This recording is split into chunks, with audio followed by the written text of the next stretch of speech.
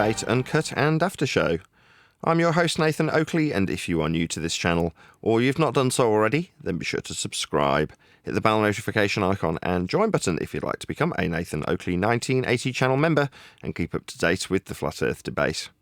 If you would like to support the channel, there is a super chat that runs alongside each of these shows while they premiere, and there's also a Ko-Fi, Patreon, crypto and thanks button in the info box below the video.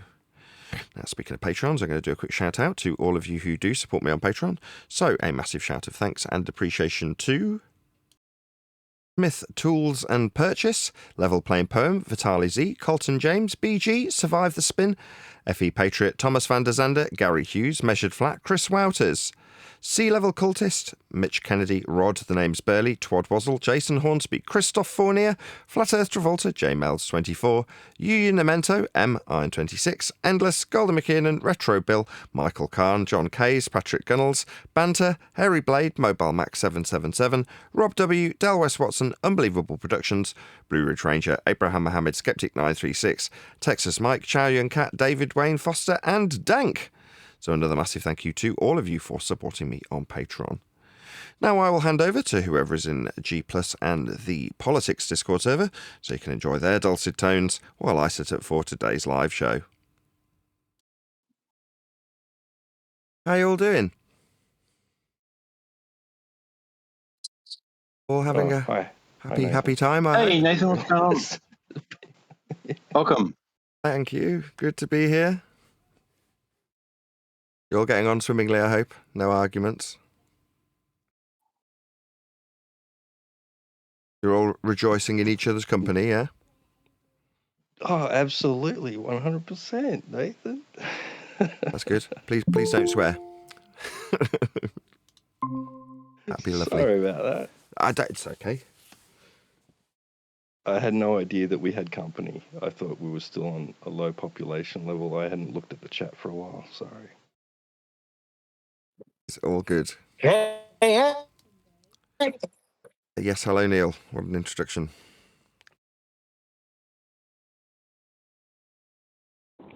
Allow me to introduce myself. My name is Neil Cosentino. Hi, Neil. Listen, bro, we can just agree to disagree, dude. It's all right.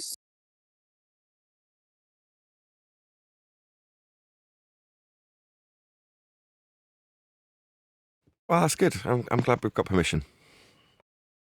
But I don't know why. I don't know. He wants to attack me, shame me. But he's attacking you, bro. You just go. Yeah, please don't swear. What Please you don't swear. Do. That's fine, dude. But you're attacking me for my epistemology, dude.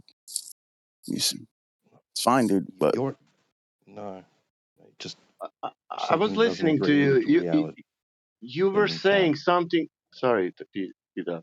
You were saying something about the people taking the pictures of our ISS or something. Or we have satellites, satelloons, everything of that. The people were asking, "Does we getting the signal of that thing machine from the sky?"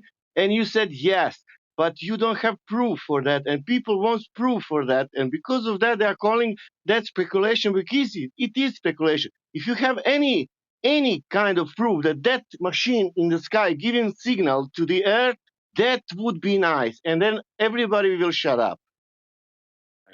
Yeah, that's an unreasonable request, right? Because and there's no cannot there's claim, no way. Just a second. Then you cannot claim that that's something. Dude. Then you cannot claim that we have that satellites, however you want to call it, that we have getting some kind of information or how, because you said how it's working that in Canyon, Colorado. That means you know that we have the machine what are sending the signals. If you know, can you show the proof of that? On a slightly different note, I do have some Turkish delights on sale. They were made by the White Witch in Narnia. They taste delicious. Don't ask me to prove that, but just take my word for it. They are the best Turkish delights you will ever experience. So at first it started with just the plain existence of these things, right, in the air up there. That's how it started. Then you guys started moving the goalposts, saying, well, are they sending signals? Is GPS actually powered by these things? I don't know. I already conceded. I don't know. I can't prove that to you Yeah, definitively. I totally get it. It's perfectly reasonable. Right? I don't know why the Turkish delights taste so magical. I don't know how the witch makes them. It's unreasonable for you to expect me to know that. I totally understand. That's our point. But what I You do can't know, validate. right? What we do know is that there are things up there, whether they're Satelloons. We do know whether- there's whether they're Narnia. being We know there's Narnia. We know there's Turkish delights. No, dude, come on, bro. Oh, come on, bro. Come on, there's Turkish delights. The White Witch made them. Come on, bro. You gotta be. This is the problem. You gotta be reasonable, dude. You can't Be abandon reasonable about reason the Turkish delights altogether. then. Okay, stop. Just because stop, you're stop. an empiricist. Hello? You don't have to tell me to be reasonable. You accept my Turkish delights in Narnia, correct? On the same standard. You accept them, correct? That's a false equivalency. Is it really? So out in the Yes. sky vacuum, which violates the second law of thermodynamics, gas fills space. You think there's a space that's a vacuum that gas isn't filling, akin to a No, Narnia. I'm still talking. I'm not a globe. I'm still talking. Shut up. When I talk, you listen, boy. That doesn't mean you interrupt me. It means you shut your damn mouth while I tell you how stupid your nonsense is. You're appealing to a place you have not been that violates the second law of thermodynamics. Gas fills space. That's where you say these things are.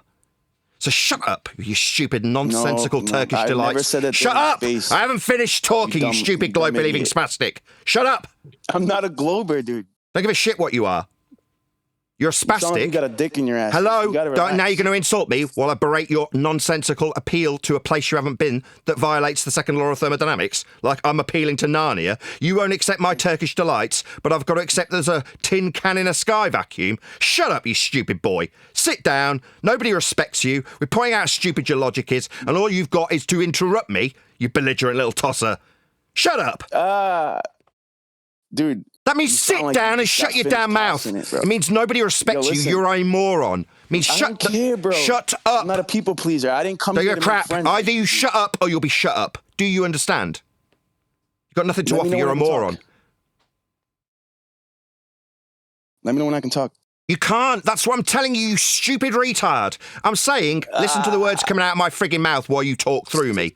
Sit down, you Hilarious, stupid retard. You have nothing to offer. You're appealing to a place that doesn't exist and violates a natural law. All you're doing while I point that out is asking for your permission to talk. You don't have it, you Bro, I can't unbelievable take your accent retard. serious. You're still talking do is laugh. when you've sought permission to I speak agree. that you have not got. Ridiculous, dude. You sound like an angry Brit. Don't An give a angry shit what Brit, you think no I matter how sound angry like. They sound, they don't You sound haven't got tough, tin dude. You cans sound in like a sky dweeb. vacuums. Don't tell me how I You sound. sound like a nerd, dude. I was Sound step beautiful. on you, bro. Coming to you through a Neumann. I'll punch you in your throat, dude. If I see you Oh, in real life. share your pain. You sound like a nerd, You bro. But are listen. in pain. And now you're threatening But me with listen. physical violence, which will get you removed by a mod because you're a tosser and your standards are woeful. My name's Nathan Oakley. I'm a flat earth who took a giant shit on your crappy standards of an appeal to a second law of thermodynamics violating sky vacuum with tin cans in it. No, dickhead. Now you, with your uncontrollable aggression, have been removed from the discussion, while I get to chastise you for being a retard. No, in the same way my example of having Turkish delights in Narnia isn't going to be a trust me, bro. We're not going to trust you, bro, about the sky vacuum, you stupid shithead. Okay? Remember my name, you fucktard. It's Nathan Oakley. I'm the one who shut you down like the spastic you were, put you in your place, and then dispensed with you like the twat that you were. You didn't get to tell me how I sounded. You didn't get to punch me in my throat. I got to tell you what a fucking retard you were. Okay?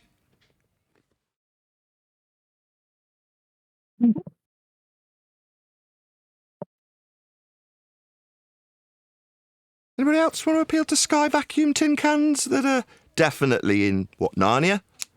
Where we've all been, right? We've all been through the wardrobe.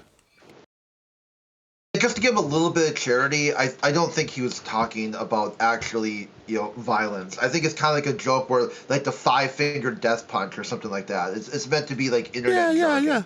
Yeah, I get it. Yeah. Okay. I metaphorically I'm took not a gonna shit report on it. his argument. I'm Metaphorically. I not gonna didn't send in actually... a mod mail or whatever. I get it. Yeah. I didn't literally take down my pants and take a giant steaming poo literally on his argument, but metaphorically, I took a giant steaming shit on that retard and his argument. That's metaphorically what I did to him, while he told me he'd metaphorically punch me in the throat. I didn't take a shit physically on him, and he didn't physically have an opportunity to punch me in the throat when he lost badly.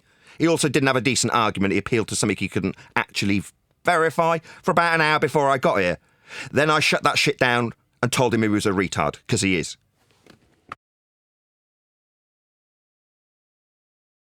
Yeah, we kind of had a feeling this was... We've been talking to him for about an hour, I guess, or something like that, plus or minus. And I told him that this is a good topic for Speculation Sunday, and he didn't like that answer. And then finally, like, more mods kept chiming in, like, yes, dude, this is a speculation topic. And we're like, okay, fine, fuck it. You're not going to listen. You're not going to pay attention. Speculate all the way. And I figured by the time you'd come in, you'd be like, okay, I'm going to shut that shit down. Yeah, I mean, I like to speculate about those Turkish delights. It's fun. It's fun, you know. Turkish delights, they might taste delicious. We just have to get to Narnia and try them out. Yeah? We just have to get to that sky vacuum. What's that? We'll need a spacesuit so that the gas we're breathing won't fill the sky vacuum. What about all the gas that we look back on the blue marble Earth that's not dispersing into the vacuum we need a suit to survive in? Oh, right, it's just okay to violate the second law of thermodynamics in an area that doesn't exist that you're appealing to, that obviously is real, speculatively, of course. He's not been there, and it violates the law of nature. But metaphorically, he can punch me in the throat as a response to that. Okie dokie, dickhead.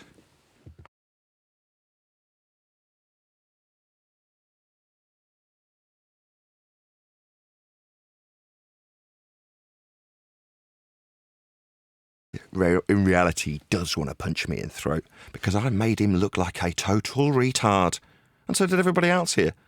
And his reaction to me telling him, in no uncertain terms, not pandering to him, like, it's okay, bro, we can talk about this on Sunday. No, fuck you, you retard, spastic, dumb fuck. You're talking shit and I'm going to tell you that. No fucking sugarcoating it. My name's Nathan Oakley, I don't sugarcoat it for spastics. I tell them like it is. You're a spastic. You haven't been to no fucking sky vacuum. And the other guy got annoyed with you and started swearing at you, had the absolute justification for swearing at you because you're a retard and you deserved it. Nathan Oakley. You deserved it. You sound coked out. Listen, bro. Not I'm just trying to have a conversation. Are you, bro? Well, you're a retard. Now no one wants to talk to you. I don't believe in space, the vacuum of space, at all. Not at all. Yes, space is a vacuum, dumbass. So I was trying to... Sorry, Mishu wants to... Should we take on Mishu? Hold on. The guy that I've told to shut up's talking. Should we shut him up?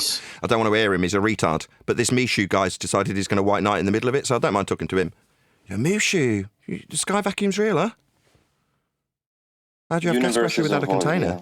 Yeah. How do we have gas? Have you looked at you know what a deep field is? Deep field is a picture taken by you know, what's it called? Space telescope that looks at a tiny part of the sky Yeah, here, hold on real quick, Mishu. I just want everyone to know that you're not the same Bevtard or Bevite Mishu. This is just a different guy with a similar name. So, like, maybe give him a little charity, because he knows that cool. He's not someone who's just in here in bad faith, going to act like an abject retard. This is somebody who's same name, different person. I have no idea who any of these people are. If you take a photograph of the dark sky, you can see all kinds of galaxies. Just thousands of galaxies. And those galaxies all exist in empty. Between those galaxies is empty space or voids. Yeah, we understand your claim. Yeah, we understand the claim. Yeah, my question is, how do you have gas pressure without a container? We're breathing gas pressure. How is that possible without a container? Gravity. What's that? Gravity is a force or interaction. No, you're wrong. Stop Mutual talking. attraction between massive objects. Please, can you stop talking? So... No, that's not correct. That's 110 years out of date. You're wrong. So you have a star. Did you hear me? Did you hear me respond to you? Sun, Did you hear me? Object. Moderators, this guy is just ignoring me and carrying on talking while I'm asking for requesting an acknowledgement. Everything I just said is shut this guy up. He's an asshole. Last chance, Mushu. Last chance. I asked you a question. How do we have gas pressure, that's the stuff we're breathing, without containment? Gravity. You don't need a container. I said... That's not a force and hasn't been for 110. So you are going to interrupt me for a thought. Just piss off. Mute him. I'm not going to do this. I'll talk while he's on mute, please. Mushu, you fuckwit, retard, globe-believing, spastic dumbfuck.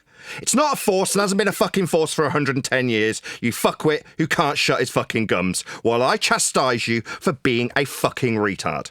No, you've obviously only been educated to high school level and all you can do is chat through me educating you, you dumb fuck.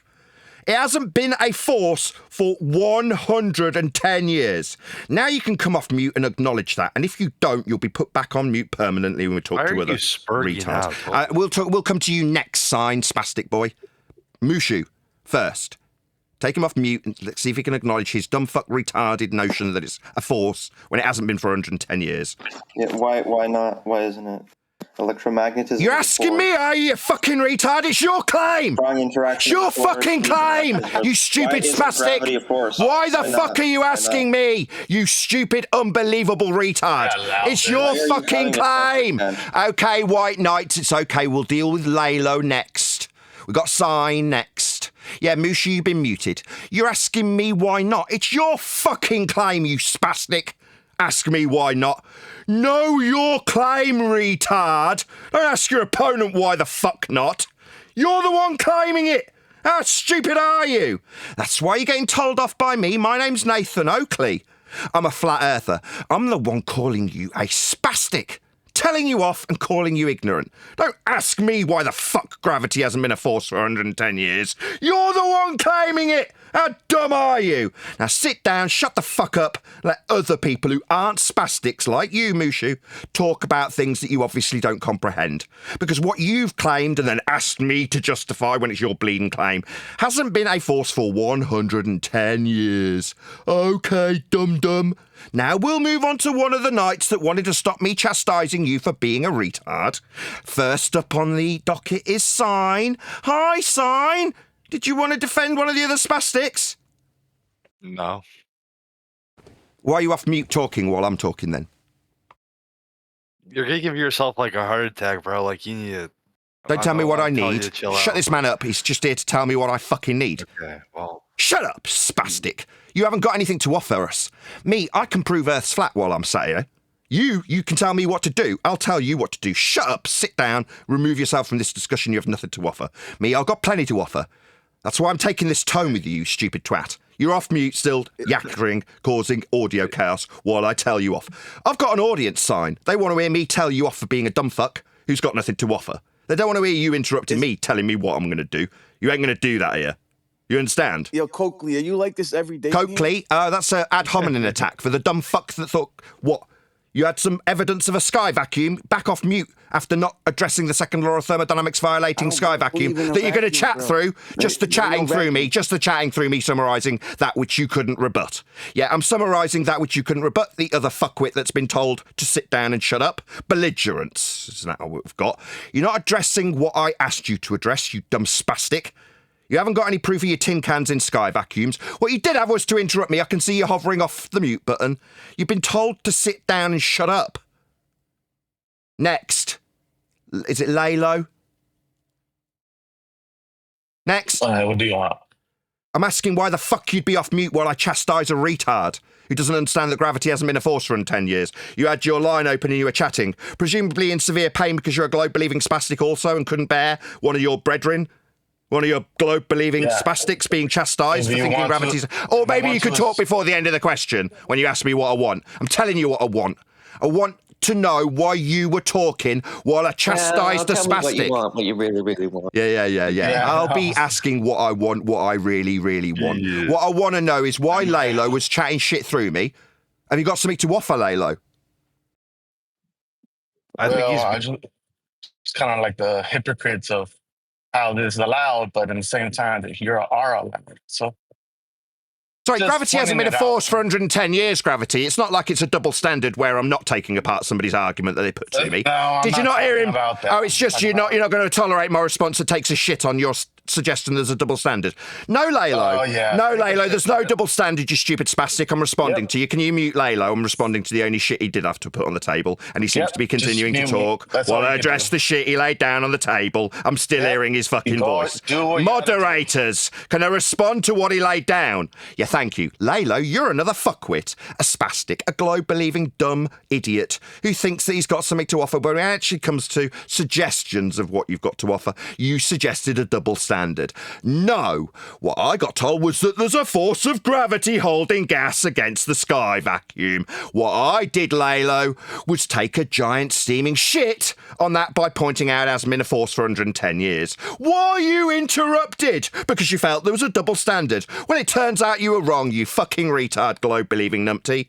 There is no double standard, just a claim that gravity is a force to hold gas against a sky vacuum in violation of the second law of thermodynamics. So what I'm doing, unlike you fucking retard interrupting me, is taking a giant metaphorical shit on every globe-believing spastic here who has a belief that the sky is a vacuum with tin cans in it. It isn't. Know my name, Lalo, you little bitch. My name's Nathan Oakley. I'm not chatting shit through you suggesting there's a double standard. I'm addressing you, you fucking retard. All right, dude. Give it a break. No. Who's next? Who said that? Go to the next guy. At least. Just mute this guy permanently. You don't give me orders, retard. You thought there was tin cans in second law of thermodynamics violating sky vacuums. You don't give me any fucking orders, you stupid globe-believing spastic. I'll tell you what you'll do, and if you don't fucking do it, the moderators will do it on my behalf, because I'm the only one who's righteous here. The one who's put every last person that's just spoken to me, there's been 4, in their places, one after the next. I've metaphorically given you all broken fucking jaws. Now sit down, you stupid spastic. You don't get to tell me what to do. I'll be the one giving out the orders here while I'm here. That's make that absolutely clear. And if you want to take charge, defeat some of the shit that I say here. Don't just tell me that there's a double standard. Don't tell me that's enough. What, enough beating the living shit, metaphorically speaking, at you globe-believing spastics? No, that's not enough. I'll do it till I leave. And you'll enjoy it, or you'll be shut up. Unless you've got something to offer. So far, not so good, globe-believing dickheads. So far, you've all had your ass handed to you by me. Okay, I mean, just to get everyone on board here, this is a special event right now. This is Nathan Oakley versus Politics server. So this isn't our normal content, our normally day-to-day content. This is 1 hour every Friday.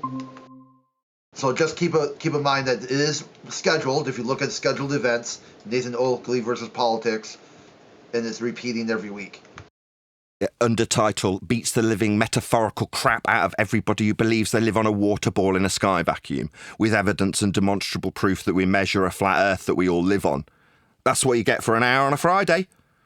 Unless it's unfair, man. There's a double standard, man. This guy's calling us retards. How unfair. It's supposed to be us calling the flat earthers. Yeah, deal with it, spastics. We live on a flat earth. That's how it's measured. Your globe belief comes from those measurements of a flat earth. I'm here to make you all acutely aware of that. Demean me, tell me I'm not being reasonable, and you'll get every ounce of fire and thunder I can bring down on you. I'll make you feel like the piece of retarded shite that you are after addressing what you give me. I'll take it, and then I'll deal with it, and then I'll chastise you for it, you bunch of globe-believing idiots. 10 years of telling me I'm a spastic. Yeah, I'll just point out when you're being a spastic, justifiably, with the evidence that comes out of your own mouth. For example, but not limited to, there's a double standard here. No, there's a claim that there's a force of gravity holding gas against a sky vacuum. I dealt with it with something called the second law of thermodynamics. It's a law of nature. Entropic dispersion. Gas fills space. There is no sky vacuum. Space is fake. Okay, we all clear? There's no space.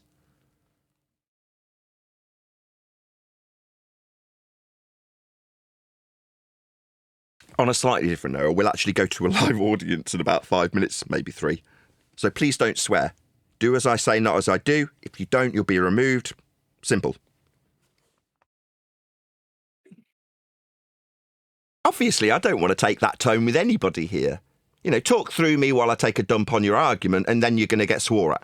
Like the people who talked through me while I took a crap on their argument that they tried to put to me, like gravity and, there's a sky vacuum because there's a force holding the gas here, and no response to my questions about how we'd have gas without containment. That didn't get responded to. Gravity's not a force. That definitely wasn't a rebuttal. And the assertion that we've got a Narnian sky vacuum above our heads in violation of that law, that hasn't been addressed either. Just so we all know what's on the table when I do go live, and I've got to put on a nice, pleasant demeanour for my live audience. Now, I still think you're all spastics, because you haven't recognised, through lack of research, that's ignorance, that Earth is flat, precisely as measured. So I do have quite a high degree of disdain for you all, because you think it's justifiable to talk to me like that. Because I'm a flat earther. Well, it isn't, but you're going to get it back tenfold while I'm here. Just don't swear at me, because you'll be removed permanently. Yeah, other than that, have fun. We're all here to enjoy ourselves. Don't take it too seriously. It's just a flat earth that we all live on. It's nothing too much to be taken seriously. Unless you believe you're on a spinning water ball flying through a sky vacuum based on flat earth measurements of the stars with angles. Then this might be troublesome and problematic for you. In fact, it definitely will be. You'll want to tell me that metaphorically you'd want to punch me in the throat and things like that. I thought you could do F4 with an angle. You can measure a flat earth and make a globe model with it.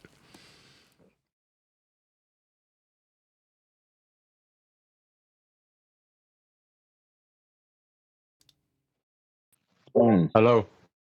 Hello. Good to be here. Hey, welcome. We, if you are unfamiliar with Flat Earth debate and what we do typically, ask a few housekeeping questions when we get here, although I've been here for half an hour, in the politics server that is.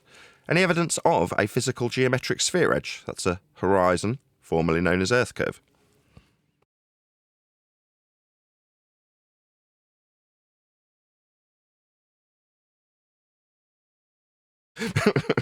Okay then. No Earth curve then. And none of you are familiar with where the concept of Earth curve comes from, perhaps? I.e. Earth curve mathematics and its use of a flat Earth measurement. Were any of you in the server aware of this, or moreover, unaware of the flat Earth measurement required to assert that we have a curve called the horizon? Formerly Earth curve. To assert that the horizon's Earth curve at 1.22 times the square root of the observer site in feet, you are actually required to measure surface level and your height off it with eye level parallel with it. That would be to say that Earth must be a flat surface and eye level must be parallel, and you must measure your height off that with those prerequisites to start the process of the functionality of flat Earth calculations called Earth curve mathematics. Or in short, Earth curve assertions require Earth be measured as a flat plane. I don't like that, formerly known as Earth curve. I don't like that, and I don't like that gravity was a force 110 years ago. I don't like it because it never was. No, it never was, but when it was described as a force, incorrectly, that was 110 years ago. It was superseded 110 years ago, to be more accurate, by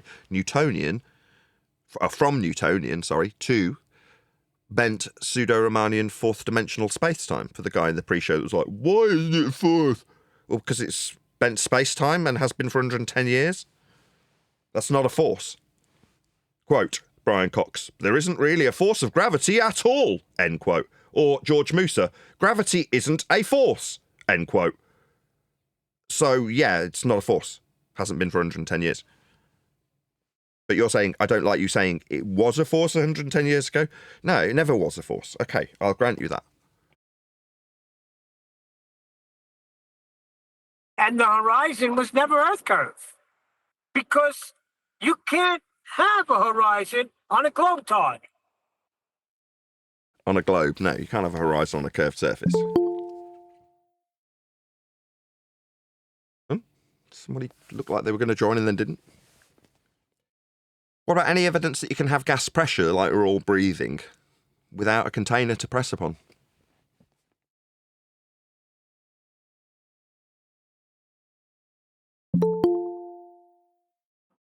Who? The ISS.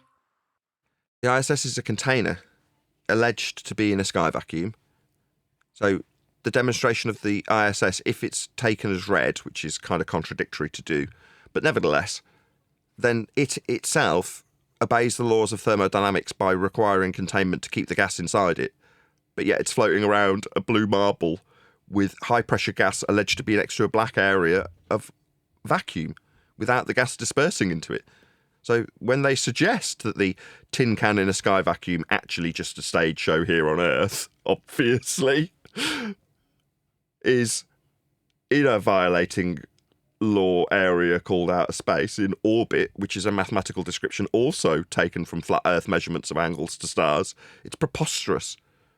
Because the spaceship itself, it must obey the law of nature known as the second law of thermodynamics. Gas fills space.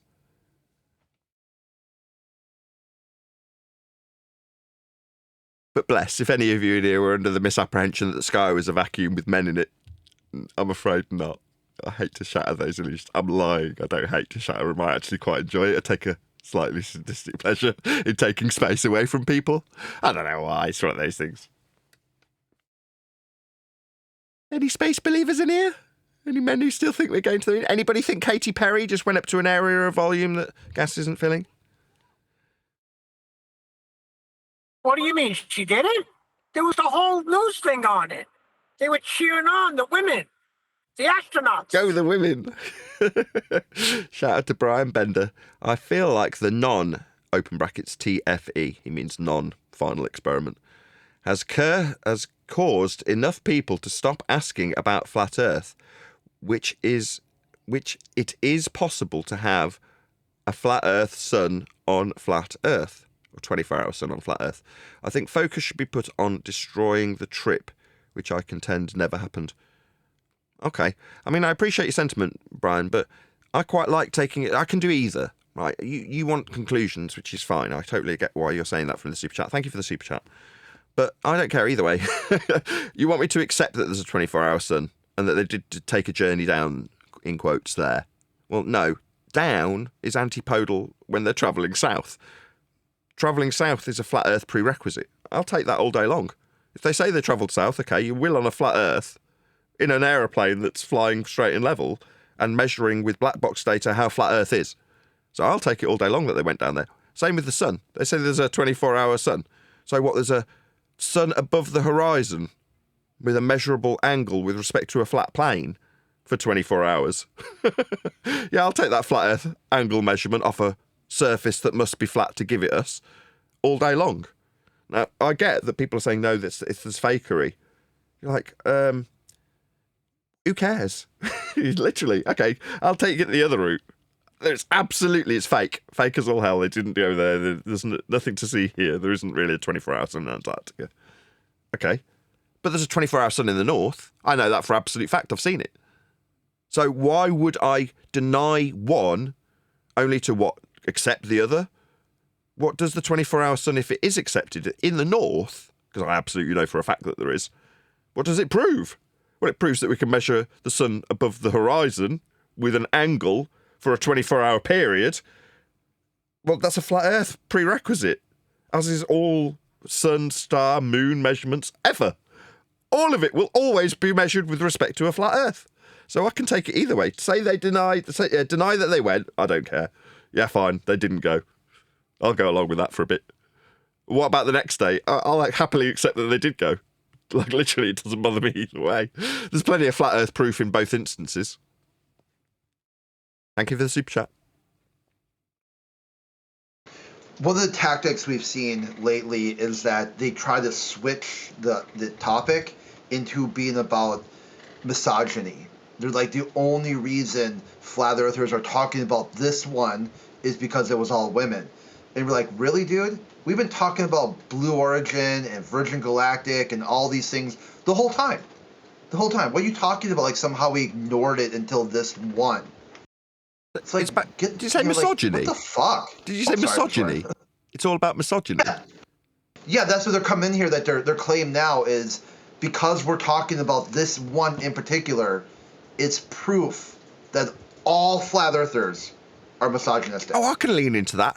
I absolutely agree. It's a disgrace that these women were given these men's jobs. It should be the men faking space, not the women. The women should be sweeping up the studio. Yeah, I'll lean into that misogyny, no worries. Well, it's pretty upsetting that it was all men having to pilot that thing from the ground, you know, and then they said it was all women. It's weird. Did they show the women, the female crew that built it too? I don't give a crap about any of this. Girl power. How high did they get off a flat Earth?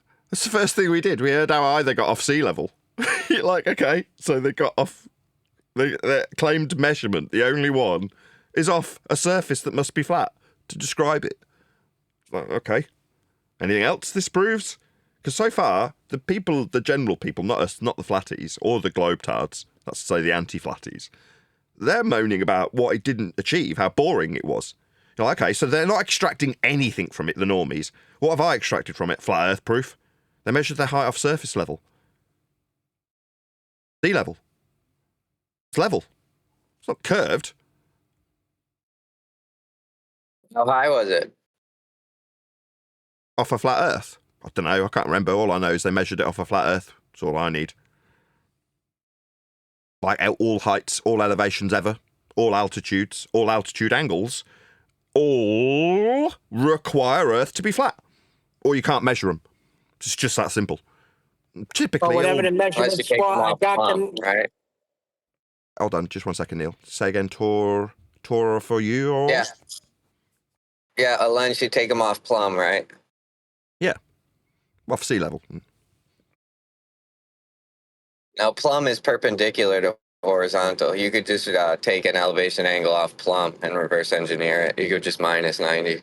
It's very simple. Oh, not Yeah, to sure. It get actually on would that. work better if you're in like a valley that you don't have access to the horizon, right? There's mountains all around you. It'd be much better to take a angle off plumb.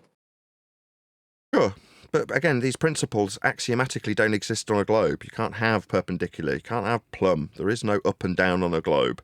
None of these things work spherically. They're all axiomatically tied to a flat planar surface to describe them at all. But yeah, I mean, if you want to say you want to minus from 90, you can do that. Don't get me wrong. On screen now for my audience, what that gentleman's just described, minusing your co-angle. Here's the diagrammatical example of it. Obviously, you need a flat surface for it to be an angle in the first place. And that's what you're calculating in terms of ground positions of stars. So yeah, he's right. You're right, sir.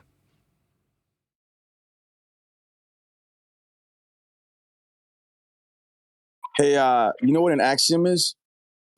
Oakley? I almost called you Coakley again. So are you the guy that we told to sit down and shut up in the pre-show? Because you didn't... Yeah, he I'm don't just wondering, listen.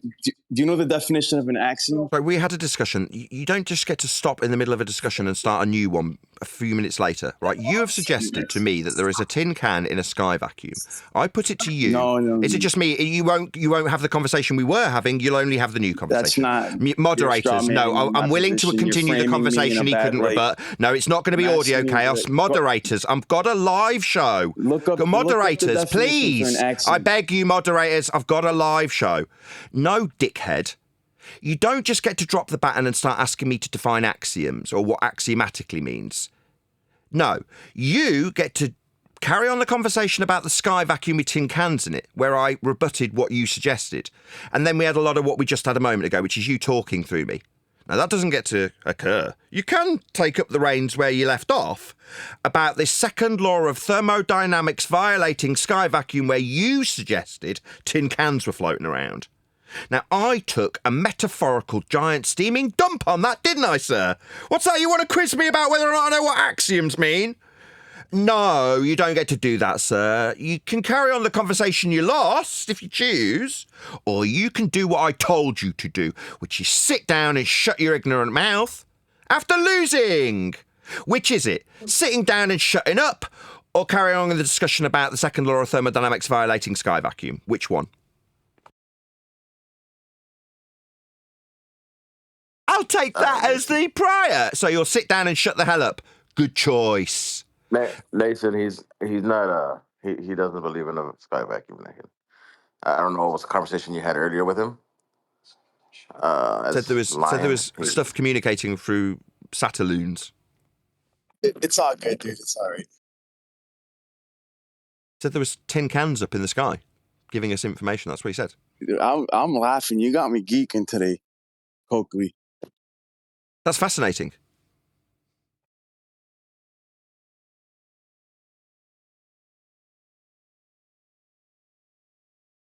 Meanwhile, there's no area of volume above our heads for tin cans to be floating around in. Orbital motion, as they call it, is described and measured with respect to a flat plane on our surface to describe those motions, which is what they suggest satelloons or satellites are in. No, they're not. If this guy is not if this guy's not a glober and doesn't realise that the descriptions of things like satelloons are orbital in nature, then he obviously doesn't understand his own flat Earth rhetoric. Again, just ignorance. Those things are tied to heliocentrism and their descriptions. Did you not know that? Really not. Next. You see, when you ask the guy a question, he's silent. And he wants to talk when you're talking. I don't get it.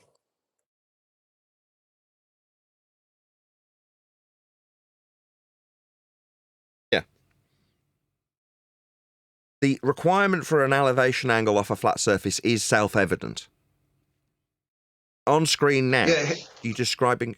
Go ahead. Maybe he can hear. And Nathan, do you hear Heyuko? He's wants to quote you some Shakespeare, if you're willing to hear it. Feel free. You're in charge. As much as people might not think that's the case. To sphere or not to sphere? That is the question. It's all about neither here. Yeah, hold on, Heyuko, dude, hold on. We're neither here nor there.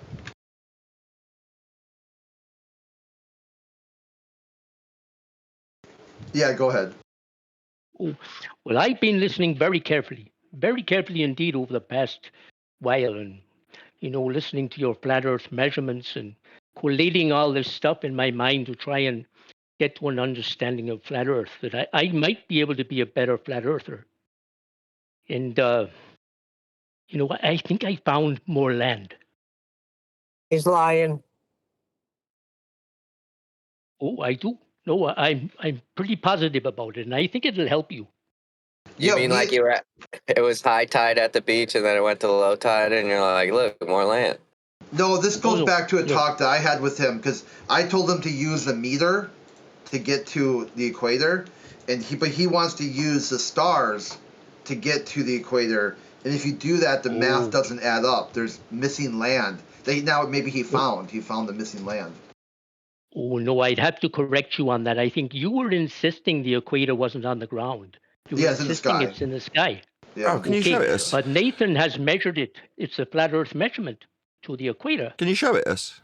Is that right, Nathan? Can you show it us? Well, you said so last week. The equator, as in the elevation angle measurement of Polaris at its minimum. Oh, well, I haven't done it, but I said... So it was that you haven't done it as in the elevation angle measurement to Polaris to give us the equator you haven't done, so that would establish that that's what it is. You just now suggesting that rather than a concession that's what it is, that you haven't done it. Yeah, that's what it is. Okay, so let's brush past this. Can you show me? I'm now asking you a question. I'm now asking him and he's interrupting me. We've dealt with his position that we can't show it. No, it's the minimum elevation angle where Polaris disappears. I know.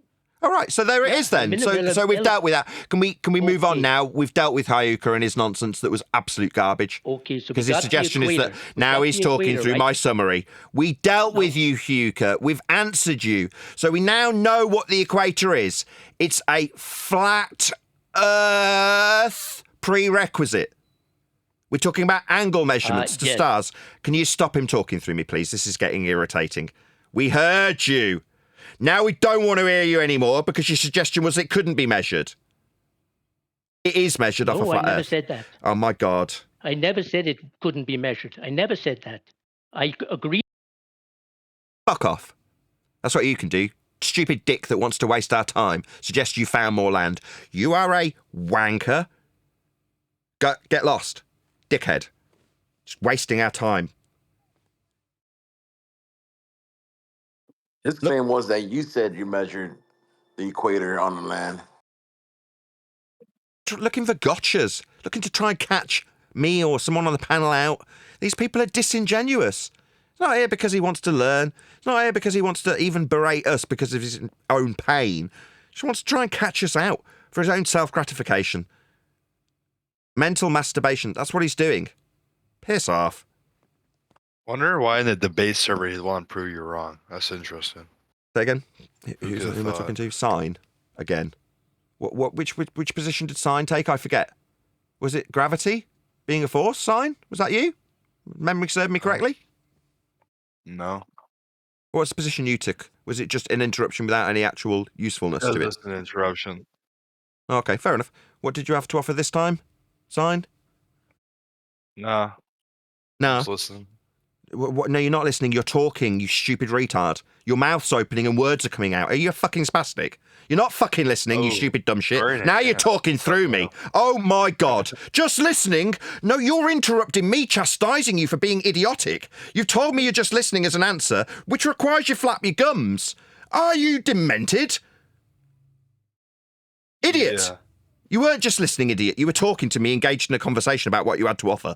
That isn't just listening. Idiot. Sit down and just listen. That means don't open your mic and don't talk. You've got nothing to offer. Second time. Are you retarded? At what part of don't talk, close your fucking mic, don't you understand sign? You're chuckling with your mic open. You unbelievable spastic. Close your mic, you dumbass. Hello? Oh, my bad, my bad. Yeah, my bad. I'm thick as shit. Yeah, I'm dumb. I'm really dumb. My bad, Yeah, my I'm bad. muted, buddy. Close your mic, you retard. Now we've got somebody playing music through my live show, trying to get me demonetized so I can't feed my kids. Got it. It was just 1 second. No, At my end, it was like literally 1 second. I got it right away. No, I'm brilliant. Top work.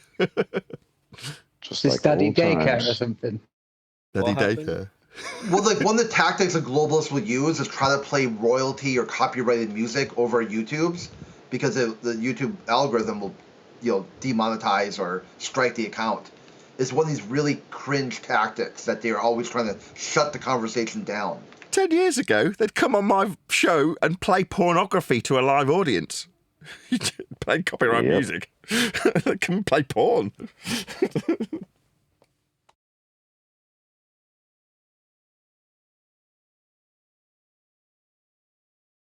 Obviously, those are the days where I had a bit less control over what was going on my show. All of Africa is gone because I hate them. To get niggas gone for good. Good.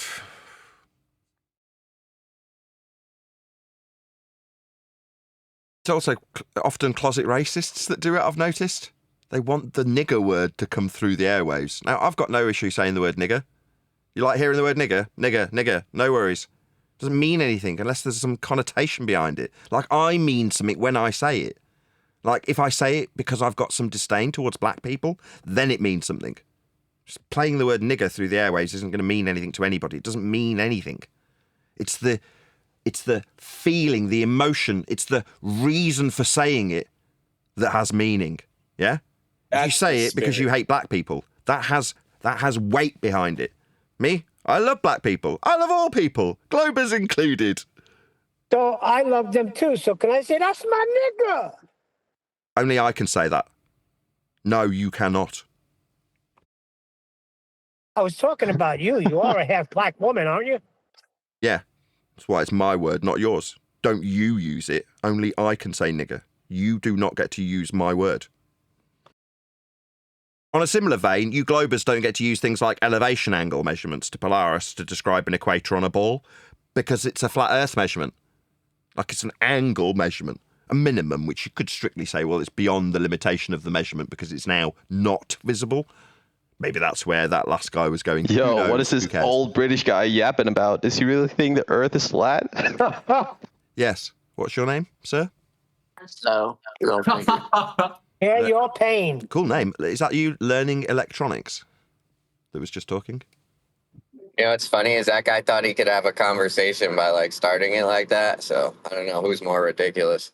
I don't know. The old guy got muted for some reason, right? People think he's retarded, I guess, which he is. I mean, he thinks the Earth is flat after all. So. But do you think like that's the way you're gonna get engagement, like by coming in and talking like that? Because I would call that retarded behavior as well. No, it's just rage bait, Correction, nigga. we don't I'd think, we agree. know. It's measured that way. Yeah, we can have the conversation with Nate if he wants. I mean, flat, I don't mind having the conversation that proves with it's Nate. flat. Sorry, Duncan, go ahead. My bad.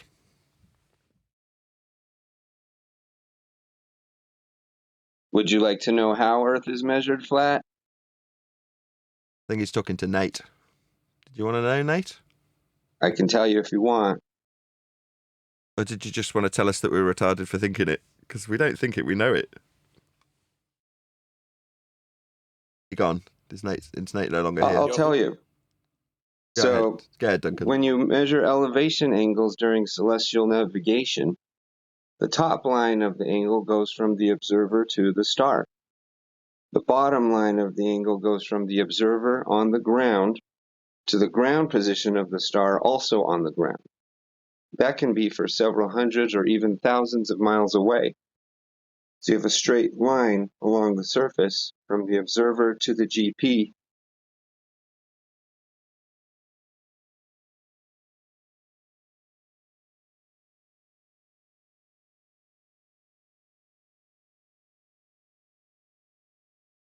Well, it looks like I've been booted out of the channel. It says I've been suppressed from the channel. So someone's had enough of me talking and overzealous moderator has removed me from politics. Okay, well, that's the end of my Friday show, halfway through. What? Somebody removed us from politics? Yep. Oh. I have no idea. I don't care. What the fuck, bro? No swearing, please. Noob. Anyway, that was fun half an hour while we were there. Hope you guys cut that off. No, it said I no longer have permission to speak in the channel, so I've been banned from the channel while alive. Oh, I think because of the N-word. There will be fans, Nathan. I told you, but you know. Say again? Fuck them, man. Didn't hear what you said, noob. Say it one more time.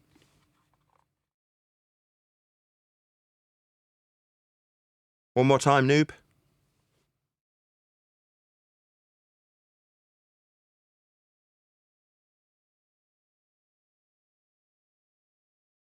No, obviously not. That shit's frustrating. I don't care. I want to take the sting out of racist slurs that people play on the radio. Like, what's it called when you do that? Like, drop in onto a radio station just to play a soundbite that you shouldn't play or swear. Well, people do that with the nigger word, like it's got some meaning, and it doesn't. You know, it doesn't mean anything. They're trying to get you in trouble with it, and it does do my head in. What annoys me is racists. People who say it because they don't like black people. Yeah? Those people, I'm disgusted by those people. Hi, Adam. Go ahead.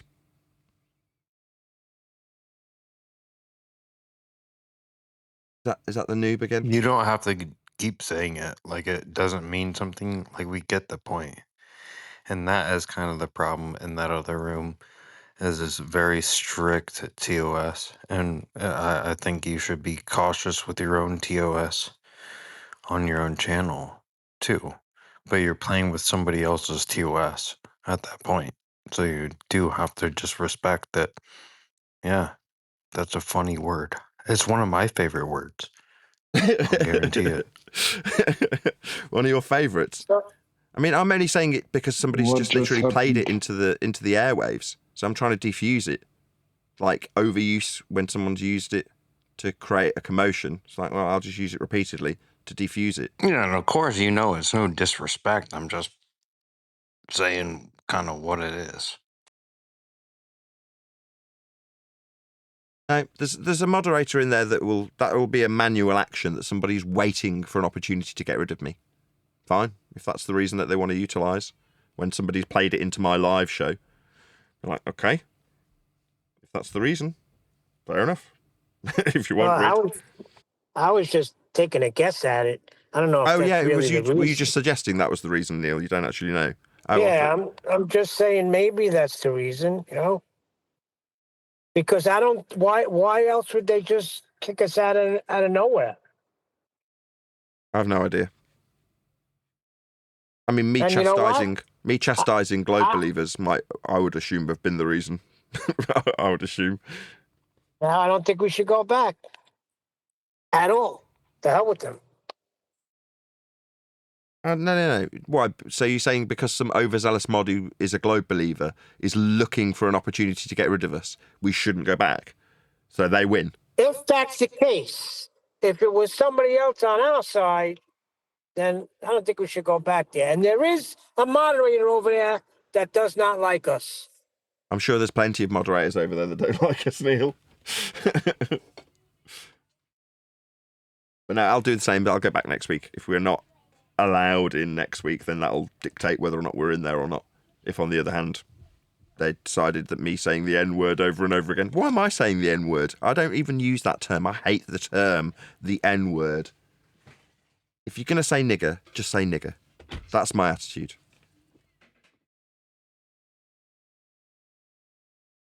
But it shouldn't be common vocabulary. You know what I mean? Because so many people use it in such a distasteful way. Anyway, you don't know that's the case, Neil. Now you've just told me that. So I'm probably labouring this point like speculatively that's the reason why we're not in there Well, anymore. it's not usually for so long.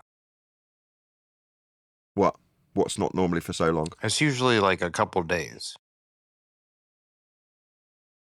Oh, right. So if you get... I think it should be more common, actually, so people get over being, like, upset about it. That's what I think. We don't know that's the reason. I mean, it might be that that's the opportunity an overzealous mod's taken to kick us out. We don't know, though. We're just speculating. So, personally, I think at this point, let's just not speculate. For whatever reason, we've been removed. It says 2 days, says Narj in the chat. Okay, fair enough. Oh, Damn. dear. I don't think we should go back at all. Nathan got kicked for racism. Fair enough. Racist slurs. They were very upset. Is that why? Do you know that for a fact, Hayuka? Why you being a nigger, Hayuka? No, let's not. I'm just asking if he knows that for certain. I'm going to guess no. He doesn't know.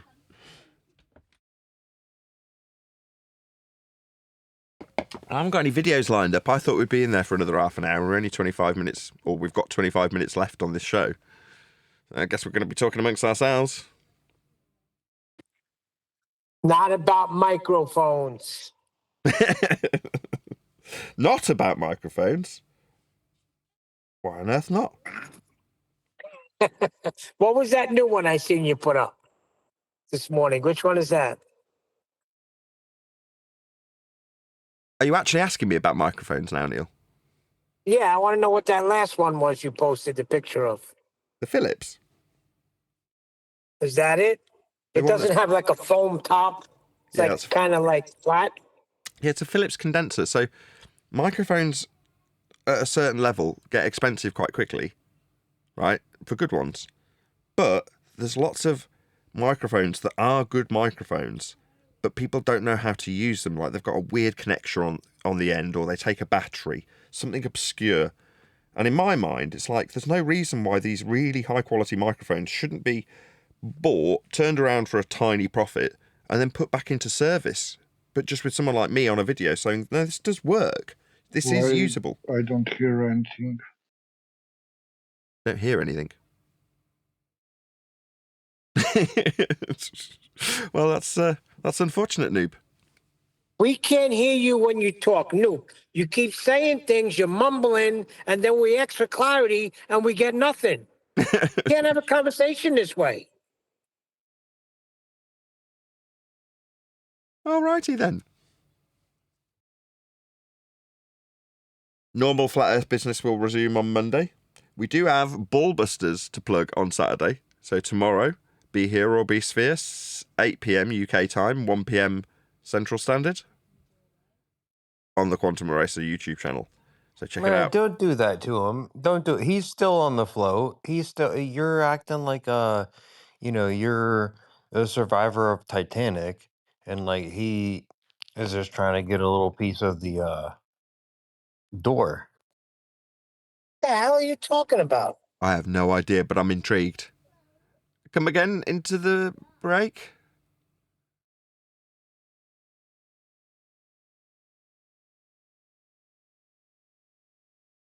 I think everyone's dropped a bit of acid, Neil. It's all a bit spacey at the minute. I don't really know what's going on. Nathan, are they hearing us? And maybe we're not hearing them? Because that conversation had nothing to do with what we're talking about. Can you hear us in Discord? Oh no, it doesn't look like I'm flashing when I'm in Discord. I'm not flashing. Hold on. It could be that they can't hear us, Neil. They're talking to each other. Right. Thank God, thought I was going nuts. Check 1, 2. You guys hear us now? In Discord. Yeah. Yeah, spacey is the perfect word, but you're delayed like 30 seconds. Who is? No, I can hear you loud and clear now. Oh, so it was just going weird and wrong before. Fair enough. Yeah, it's been a very awkward 10 minutes, 5 minutes. Because you were talking to each other, but you couldn't hear me. Yeah, we couldn't hear a word from you. Oh, okay. Well, this has all got weird real quick. So it's gone from me getting kicked out of, what's it called? Politics. Politics temporarily for saying nigger too many times. To having a severe We delay don't in know our that for Discord. sure. We don't know that for sure, but we will speculate that that is the reason. And to be fair... Yeah, that's why. It is. I stayed in there for a few minutes and listened. That's why you got kicked. That's fair enough. So I've got a temporary ban for 2 days. Yep. That's fair enough. It might They didn't even say. They didn't even warn us. They No, didn't that's say, fine. "Hey, Nathan." Neil, those are their terms of service. I should know better. Me, skirting close to the line in here. Yeah, come on, Neil. You know the N-word was dropped 3 or 4 times. Yeah, I did. No, it was more than that. Because I said it too. It was more than that. Yeah. That's not my point. I was just saying, why didn't somebody come in and say, "Hey, Nathan, we're gonna have to ban you for a couple of days." We just got kicked. That's all right. Look, if there's somebody in there that's taking great pleasure in that and they're reveling in it and they're quite delighted, that's fine. Let them have their moment. It's only a couple of day ban. I should know better. As in, I know it's a terms of service violation. And when it happens, I'm over egging the pudding immediately because someone's trying to play the nigger word through a soundbite. Yeah? Now that person's getting banned immediately. I should have known better. It's not my server. So, my bad. I'll take it on the chin. No problem at all. Would that be the tension? On the tin chin. I'll take it on the Whatever tin happened chin. with that? We're never gonna have a Rumpus Day. Where is he anyway? I haven't heard a word from him or anybody about Rumpus. He's paid to be on a different project. Well, unless you've been banned from politics, you're nobody. He only exists in the maths now. You've got to be someone to be. You've got to have been banned at some point from politics. No, that's good. They keep a tight ship. Yeah, if You're going to be rubbing elbows with QE soon. Before, then welcome, newbie. I am actually quite grateful that this has occurred. So I know when I'm skirting close to the line with what I say. That was one of those times that I'm skirting close to the line in someone else's server where it's not my rules. So I've overstepped the line. I have. I know I have. I've got to accept that. So in a way, it's good. Just one sec. It does demonstrate that they keep a tight ship. Good. It's one of the reasons I like politics. So if it means that occasionally I'm subject to those rules, that's how it should be. Should be unilaterally applied to everybody. Good. QE will be proud of you. What took you to that point, Nathan? I didn't listen. I've only just jumped in. But was it somebody stating horizontal was curved that took you to that level, or something like that? No, someone played a soundbite with, I don't know who it was talking, saying nigger. So to over-egg that pudding and take away the sting, I said it multiple times and then got banned. So let me get it straight. QE got banned for using the word cracker, and you got banned for using the N-word. Yes. Who's the racist? I might want to be associated with a Exactly what racist. Brian. Right, unless you have some disdain for black people, I don't care if you use what Brian just referred to as the N-word. If you want to say nigger, you can.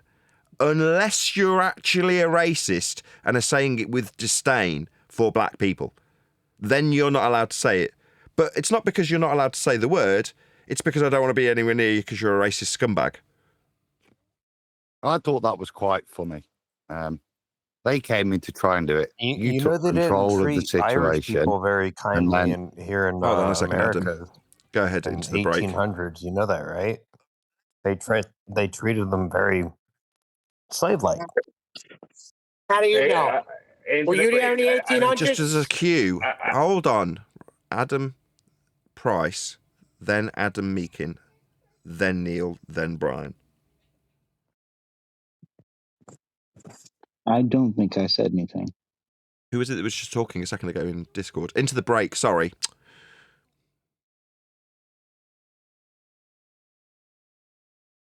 Maybe he was finished. Go ahead, Adam Meakin. Yeah, I was laughing. It was obvious what was going on. It was like the old P. Mars days coming in. Pathetic. I thought you owned it well, and then went completely over the top in quite a nice way, actually. Sets the standard. Don't do it. The server needs to control that. The first second that guy came in, I thought you described the lack of threat if somebody's going to come into this and try and intimidate the show with that word, and describe exactly what it is. It's just a word. Whether you choose to use it or not, that's all it is.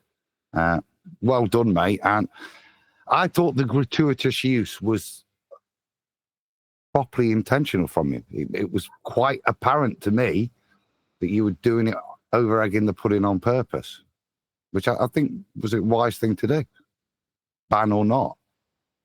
It's not that exactly. you that started that fight. Exactly. It's not you that allowed that in. Yeah, once it's in, it's in. But if the person that's put it in initially gets banned, their rules are I also must be, if I'm using it contextually to take away the sting of the first use or otherwise. That's the rules. I accept that. However, as Adam's just pointed out, it was worth the ban. In other words, if I had the gift of hindsight and knew I was going to get banned for it, I'd have done exactly the same thing. Knowing that it was temporary. If it was permanent, probably not. Or maybe it was when I came in and said it. Maybe that's why they got banned. Yes, Neil, yes. Because in all of the dialogue that Nathan gave, he never used it as an insult to anyone, ever. It was just using the word, describing whether its use or is or isn't appropriate, and showing how it didn't intimidate him by repeatedly using the word, but never as an insult to anyone. Just pointing out it's a word. It was very good. Then lots of people think, oh, that's the time we could just use it freely. No, maybe the word is relevant. It's still Does a charged it appear word. in any of the sextant manuals? What about the sextant manuals? I missed the joke, I'm sorry. Never mind. Go ahead, Brian. Go ahead, Brian. No, I stepped on Sensual.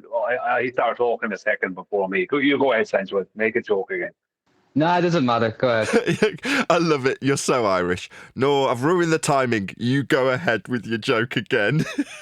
I know it is. I'm sorry. No, I just came in to say that there's something in Master B. You know, man, old dude, the global guy. He had something to say. Maybe he was the guy here. I think he might be a mod or something. He had something to say about the whole thing. He put it, and someone copied his comment and put it into, I think it was the Viking, put it into Master B. Yeah, that's fair enough. Old dude. No, he's doing his job as a moderator. I can't simultaneously praise them for being strict and keeping control. He's a prick. He's not a prick. He's doing his job. Don't be like that. Bullshit. He's looking for a reason. That's fine. No, Neil, they have to do that. When I'm applauding it, Nathan had to do that as well. You stand up to bullies, okay? I said he never used the word as an insult, but he did use it repeatedly and gratuitously on purpose. The server has to deal with that. It's not banned for life. Yes, it was. But That's you're the word. warmly welcome back on another show. Okay, well, Exactly. why wasn't the guy that played the N word He would have been. to Yes, start he would. this whole thing? He would have banned been immediately. He did. That's for them and their standards now, isn't it? To show that they don't just ban inappropriately. Yeah, they will need to deal with him because he was the instigator, weren't they? If they've got any standards, and they'll say, we had to ban you, Nathan. We know you weren't using it as an insult. You were just highlighting its inappropriate use and showing that you weren't intimidated by it. If you're going to ban me for racism, at least ban me for genuine racism. I actually hate the Irish. I mean, that's perfectly reasonable to ban me for that. I mean, it's a good idea. I mean, I could think of 30 words if the Global uses them, just instantly get a 2-day ban. One of them's horizontal.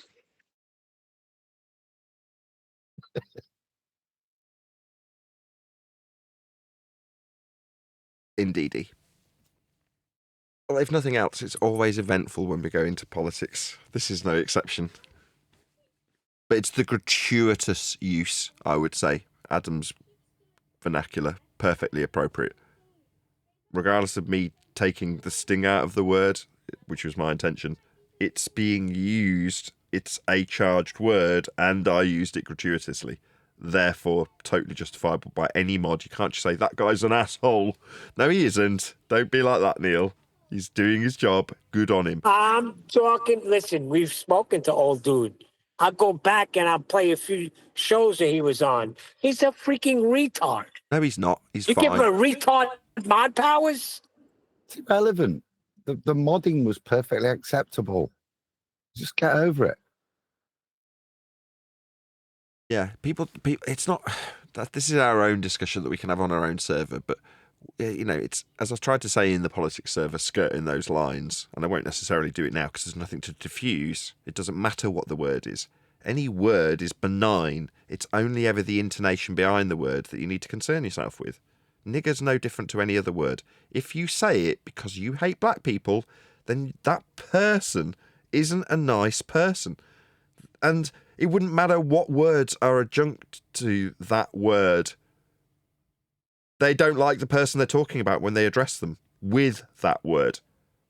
So it doesn't matter if it's misogyny, racism, it's always the same. It's the intonation behind what's being said. Some people I get that. Just Neil, move it away and take a victory. Okay, motivation is key here. What was that? They couldn't come in and talk about elevation angles, could they? They came and they tried to play a little bit of music. Then they tried to use the use of inappropriate words to do what? To try and ruin the show or take away from the show because they haven't actually got anything to do with the topic because they've lost there. This is their motivation. That's the only play they've got in the book left. Yeah, but then we fell victim to it because if that's what they did, we went in, Nathan did what he did, I said what I said, and we got kicked. So they accomplished what they wanted to accomplish. No, they didn't. Look how quick they were to instantly mute when music came in. Their reactions in the server were not commensurate when the N word was used. Right? That's for them to deal with. And I praise Nathan the way he dealt with it. I also praise me for the way I dealt with it. You put it to the floor, and it's them that's got to deal with it. You didn't bring it up. Yeah, you just said, oh, you're going to try and intimidate me by bringing that word to this debate. I'll own it. Over the top, but I'll own it. Yeah, so words and meanings. So where did this F word come from? Because that's just a word too. But so how do you use that when it's not good? Can you ever use it where it's good? No, right? No, the F word's used for, I want to put a higher degree of intonation on the next word that follows. So you use F or F-ing before whatever word follows it, so that it means it's more important or should be paid more attention to. It's actually generally in English, it's a lack of vocabulary that leads people to use that word too much. And out of context, obviously. Bit like science. It's the Irish guys that I worked with. I wouldn't that say was every other hold on, Neil. word. Just 1 sec. I wouldn't say science. I would say gravity, though. In the same way that if you haven't got anything to offer, but you just want to insert a magic word to accentuate whatever it is you're saying or make it seem more legitimate, people will just insert gravity in the same way. Or refraction. Or refraction in the same way they'll just add the fucking word because they need something to add extra. But how did it become so offensive? Like, were they using Because that of what word it in the means. 1600s? Because of the literal word in its literal context. Same with most words, right? Their meanings shift over time, but the original contextual meaning is normally the one that's the most offensive. Science would be in there as well. I don't know why I went against that. Yeah, you're probably right. They just throw that word in. In fact, now thinking about it, it is. I've said no, and it's more appropriate than I first gave it credit when I said no. But yeah, they do just throw the word science in. You could almost say a sentence that was a complete nonsensical reply to any question, pause, and then say science, full stop, and suddenly have more gravitas.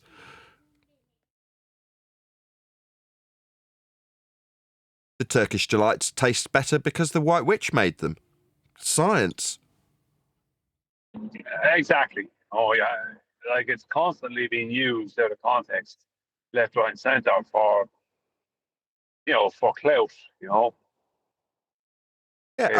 over-egging the pudding. There's a proper method to that. Science. Yeah, exactly. Mixing my metaphors, I just said over-egging the pudding with science. It's just not true. Cookery, though. Cookery? That's science. Yeah. It's not. Well, my idea for a cake is just as good as a hypothesis. Yeah, exactly. How much egg you over-egg it with, that's your hypothesis right there. That's a scientific prediction if I've ever heard one. Phenomena, Kate Rice has done it. Have you not seen it? That's something happening right there. Can't tell me that's not happening. It's cause and effect reasoning if I've ever established it. So we've definitely established cake is science. Oh, let me ask you a question. When it rises... So hold up. We had the episode where everybody uses the word nigga, and I had a meeting. You weren't here, no, chocolate. Yeah. I couldn't come in and say, yo, y'all my niggas. No, that's not the word we used. No. You're using a different word. No, notice chocolate used a different word. Yeah. And he used it outside, actually, at somebody. That's what you were very good not to do. You didn't direct at anybody. You didn't, even in a friendly way. You just used the word repeatedly. I couldn't do that without changing the word that he used that he played. The word used was nigger.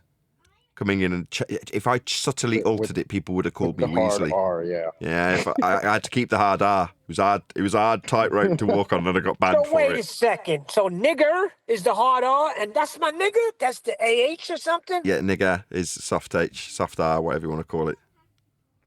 Yeah. But to be fair, Chocolate, it was better that the white person just dealt with it. No, that's fine. I was in a meeting, so I couldn't say anything, but I was just kind of laughing in the background. Then when I realized you got kicked about, I was like, damn, really? Like that. But then somebody played the shit. So it's like, what the hell, man? But then, Nathan OD'd. It was like, yeah, my nigga. So that was kind of funny. Yeah, it was. Hey, let me get back on topic here. Let me ask you a question, because you brought up cake and stuff like that. And what? So when you're like, my wife was baking the other night, and I don't know what she did, but she needed the dough to rise, right? So is that considered something going up? Yeah. Yeah. Is that your question? Really? I'm glad we could help. So like, Well, because for a long time, I'm like, do we have anything else other than gases going up? You're saying bread. cake Or- go or up. with respect to the cutting disproves board. gravity, yes. I need to write this down. Cake goes up also. Got it? Yeah, it's a good one, Neil. With respect to Let's cutting put board. it in the book. It's not very natural, Neil. Not very natural. With respect to the cutting board, is that what you said? Wait, did we see What about cakes? capillary action with water? When water climbs up a towel or something? Yeah, that's definitely stuff going up. Now we're talking. You get that in plants too. definitely And due to the also same a thing slight that makes vacuum. things go down. It's alleged. A slight vacuum. Yeah, Where's that vacuum in nature? in plants? Yeah, it's alleged. I've had that put to me a couple of times. You don't see So it's not Dysons just growing off gases trees, then? Neil? There's plenty Yeah, of stuff. I know. I knew about trees too, but something No, detached. the Dysons that grow off trees, those are the vacuums. Not just cakes, cookies also. Shut up, Nathan. Just put it in the book. Okay, cookies and chocolate chip variety ones, they rise a bit less. Do they make the book? Well, I'm not. See, chocolate chip cookies are good if you have just a few chocolate chips. Too many, no good. It's only no good because they don't rise properly. Because you can't have cookies on a globe Earth. There's no up. Exactly. So they can't even have cookies now. Do not touch our cookies. Hey, while we're on the subject, Brian, you there? Depends what you mean by there. As in present? I shared a video with Master B earlier. I was hoping you'd go through it. On cookies? Sorry, Sensual. Yeah, what is it? What are you asking me? Sorry? To go through the video that you shared earlier, Master B. Well, that's good. Yeah. That is good, isn't it?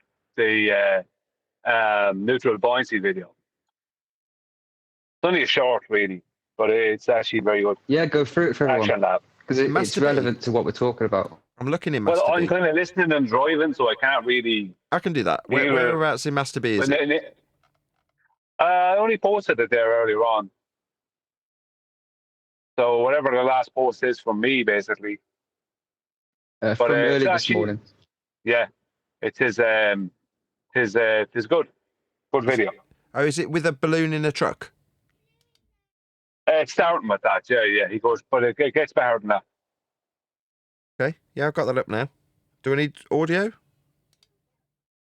Well, yeah, you're going to need. I'm not commenting on this. I'm not Lunge looking forward at it. I'm going to be listening to it. Okay. Yeah. Or fly to the driving. back. It stays right where it was, like it's stuck in a gel or something. So neutrally buoyant objects don't fly forward during collisions. So that got me thinking, is this the perfect method to protect an egg in an egg drop? I've seen this already. I don't know who the YouTuber is, but I've definitely seen this. The long form version. This is a short. Well, let's try it. First, I made some water that was the same density. Oh, it's the guy mixing. It's the chemical mixing guy. I love this guy. This guy's great. I don't know who he is, but I do watch his shorts when I flick through them, and I've watched several of his long form videos. He's the kind of guy who goes, inside this vial is a load of absolutely lethal toxic material, and I just can't wait to break it open. And here's me breaking it open. And you're like, oh my God, isn't it going to kill you? It's one of those. This guy's great. You got a link for him? Oh, yeah, that's what I should do, really. Share him. I'll put a link. Hopefully it is actually him that is on this short, because some people steal, duet, whatever you call it on YouTube, other people's material, and it becomes their green screen version or whatever. Hopefully this is actually that videographer. I don't know. I'll put a link to it either way. So it's going by in the live stream chat now if you are watching this live, which hopefully you are. Please click on this link that's going by and let this videographer know at Nathan Oakley 1980 sent me. By putting some salt in the water until the egg didn't sink or rise in the water. Now that we have our liquid that's the same density as our egg, we need to fill up a container that has no bubbles in it. If there are any bubbles, they'll move around and cause the egg to move around. So first, let's start off. Well, I don't remember them explaining why that would be the case. Why would the bubbles cause a problem?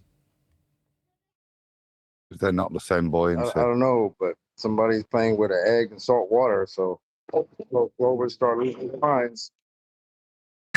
Oh yeah, I forget this is triggering to some some ball believing people. I forget where I am sometimes. Chocolate, of course. Yeah, don't panic, ballers. Gravity hasn't been a force for 110 years. Off with a small drop in a clear container and see if the egg breaks or just stays put, moving along with the container. The egg just moves exactly along with the bottle and the water in the bottle. So the egg can't crack because there's no stress points pushing on the shell that would make it crack. But let's see. Okay. Other than triggering globers, I mean, this is obviously all very bad for ball believers, but was that the main point? Brian? Or Liam? Well, yeah. Well, yeah, because the whole point was that he's able to use neutral buoyancy to protect an egg. Do you know what I mean? He can protect an egg with neutral buoyancy. In other words, like it also kind of, like it kind of, although I didn't give it much thought, it also kind of focuses a little bit on the nonsense telling them to be doing. Do you know what I mean? You know the way they're throwing bottles out of windows and all this other stuff and doing stuff with balloons and cars. No, this kind of thing. Well, it was good because it's like, it's not going up, it's not going down. You know, like a neutrally buoyant balloon. Like, I mean, I didn't expect it to be shown on. I don't know what you're asking me about or what you want from me, Nathan. I just shared it in Alpha B. I didn't do anything else. You'll have to deal with that quandary yourself. You've done plenty. You've done enough. Now you're ruining it. I'm not dealing with it. I've decided I'm not dealing with it. You don't have to. There's nothing to deal with. It's okay. Trying to explain something out. I didn't expect it to happen. Okay. We're not putting you that much on the spot. If anybody's wondering, spoiler, when he gets to the highest height, because I've seen the long form version of this, it does actually break. So I believe, I can't remember if it's off a building. Oh, it's off a cliff. Yeah, that's right. So when he gets to this height, it does actually fail. So from memory, it wasn't actually the failure of the egg. It was the failure of the bottle around the egg. In other words, the plastics failed. The container. They have to change container because, well, I can't remember the reason, but the container was slightly smaller, so there was less room for the water to protect the egg. But you're talking about a 50 to 100 foot drop by the time it's like failing. In other words, this principle's so sound that you've got to literally go out of your way to find a pretty high drop, like a cliff, to throw it off to make it fail. I was quite astonished. Same with Brian. It's not like we need to deal with anything. It's just, when you're talking about neutral buoyancy in this case, right? And he's already explained it. I'm glad we caught the bit that we did in the shorts. He obviously knows what he's doing when making a good YouTube video. There's no stress points. In other words, it's not banging against the side of the container because it's held in neutral buoyancy. Well, like, we can discuss this without an issue. Ballers can't. This is all devastating. Go ahead, Adam. I just thought he got the wrong end of the stick. That's not the requirement to get into a Puff Daddy party. That's rude. Only if you know. Is it not interesting that simultaneously the world is being told about Russell Brand being an alleged rapist, while Katy Perry is being sent off to space? Is that not weird to anybody? Is it just me, or is that quite a strange coincidence? Both in the limelight at the same time. Weird. Yeah, you see, once married, they both separate. One goes to the Church of Heliocentrism and is lauded, and the other goes to Jesus and is vilified. Is it strange in today's world? I don't know. I wouldn't say it's surprising that somebody that professes Christ trying to speak truth, he's a very fallible man, but he's attacked for being human and professing his love for Jesus. It's probably not surprising in today's world to me. You summarised it better than I and drew better connections than I was aiming for. Brilliant. Yes, exactly. It does strike me as weird. I'm not going to say that it's intentional or, more than just a coincidence, but my God, it is bizarre. that those two are in the news at the same time for very, very different extremes. One is worshipping Gaia, kissing the namesake of her daughter and the earth, literally. Praise be to heliocentrism. The other one's going to be cast down in flames for the pervert he was 20 years ago after finding his way to God and Christ. Okay. I don't really what to say. Just the news is messed up. Like, I understand your link between those two things happening at the same time. I just think it's kind of funny that, I don't know, that the last two attempts at this mainstream space narrative have not folded very well for the people who purport that shit, including the astronauts that were supposedly rescued. I'm seeing a lot of or I saw a lot of pushback against that. A lot of call outs to fakery and shit with that. And then now you got this one where these, the girl power and space thing. I don't know. I find it almost seems like it's going to be very hard for them to keep pushing this crap as time goes by. Like, people used to just willingly accept it.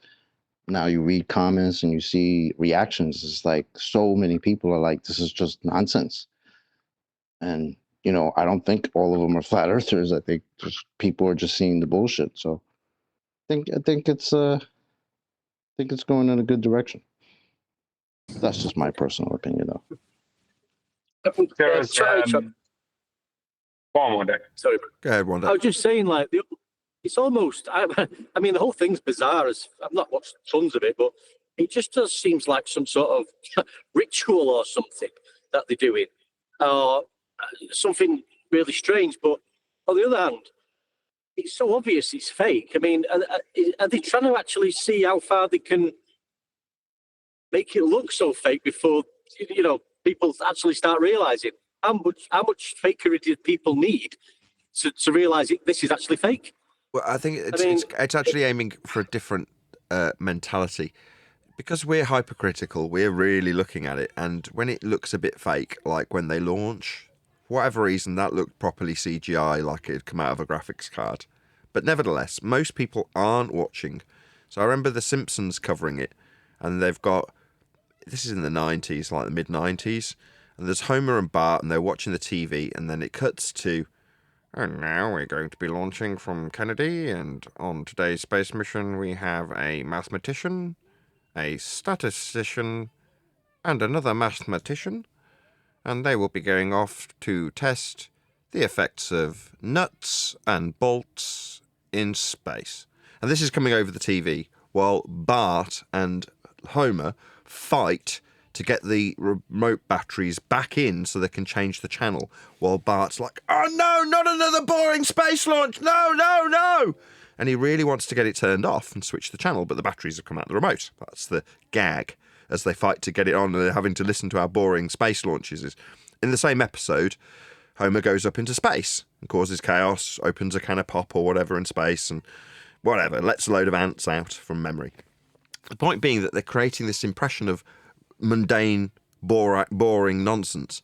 Well, when I see the reaction videos from the people I am subscribed to, like Dr. Grande, who's typically giving us his psychological take on some crime that's taken place or some tidbit that's in the news, his reaction to is, this is really boring.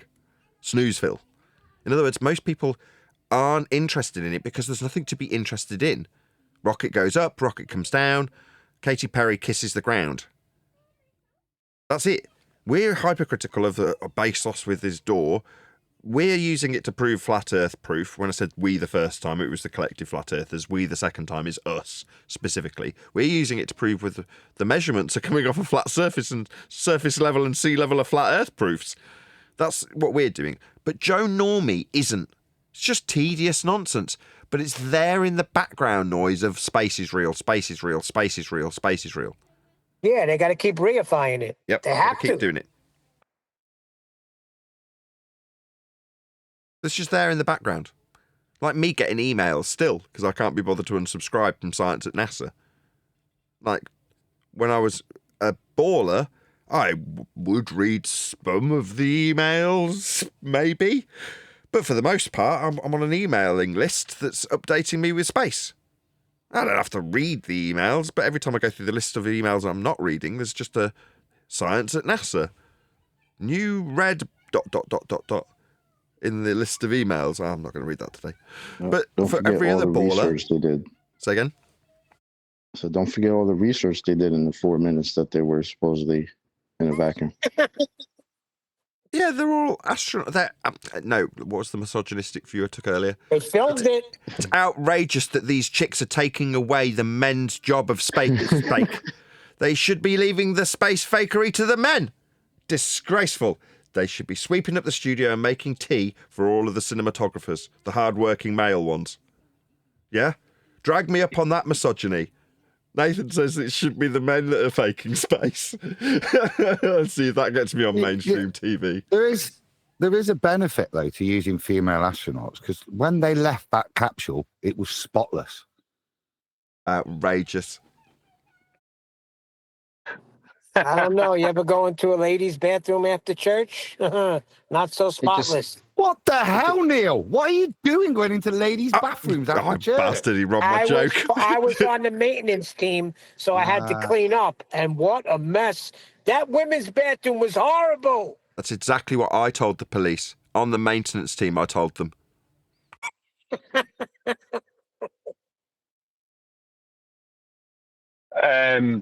There's two big YouTubers that covered it.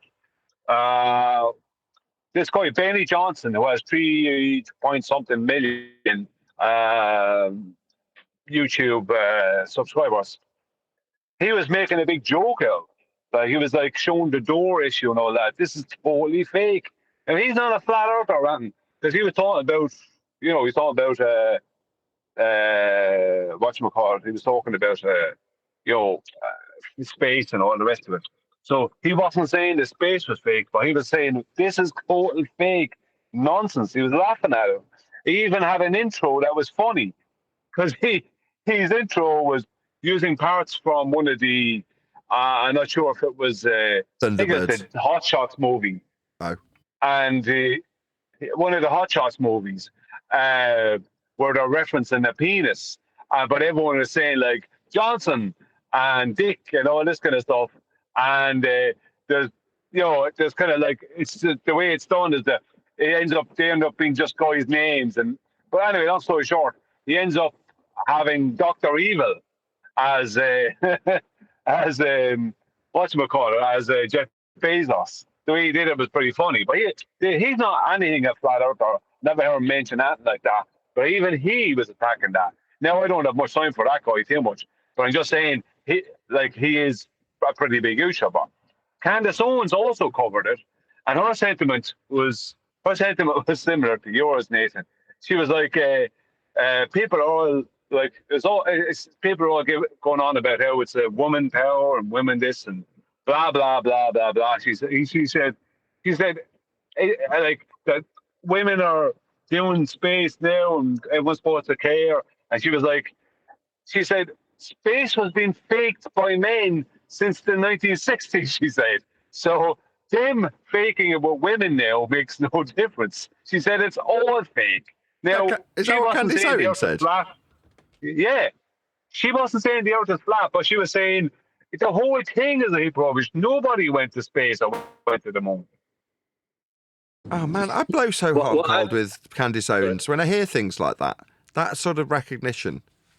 I suppose there's only a fine line between someone like Candace Owens and an anti-flat earther, and indeed us, right? So when you say people like the guy you described first, saying, look how fake it is, and he's got the Hot Shots part of descriptions of people looking at what is obviously penis-shaped and going, it looks like a giant, cut to the next person, Johnson.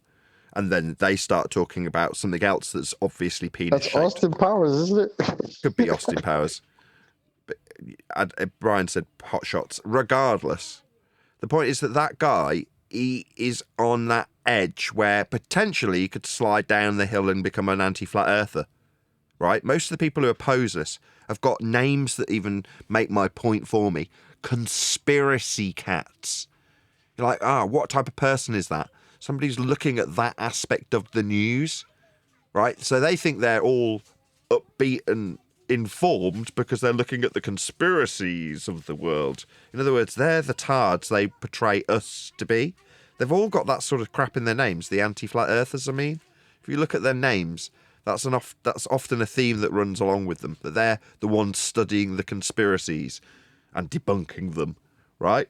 But no, in reality, these are just conspiratards, and they want us to be what they project onto us. This guy who's saying, look, Thunderbirds are go, when he's looking at these obvious CGI images of women going to space, he's not looking at the bigger picture here. And there's another layer to it. It's not really about the women. Is nobody concerned with how many black people there were doing it? It's bloody outrage. Well, I can't, like the first guy, this guy Benny Johnson, he normally just covers politics. You know, it's more of his forte.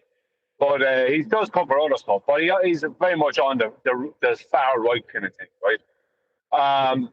Now, him, I don't think he'd become an anti-flat earther. He hasn't. It'll probably just shock him someday to the earth is flat, right? Candace Owens, I would say, is much more likely to become a flat earther than to be an anti-flat earther. She's not against it, if you know what I mean. She might be a flat earther for all I know. She just doesn't state it. But she's definitely against the moon landing and all this space stuff and NASA and all this other rubbish. She just sees it as a lot of Freemasonry nonsense. So, but I understand what you're saying. There is a lot of these people who are conspirators and they're trying to debunk something that they think is a conspiracy when it's not. It's just the way it is. But that's the way it's gonna have to go, right? Like, sorry, man. I was just gonna say real quick it seems to me that's kind of the way. Like, not everybody's gonna jump from believing in a ball to straight to flat Earth. Some people will have to come to terms that NASA's full of shit, and I think that's what. Because I think right now they know obviously flat Earth is a thing and it's not going anywhere, so they need to hype up all this space crap. And I think it's backfiring on them, which is helping people to realize that NASA's full of shit. So, I don't know. I think that's just going to help us later on. So people wake up to this nonsense. Or it's a controlled demolition. Certain things based on what is acceptable in the rules, terms of service, and things like that, as we've been talking about in this show, rather, we're still live, are being deemed as acceptable. For example, you can talk about space and moon landing fakery. We're not removed permanently. We're not perma-banned for talking about those things. Well, what does that mean? It means that there's an acceptance that presumably that lie must come to a close at some point, but it's better that they have some semblance of control over how that lie gets dismantled. Now, 10 years ago, I was suggesting that they'd push that lie slowly onto the private sector, right? You've got other people, and when I was talking about it last, I was talking about Virgin and Branson. Now, that was the unfolding in the 80s and 90s. Now we've got it with Bezos and Musk. So the type of keeping the private sector around NASA for presumably the inevitable collapse of that giant lie, because it can only last so long. And if you're in the know, you know it's a lie. So you know there's a lifespan to it, right? Like any lie. But you've got to keep a kind of bit of padding around it from normie private sector people that can basically take the brunt of the blame if it ever did collapse. But I think that it's had potential failure points highlighted too many times now, and they know that the web of deceit within the space lie has to come to a conclusion. Maybe I'm deluding myself. Maybe they will just keep propping it up over and over and over and over. But that's what I'm saying. That's why sorry, Chocolate, then one deck. Hold on, one deck. Just go ahead, Chocolate. Just round this out, and then we'll go to you, one deck. Go ahead, Chocolate. No, because I was saying that's why even in their narrative, there's that contention now. Because like yesterday, I was listening to them complain how now they're calling these women, they're calling them full-on astronauts. They did all this training and blah blah blah, right? When some of the mainstream was just saying, but they just went on a ride. And then they compared that with when William Shatner supposedly went up there, right? And he himself said he just called it a ride. He wasn't calling himself an astronaut after that. So now there's this back and forth amongst themselves in their own story, whether these people are astronauts, whether they're taking the valor of, the real astronauts. It's hilarious to me. But I just see it as all just falling apart. I just before one day goes, just so you know, and I put a comment into your man Benny Johnson's video and into Candace Owens' video, and it was about the diffusion of gases. And I just said in one of those comments, because only one of them I think I referenced it, that they're all astronauts. Because anyone who's claiming to go to a place that can't exist, which is that region, you're an astronaut. That's all you have to be. You have to be part of that and be willing to lie. That makes you an astronaut. Doesn't mean you're going up to some heliocentric outer space. So yes, those women are absolutely astronauts. Quite a liar. I'm astronaut, so is my wife. Space starts at sea level. Go ahead, Wandek. I can't remember his point. It pops into my head. Maybe chocolates, and people just having come to realization about and coming to realization that the whole NASA and moon landing is fake before they get to the flat Earth situation. But what I've noticed, and I don't know, the David Icke's of the world, I usually, no matter what you think of him, he might be predictive programming or whatever, but I always used to criticize him for, if you think, he knows this and he knows that and what's going on in the elite world, apparently, but he doesn't know the Earth's not a globe. But what I have noticed recently is he's now talking about how fake the moon landings were, and this couldn't have possibly happened. And I've never heard him speak in them about this topic before, which I think can only be a good thing if it's pushing people, the amount of people that listen to David Icke, and now he's saying that the so-called moon landing was definitely fake. It didn't happen. Then it's the first step towards then, well, if that's fake, then let's look at the globe. So I don't know if he's pushing that because he's being told to push it, or he's just finally woke up and is realising it like we all did. But that's all I needed to say.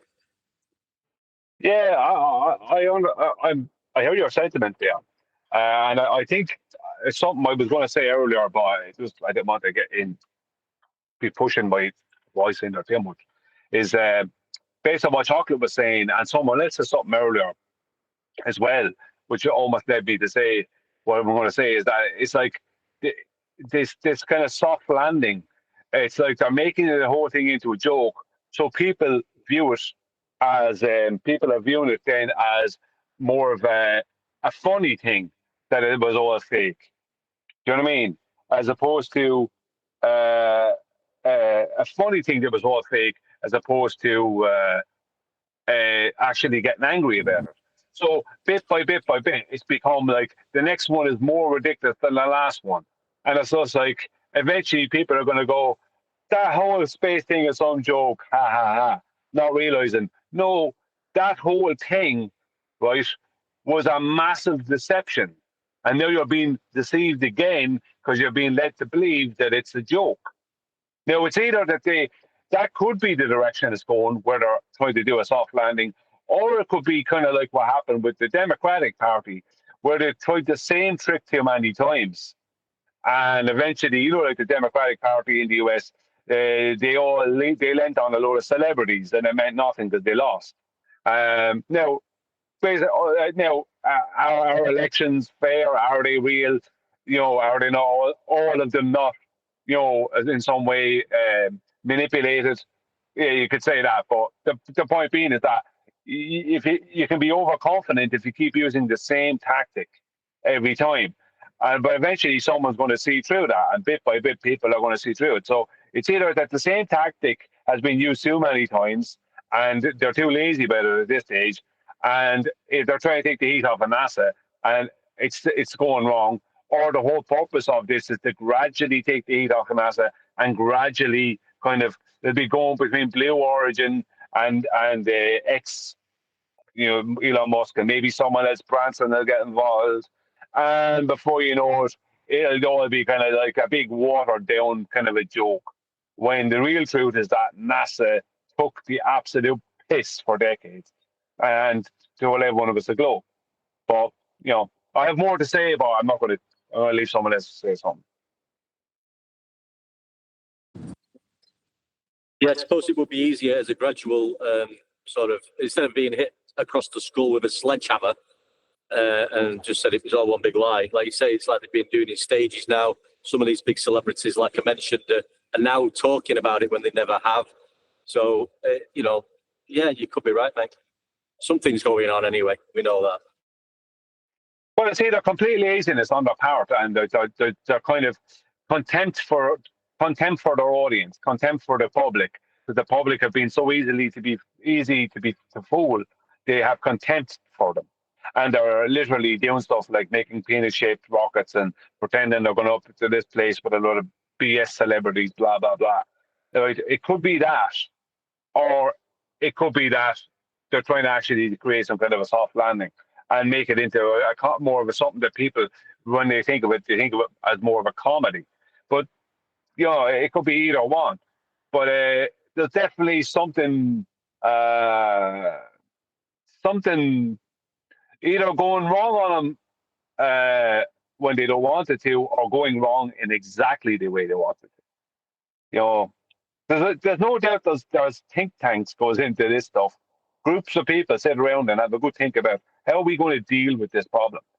But you still have the people out there who go, oh, we know it's a globe, but they've been lying to us about how much space they've explored, and maybe they've been lying about how many aliens are out there. Like these people, they still exist. So it's going to take more than this. This could be another 10 years before people who are saying they've been lying about going to space, but space is still real and it's still a globe. It'll be another 10 years before those people start even questioning any of this. Because 10 years ago, David Icke was asked about flat Earth. And now and of course, David Icke, a conspiracy theorist. So he's going to be well ahead of the normal person, the normal baller person. Do you know what I mean? Or baller and heliocentric enthusiast. You know, the anti-flat earther especially. And even he took 10 years to get to the moon landing. You know, 10 years ago, he didn't want to address flat out really at all. Not that he didn't want to, he just had nothing to say about it because it was kind of a bit of a shock for him. Oh no, some of the things I've been saying haven't had, you know what I mean? If what they're saying is true, then what I've been saying is wrong. You know, but, you know, I don't know. He's just, go on. He might be closer in some regards being a conspiracy theorist, but he's going to be further away because of a lot of his conspiracy theory, quote unquote, is based upon heliocentrism anyway, from aliens from sky vacuums. Exactly, and that was the thing with him, you see. He addressed the Earth being flat. He said he didn't know. He said it's not something that he ever gave thought to. But because... No, he said it could be both. It could be either it's down to the observer or something stupid yeah, it like was that. vague. Yeah, I remember I was saying it was vague what he said. But, you know, I kind of had a bit of empathy for him. He didn't know what to say because he probably just thought it was a globe. And suddenly he was being presented with evidence that it wasn't. And he's up there doing all kinds of tours and all the kinds of stuff. And his popularity went down after Flat Earth came out, like a lot of those type of people. But they gained in popularity again because of TikTok and and X and all this kind of stuff. They gained in popularity again over time. But now he's addressing the moon landing because it's a good thing for him to address now because it's more and more you have people like Candace Owens, especially Candace Owens, in fairness to her. She's really spearheaded this. NASA are a load of BS. She's like, they're just a credit Freemason Satanists, basically, as far as she's concerned.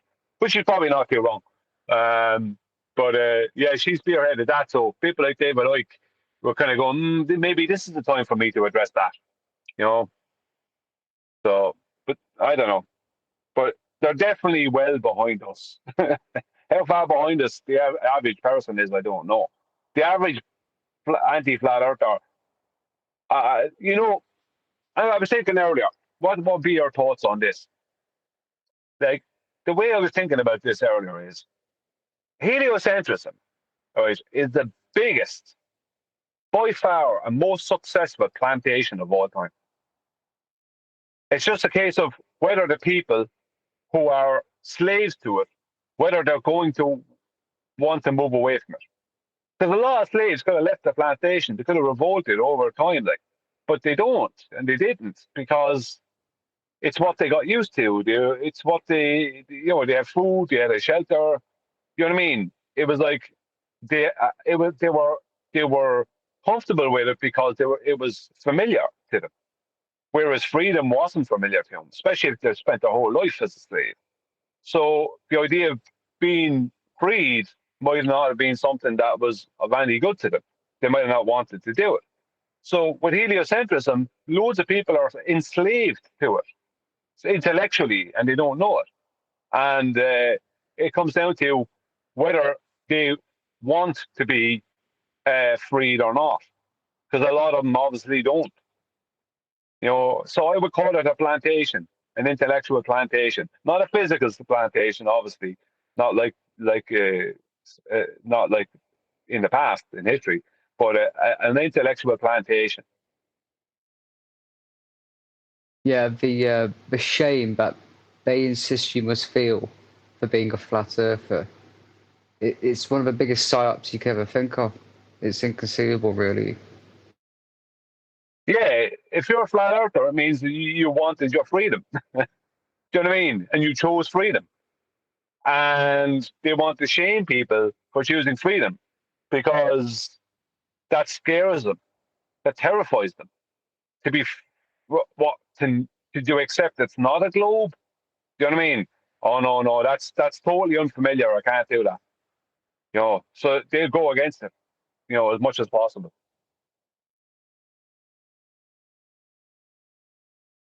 Right. Time to leave the live stream watchers and move into the after show phase of this slightly disastrous politics visit. I believe it is. So with that, I'll say if you are watching this on either Nathan Oakley 1980 or Nathan Oakley Premiering streams, then stay tuned as there will be an after show to follow.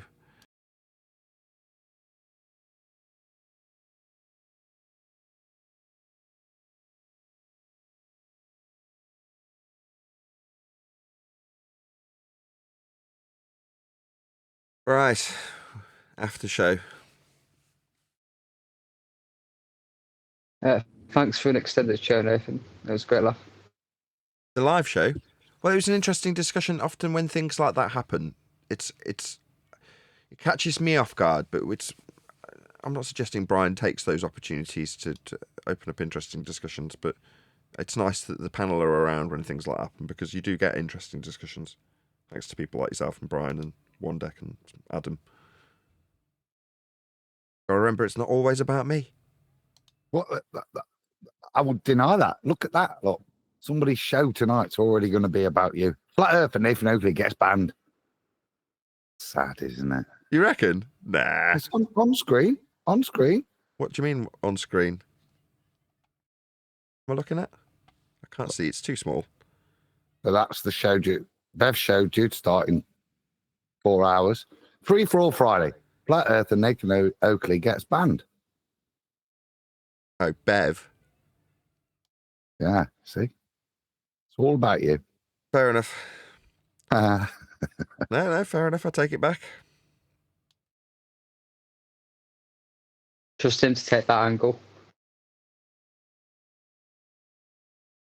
You'll what? Take that angle and raise me or what?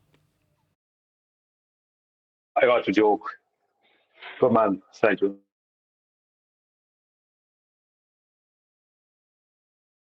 Need to make a thumbnail. I suppose I should clickbait what happened.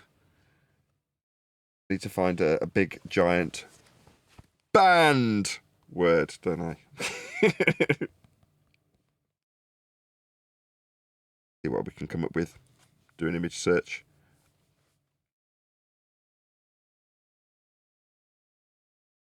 Just straight up, just rob the first thing I find. Oh, you know what I'm going to do? I'm going to do exactly that. I'm so lazy.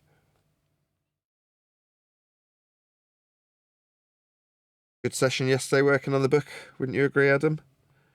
I was there. Yeah, I was present the whole time. I did stay on mute the whole time. Didn't talk at all or engage after Adam gave me a little lecture and a little pep talk about getting engaged. Joining in. Did, however, sell 2 microphones. They both got shipped out. And we got 2 chapters done. I can laugh about it because of the microphones, and it's one of those. People can get annoyed with me. It's that, or believe it or not, microphones will be the saviour of my YouTube channel, right? For everyone getting pissed off at them. No, I'm making ends meet with them. Very, very, very important that I can do that, so I can keep doing the flat Earth YouTubing thing while I'm making the book. That means that I'm lining up dominoes that will eventually fall down with a lot of help from Adam, QE, Brian, One Deck, everybody who's currently in the G Plus panel, right? Neil, not so much. But a lot of help from everybody. So that, things can carry on happening. But if I'm turfed out of here because I don't pay the mortgage and the bank repossesses my... that suddenly the YouTubing stops, doesn't it? Do you sell anything else on eBay? No. Or just mics? I've got no passion for it. I've got a vacuum on there at the moment, but only because somebody gave me a free vacuum. So my brother-in-law's parents died, and in the process of kicking out all their stuff, they were like, "You like these SIBO vacuums? Do you want one?" I'm like, "Of course! I want a vacuum so I can sell my old one." Isn't what I said. But yeah, I've got a vacuum on there, but that's just a coincidence. But I like selling stuff that I like.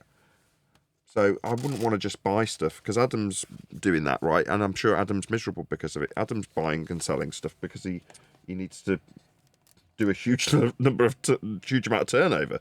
So there's no fun in that, though, right, Adam? Am I wrong? You don't take no pleasure in what you're doing when you're flogging stuff and buying stuff. No, it's time you have to set aside. It's not looking for anything other than opportunity, are you? So. No. Can I have I'm saying like I have little things like axial fan motors type of thing, 240 volts. But I have a heap of them that, I mean, that's why I was asking you, that I could just give to somebody to sell them.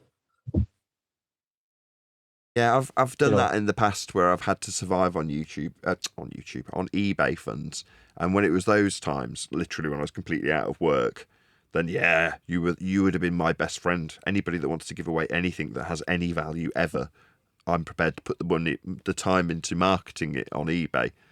In other words, cleaning it, photographing it, giving a description of what it does, testing it, whatever's required to sell it. Because when I was doing that, it was just after I left the pawnbroker. So I knew exactly how to do it. I'd just been trained how to do it by people who were really skilled at it. So I was really good at doing it, and I could actually keep myself going while I looked for a different job. And that's precisely what I did. I could keep myself maintained.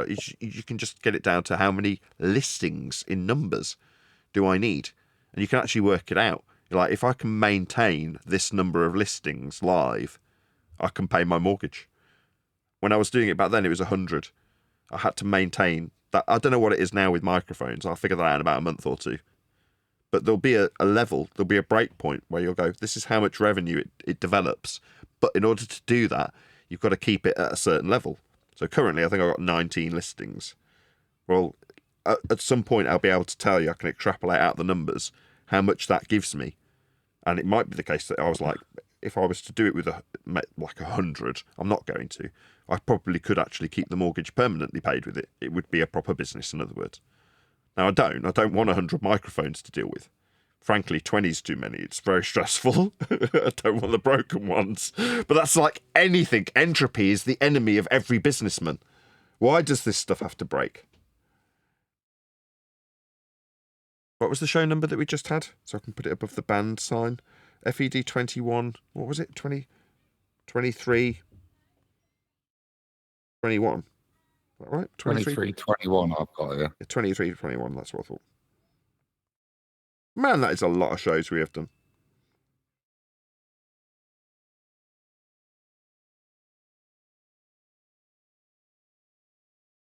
Do you not agree? Stupid amount, isn't it? Yeah. It's not enough. Not enough. They're not long enough.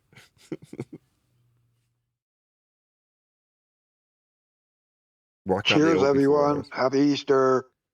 Happy Easter. FED, number one. Nathan and panel, cheers. Yeah, happy Easter to you too. It's Good Friday, isn't it? Good Friday today, yes.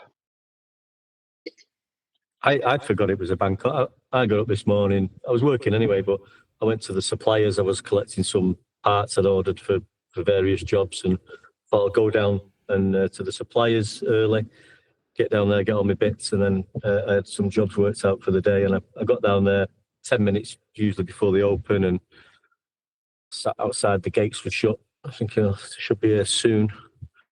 And I leave it another 10 minutes. And I'm thinking, bloody hell, they're late today. And then it dawned on me it was a bank holiday and everything's shut. Just didn't even realise. Yeah, people telling me that when I was haggling hard over microphones. Can't ship it over the weekend. It's bank holiday. Bring it to me personally.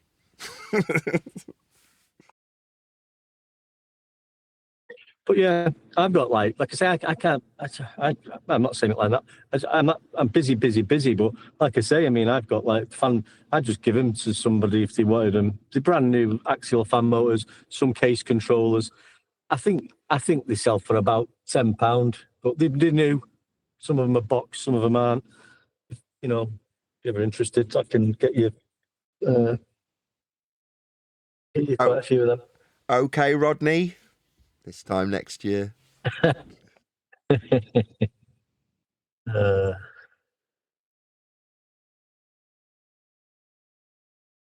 Any Globers? Did you get any through to any Globers today? Yeah, in the pre-show, I absolutely chastised for one after the next. Which in reality is probably the real reason I got banned by old whatever his name is. Old dude.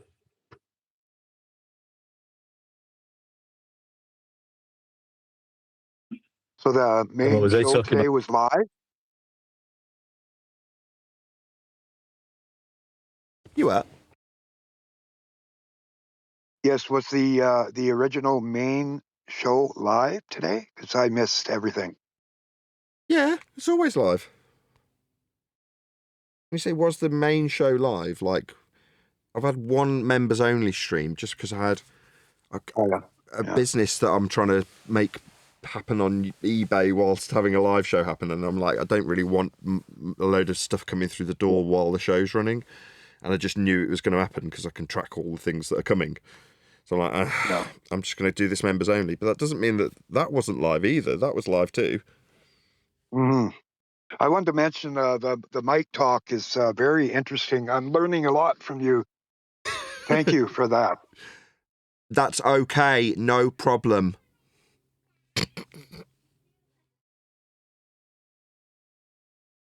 It will get tiresome. I get it. I'm not unappreciative of the fact Not tiresome. Come on, Nathan. It's entertaining. It's educating us. It's not, and I know it isn't. But there's going to be a handful of people that do like it. If you are one of them, then great. I'm glad that you're extracting a little bit from it. And there are people who make entire careers on YouTube from microphone talk.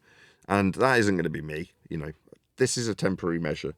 And I'm not going to lie, I do like doing it. I wouldn't do it otherwise. That is to say, I'm not going to stop talking about something I do when I've got a show, and I can. Yeah. So it's not going to last forever. I'm not that interested in mics. I love the speakers and the equipment I've got. I don't talk about them all day, every day. There is a point that it will end. I did want to mention that there is no 24-hour sun in the Arctic Circle. I spent 2 years up there, 6 months at a time. So Baffin Island and Devon's Island, I can't really talk about it. It was some security work up there. But 18 hours of daylight is the most I've ever seen up there. I didn't even think twice about it. But come to think of it, recollecting it was about 18 hours daylight. Not once did I see like a 24-hour sun. You know, light, yes, you could see like twilight and dusk, maybe almost 24 hours. But the sun, the actual sun in the sky, never, not once. I mean, we had one guy that shared us with it shared it with us while we were doing the 24-hour sun tracking about 10 years ago. So in terms of having it shared with me via someone live streaming it from their phone, I've never experienced it personally, as in being in an area where I can just turn around and see it. But I'm pretty convinced it does happen, at least in the north, by evidentiary standards that I could stand by. Now, if Yeah, that would... like I said, Go ahead. yeah, like I said, there's daylight for 24 hours. I think it lasts maybe for a week in the winter. But otherwise, actually, like me looking up at the sky and tracking the sun 24 hours, well, mind you, I'd be sleeping, right? But yeah, I guess, yeah, you have a point there.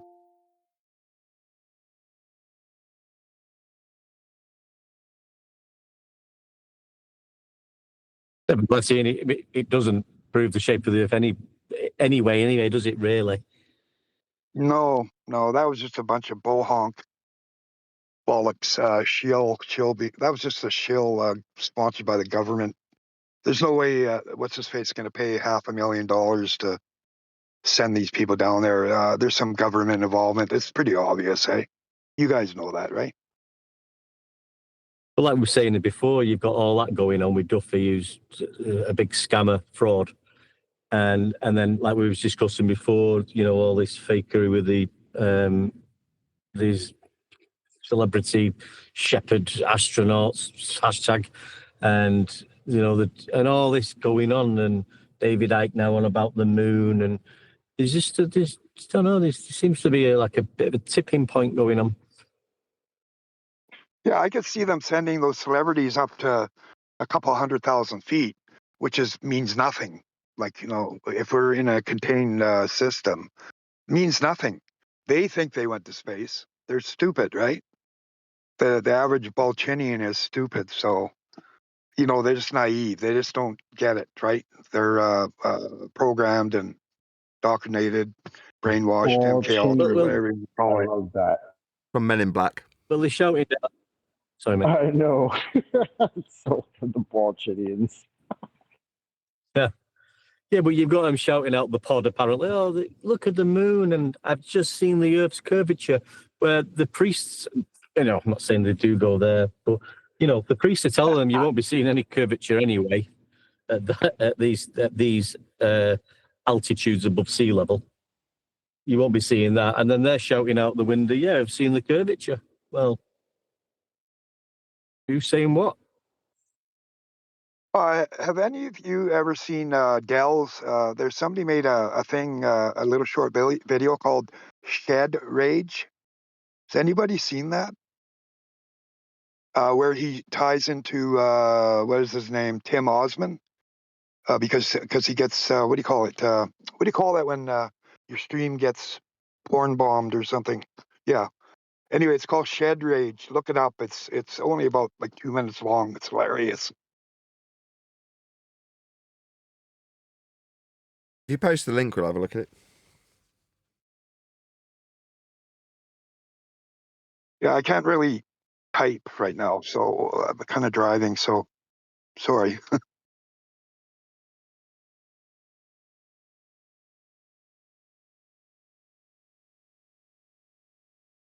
Can't you pull over? If you type it in, you'll find it. Yeah, if you just type it in, you'll find it. It's Can't you Dell pull over? Hubbard. It's hilarious. And what is this kind of driving? Is that right in the middle of driving and not driving? Where are you at with that? Well, I was at a red light, so I guess now I'm driving. Too funny. Who said, can't you pull over? Who said that? I don't know. I don't know if I'm allowed to do that in my position. One deck. You get Nathan. Give him a +1. +1, one deck. Yeah, thank you. By the way, cheers, QE. Finally get to say hello to you. How are you?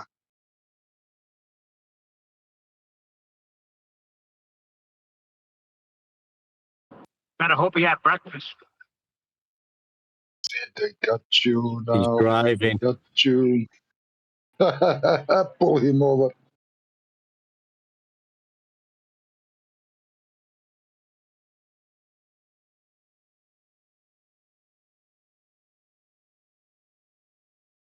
I didn't catch any of that. You still kind of driving?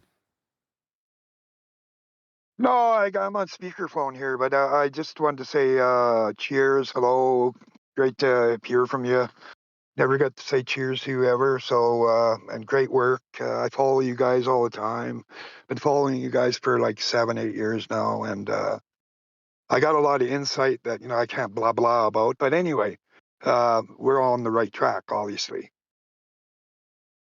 Who paid you? Well, you're welcome.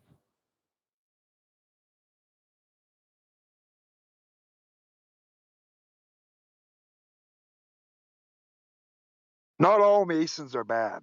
I'll just tell you that. All right, who's paying you? Same go for the I'm Nazis, man. retired. I'm retired, but I have a side gig.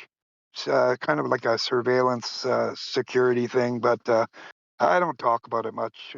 It's sort of a boring situation, but That sounds yeah, awesome. I know occasionally. you. I can relate. I've got this thing with microphones. I barely talk about it ever. People find it boring, but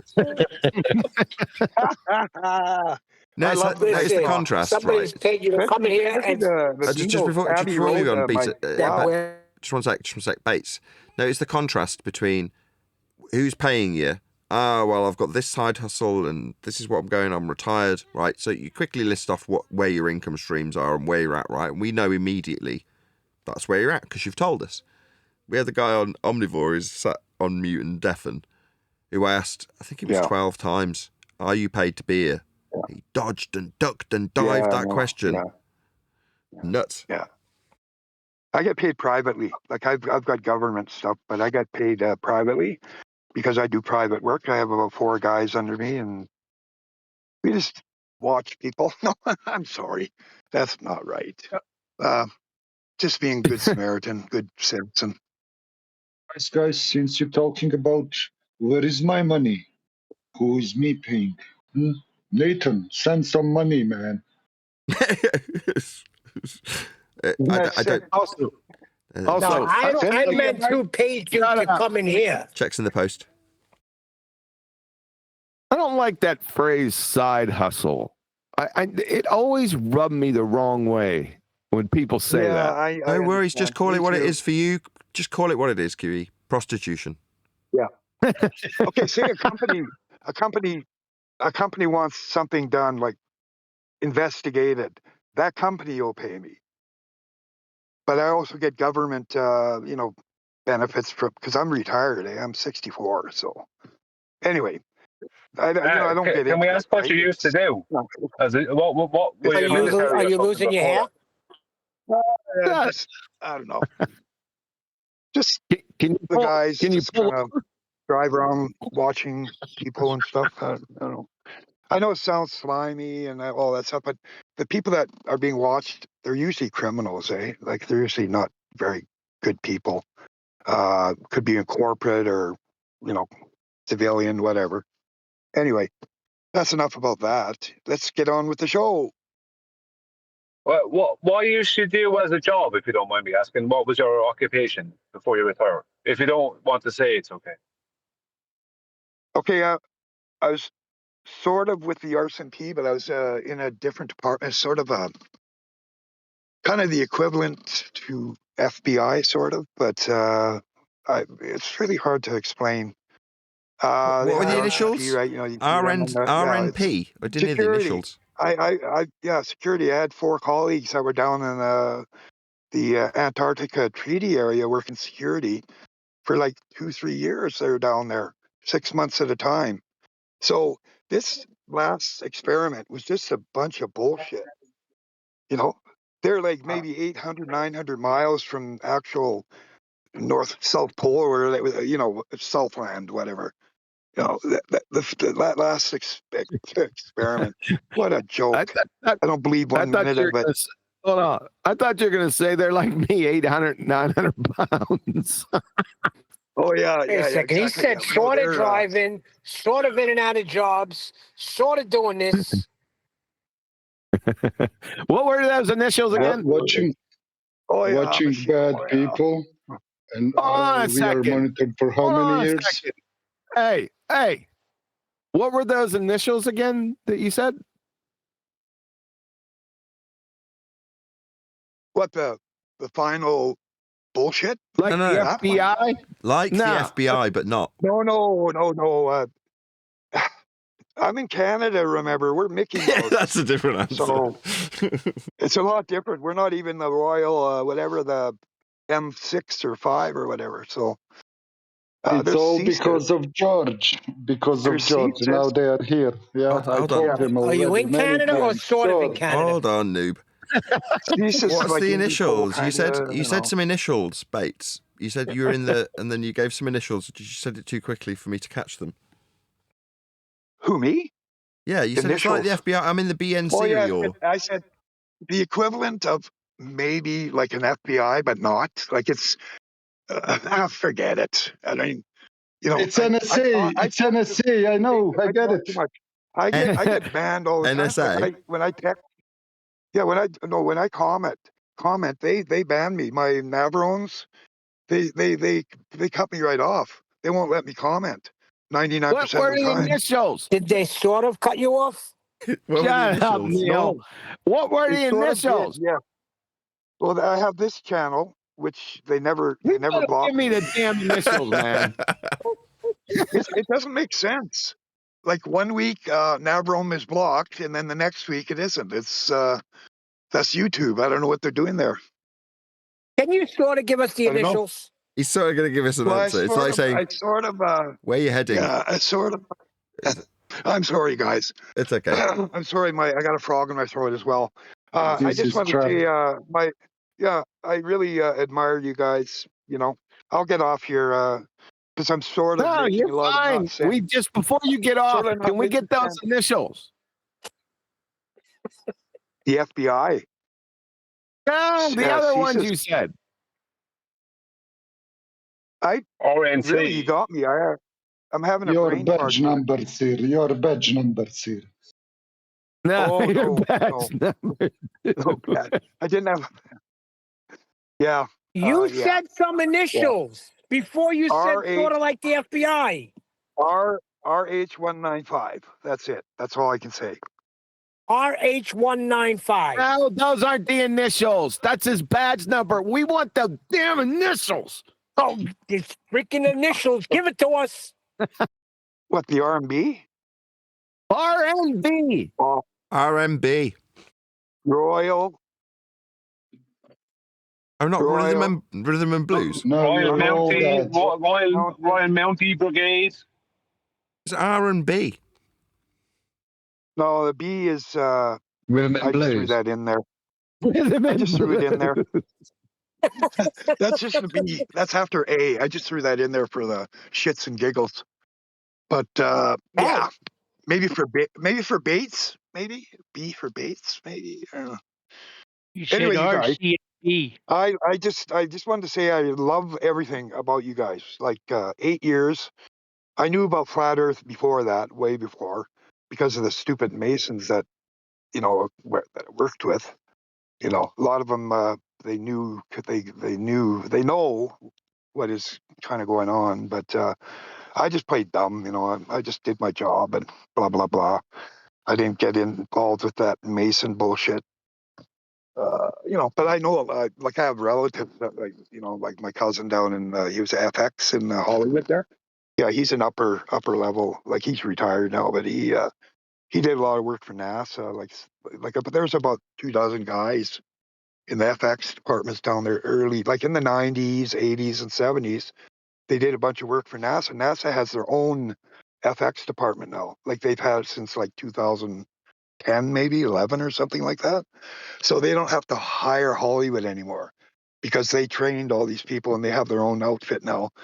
You know, they have their own like warehouses and sound stages and shit. You know, like my cousin, like he's about 75 now. He was involved with miniatures, like like space shuttles and satellites, like those kind of videos with the visual background. Looks like space. Yeah, they're all miniatures. Like that, NASA's the farce. 90 million a day. Like where's that money going? You know what I mean? Research. Girl power. Oh no, that's Bezos. Space toilet paper. Well, mind you, yeah, they have 10,000 employees. I guess that's a big chunk of money right there. You know, they got to keep them under wraps, right? Well, not keep Like them the under wraps. guys Keep on the them busy. computers and Keep that, them the busy. engineers, they think they're actually building a rocket. Yeah, Which they they are. are. They're building a rocket, but it doesn't go anywhere except into the water. Exactly. So they have got plenty of busy work. They are, genuinely. That's the thing. It's really a fine line because if you start calling NASA employees liars, that's outrageous. But there's people in there that have worked their I entire didn't. career in there and done good That's like, things. You know what I mean? yeah, that's what I mean. Yeah, the 10,000, they're hardworking or whatever. They're 100,000, whatever. They're just normal people doing their job, like in any other engineering outfit or whatever. They just look at a computer screen, schematics and all that stuff. They don't see the final product where it goes, right? They don't know. They're researching beyond the ice yeah. wall, mate. That's what they're doing. Well, yeah, well, just think of it. Back in 1958, when they officially became a space agency, they had Disney and Hollywood as co-ops. Like, what space agency needs entertainment industry as partners? It doesn't make sense, does it? Why did they have a merchandise section? Why did they have T-shirts and sweatshirts and hats and mugs? I Money, mean, money, money, what has money. any of that got Yeah, to do with anything? absolutely. But Disney and Hollywood, they did do special effects, right? So, remember those old videos? You could tell they are like cartoons or whatever, but that NASA put out with the Earth spinning and this and that. But Hollywood did all that for them, and Disney had some, for animation and stuff like that. Back in '58, right up to 2010. Hollywood didn't do it. They just are able to show anything magical and crazy on cartoon Oh screens. no, So they yeah, emphasize, yeah. absolutely. But they hired like subcontract a whole bunch of people. Like my cousin, like for like 12 years, he did about a dozen jobs for them. And he was one of maybe 100 of them. Like how during like my cousin couldn't tell me anything basically until recently. He's retired. I got 4 photo albums that they sent, like he sent, of work that he's done in Hollywood. Like he's worked on Independence Day, Total Recall, Blade, Transformers, Iron Man, Thor, blah blah blah blah. The list goes on and on. Demolition Man, The Abyss, Sphere. You got to It sign just goes certain on. things to do those too, don't you? Some of them, like when they did Yeah, well, the Transformers, they did it on a military base. And they had to sign some kind of agreement, even the people in Hollywood. yeah. But he being a Mason, I think he maybe had a little bit of inside scoop on stuff, but I don't know. But all I can say is, So, like he did. Just name a movie. Just name a movie, and I'll tell you if he worked on it. From saying the last, okay, Ruthless People, Birdcage, uh, Last Boy Scout, with Die Hard. Like he worked in 5 departments. He was like the head of 3 departments. And So who? I'm So not is it the boasting. movie controlling the like it's all a conglomerate, right? The DOD, the movies, the Yeah, the well, master, the yeah, the catering, DOD, yeah. Walt Disney. Yeah, it's the what do you call it? The studio owners, the guys. They pull the strings, and then it's like a ripple effect. So on a pyramid, he'd be like, say, the 3rd tier from the bottom, kind of thing, right? Well, who owns Uh, that big studio though? That's the question, right? Who owns that well, big plot of land with studio hangars well, and stuff? they're usually Jewish descent. Like I don't know all the names or anything. Usually like a My cousin military would base too, know. right? To start off, and then like you can Oh, rent the hangars. well, let's face it. When the government's involved and the space agency, they can do anything. They could rent anything. They could, Yeah, tell the army what to do. Basically, like they have the power yes, the to, DOD. like you say, Yeah, yeah, exactly. Department of Defense as well, and all that. They get involved with well, them. they are And the top dog. I mean, there is no other thing yeah, when you think about it, a- because they are the number one absolutely, line of yeah, defense. That means yeah, anything like supposedly would be scary or sneaky to you from yeah, the air, sky, water, yeah. everything. DOD. Yeah, I think the president isn't even aware of some things that go on. That's just a wild guess, but Oh, you're I just right. have a feeling. I have a feeling that he's been briefed and stuff, and he's not allowed to, dig deeper or whatever. But everybody, like, if you say NASA is legitimate, you got to be programmed, or like, it's so obvious. It's just a money siphoning. What do you call it? Cartel. That's all it is. Well, The which part money of the goes. government guaranteeingly tells you the truth every time, all Could the be a time? Which class part? test. Yeah, it could be class tests in like one entity that we don't even know about in the government. They have a lot of side government class clandestine outfits, right? QE knows this. You know this, But, Well, yeah, I QE. mean, they have, somebody, the general retired, and somebody knows something like all these people. Like, I mean, they're yeah, all regular people too, yeah. and Like You've Been Erased. Remember that Arnold Schwarzenegger movie? You've Been Erased. Remember the guys in the government there, James Caan and that they were crooked, but they Yeah. worked in the government and they're doing some side deals. They wipe your brain Yeah, out stuff and like then that. delete you. Yeah, exactly. Oh, yeah. Okay, just name one action movie in the last 20, 30 years, and I'll tell you if you worked on it. Think of an action movie or a science fiction. My Little Pony. The Yeah, he movie. did. Did you say Ugly you or your Betty. cousin had to sign the official secret? Oh yeah, he worked. Hey, So, My Sons of Little Anarchy. He Pony. worked on that. Hey, He said is the that Care Neil? Bears Hey, movie. Neil, cheers, buddy. I got to finally say hello to you. How you doing, buddy? Too bad about the Rangers. My God, they had a brutal year. Berenstein Bears. Stain. Berenstein Bears. No, that's animation. I don't think he did too much animation. He did NYPD Blue, Ugly Betty, The Shield. What else? Alias.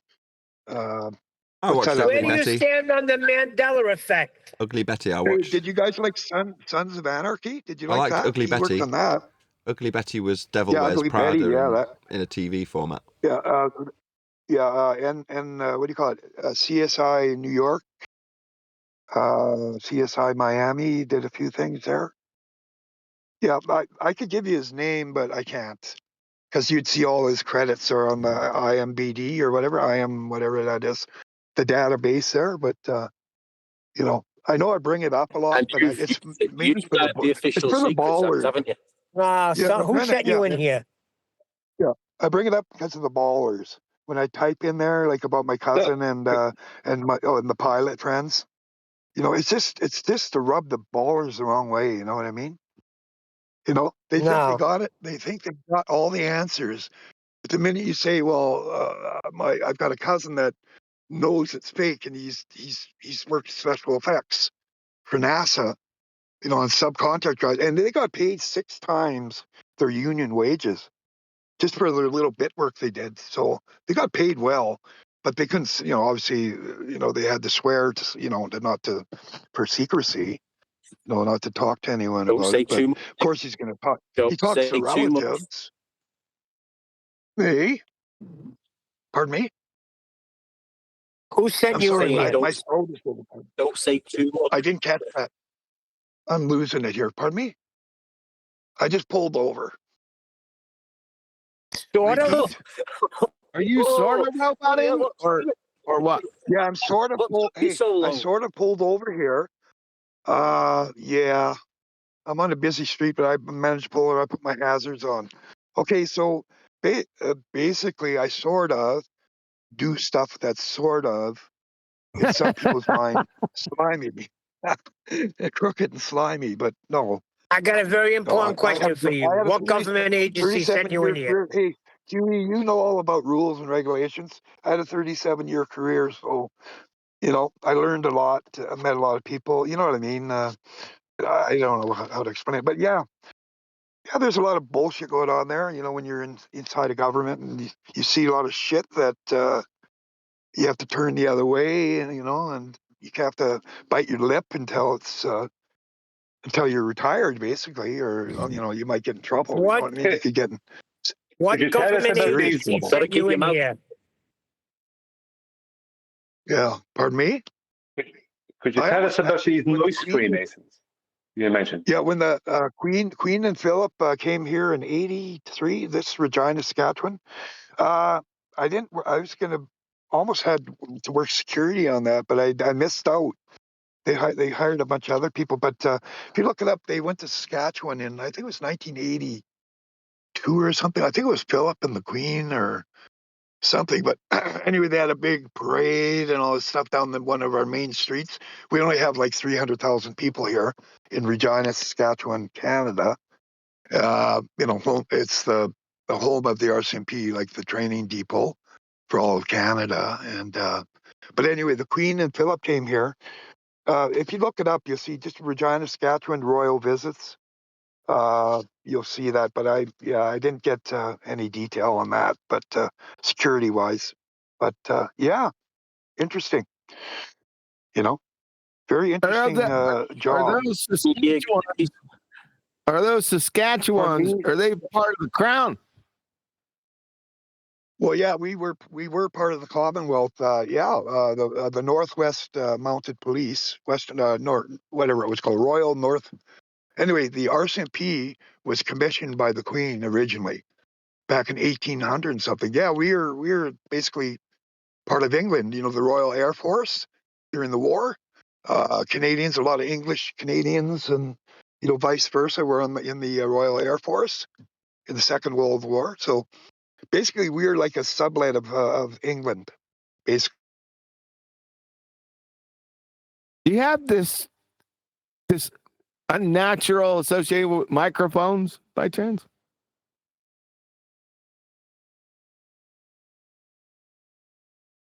No answer. I still want to know what government agency sent them in here today. The SM57 mic was made with cooperation from the KGB and FBI. So it's designed to be a good microphone, but also pretty much indestructible because of the KGB getting hold of Shure's designs and wanting to make it something very different. Who sent you here? You can't tell. You nearly signed the Official Secrets Act. Obviously, you can't say too much today. I want to know about the nice Freemasons he mentioned. He said, not all Freemasons are bad. What about the good ones then? Tell us, have you any stories about them? Well, Refracted says the same thing, Brian. Reflected, not refracted. Whatever. Nathan's pet says the same thing.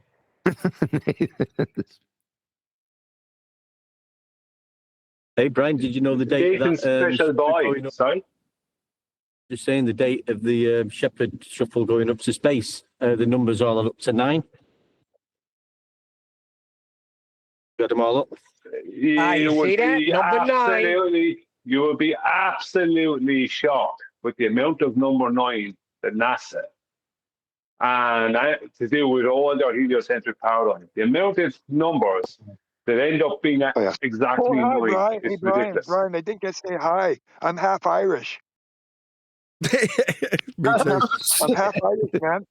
Enright. That explains it. You probably know each other. Hey, Brian, do you know him? Brian, have you ever heard of Enright? ENRI. Brian, do you know him? Do you think he'll ever go back? Where are you from? I know potato farmers. My uncles were potato farmers. This here is this now. This is legit racism. Yeah, that's right. Remember Sergeant Enright from Kojak, or Macmillan and Wife, or I think it was. Remember Sergeant Enright? Oh my God, dude! You mean Sergeant Pepper? Yeah, the Beatles. They were all Irish. I can't have any conversation because it's been made impossible. Yeah, Sergeant Enright. Yeah, QE. I'm 64. What about those nice Freemasons you told us about? Can Brian have a private conversation with his mate? He is half Irish. Listen. Hey. Yeah, Sorry, I'm just half Irish, second. but I'm half German too. So, any Germans out there? No way. Yes, Nathan Oakley got banned and then later on inspected by secret police all over the place. Fräulein, hey, Lederhosen, Spatz, hol sie her. Good morgen. Ja, guten Awesome Morgen, mein Trevor. Freund. Yeah, that's eine Bier, bitte. Wiener Schnitzel. Hey, QE, you're in Germany for quite a while there, eh? Yeah. You're at the Great Wall of China, weren't you? Or I mean the Great big Wall or of something. China. The Great Wall. Yeah, it goes from Berlin right to China. Yeah, I saw your photos of you in the Hummer. Yeah, those are pretty good photos. I like them. Yeah. That was in a that's Hummer, long wasn't time it? With ago. the turret, the gun turret on it. Yeah, I couldn't hear pretty you. cool. Was that a Hummer with a turret, with a gun turret or whatever? Turret or whatever you call that? We The got the Hummer. first Hummers. Yeah. We got the first Yeah, ones. I Hummers. had Oh, two. yeah, they're nice. Yeah, did you get to drive them or? They weren't the first ones. That's just what they told you. No, they were the first ones because Yeah, I they was in were. Berlin, and Yeah, Berlin was sort of yeah, they're using. but Yeah, the Jeeps. yeah, They're using Jeeps before that. Jeeps and yes, white internationals or something. I forget. Yeah. Anyway. yeah, Yeah, I drove. those Hummers. Yeah, heck yeah. That's awesome. So anyway, were you in the middle of the winter in that picture there, where you got snow all over you? Was that Oh like yeah, cold? You look cold. I was a winter gunner and then a summer gunner. No, the one with the Yeah, snow is him in the summer. that's bloody awesome. Yeah, him in the summer. Yeah, yeah, they had that fake snow from Hollywood. Yeah, exactly. With the fan blowing it. Yeah, exactly. I know. Anyway, any questions before I go? Like, do you have any questions that I Yeah, maybe I can have. answer? Hey, what kind of microphone are you using there? Just out of interest. No, don't ask the question. You only answer one. Tell us about these Got my nice cell phone in Freemasons. my. I got a 2011 Grand Caravan, and I Oh, can play through the stereo. Jesus. Yeah. Don't take the Lord's name in vain. What about these nice Freemasons? Says Brian. Praise God. Oh yeah, the nice Freemasons. Yeah, Brian knows these nice Freemasons. So does Brian QE. likes the Masons. So does QE. The Irish clan. What The Irish government clan sent of you in here Masons. today? Scottish Rite. Oh my God. Yeah, the Masons. They're a different breed, I'll tell you. But there's normal people in there too. But they could be deviant behind the doors. Like that's what I heard. Like I was invited to go. They don't do this, but I was actually invited to go to a club or a lodge or whatever. But I denied. I didn't want to get mixed up. I didn't want to see anything that I'm not supposed to. So I stay away from there. You I'll weren't just leave really that invited. to the other people. You weren't really Yeah. invited. Anybody have any? Anybody know any Masons or anything, or know anything about it? Masonry? Any sort of. Yeah, Brian. Yeah. Yeah. What do you think? Yeah. Yeah. It's just a big boys club. That's all. They get strippers and they do all kinds of weird stuff, and like the upper guys, the upper Strippers. degrees. Yeah, I guess they call them ceremonies or rituals or something. They have a lot of I'm rituals. writing this all down. Hold on. Yeah. I've got to strippers. Strippers. Oh yeah, they got the strippers. They'll have a bunch of stuffy men. I don't care what Sitting they in- say. Oh, The these end strippers result sound is awful. They are Luciferians. That's right. They're sun worshippers. Yes, I agree, Neil. I'm a Christian myself. Believe it or not, I was an altar boy, which means dick, because that's the Judas. That's the Roman Catholic. No, that But, means yeah, you've been violated. No. My priest was Father Hogan from Ireland, right from Ireland, and he was a Definitely wino. violated. Oh, hold on. Brian might know him. Do you know him, Brian? He used to get us. I He used to don't. get us to get him before, during, and after mass. He was drinking wine all day long. So we called him the wino. He's Father Hogan. Father Hogan, right from Ireland. But anyway, he wasn't a diddler. He was an alcoholic. He drank wine before, like in the morning, and then he'd be half cocked for mass. I like do 3 diddler. masses. Diddler, And thanks then to P. he'd drink Diddy. a bottle of Half wine right cocked. after. He was a fiddler. Yeah, he wouldn't have his cloak off. Maybe He was Adam drinking knows wine him. already after mass. Pardon me? Maybe Adam What was knows him. that? I didn't catch that. Nathan? We're saying that the word Hey. diddler since P. Diddy's arrest has become synonymous with fiddling. Yeah, diddling. Yeah, and he said half cocked. Yeah, they're all the smoke That's a screens. shooting term. They always have a scape. Yeah, they have the what is it? The patsy. There's always a patsy in the group. Like there could be thousands of them, and they pick one out. They single one out, and he becomes the patsy. Like Patricia Steere. Weinberg or Weinstein or whatever. Yeah, it's just it's all for show. It's all for show, you know. This like, oh, the people, oh, they caught him. Oh my God, yeah. And then meanwhile, there's 6,000 other ones that are worse. Patricia Steere's half what was that? cocked. Jimmy. What was that guy's name? Jimmy Laval or Cavell or something? What was that diddler from the England there? Cavell or something? Jimmy. He was friends with. You sound like that bonkers uncle sat in the corner. Gary Glitter. He was What was his surname? Yeah. Cavell? Framell? Gary Glitter. Yeah. Glitter. Yeah, he was bad too. He was another one singled out, wasn't he? Yeah, Gary Glitter was a pervert. He went to the Far East to diddle kids. Yeah, but that's the tip of the iceberg. Like there's there's so much going on that's unbelievable. What about the Nathan knows, cheeky sod. Nathan knows him. Neil, we're in a Luciferian society. Like you said, most countries are run by Luciferian, Satan, whatever, worshipping bastards. You know what I mean? Yeah, Neil's friends with them. Some nice people, man. Oh yeah, there's nice people. All right. Yeah. There's some nice Luciferians. They're not all bad. Yeah. They're all Paste invitation in the main text chat, please. What's going in the main chat? Yeah, they get about around. I can't see this here. Like, I am driving now, so I don't know what the hell to do here. Like, this only like about the 5th time I've been in Discord, maybe. Sort of pull over. I'm still. Sort of pull over. I'm just kidding. Neil, you're in no position to give anybody that sort of advice now, are you? Let's be honest. I'm cell phone illiterate. Let's face it. I'm cell phone illiterate. When I pull over, baby. No, you said pull over, not flip over. Just sort of. Yeah, I straddle the line. Flip over. Yeah, you got that right, Nathan. Okay, anyway, I wanted to say, I think I've typed this before, but I live in a flat, like on the prairies, right? So from a 5th-story building, you can see, like with the naked eye, you can see at least 10 miles. You can see like a potash mine that's, say, 15 miles away. You can see the whole mine, like the buildings, the actual Did you expect not to see? He's telling us what he can see from his little house.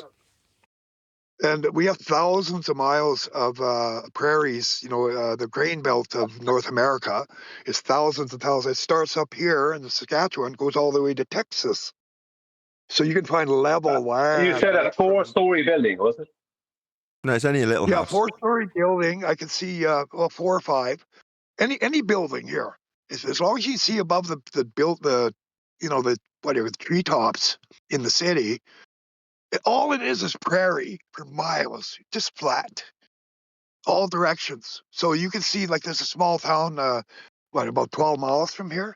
If you get high enough, 6, 7, so you can see everything, the grain elevator, the whole thing. You can see a 200-foot grain elevator, like almost from the ground up, you know. The ballers, I don't know, what do they say to that? They're so, you know what I mean? You try to tell them that, and it's just you know. Reality is reality. Do they take any reciprocal Venus angles up there? What's that there, bud? Do they take any reciprocal Venus angles up there? Oh yeah, I took the elevation angle and I used a curved ruler and a curved level. No, the tallest building in Regina is only like 250 feet tall. So from there, you probably could see 30, 40 miles if you're up top there with binoculars. Building in Regina? With binoculars on the side of the highway at, say, 6, 7 feet elevation, I could see 25 miles with a pair of binoculars, 25 miles, a town, and you can see right from the ground up, 25 miles on a clear, tempered day. Like awesome. there should be like hundreds of Well, with feet my of binos, drop. I'd be able to see a lot farther than that. Oh Yeah, yeah, because it's like a what really about the big ball. submarine? The sea, what is that called? Sea sparrow, sparrow hawk, or something? The Yeah, Space Sparrow. missiles. It's a really big Type 2. Type 2. Yeah, well, they can hit a target like 50, 60, 70 miles away. And the rest. With that laser guided yeah.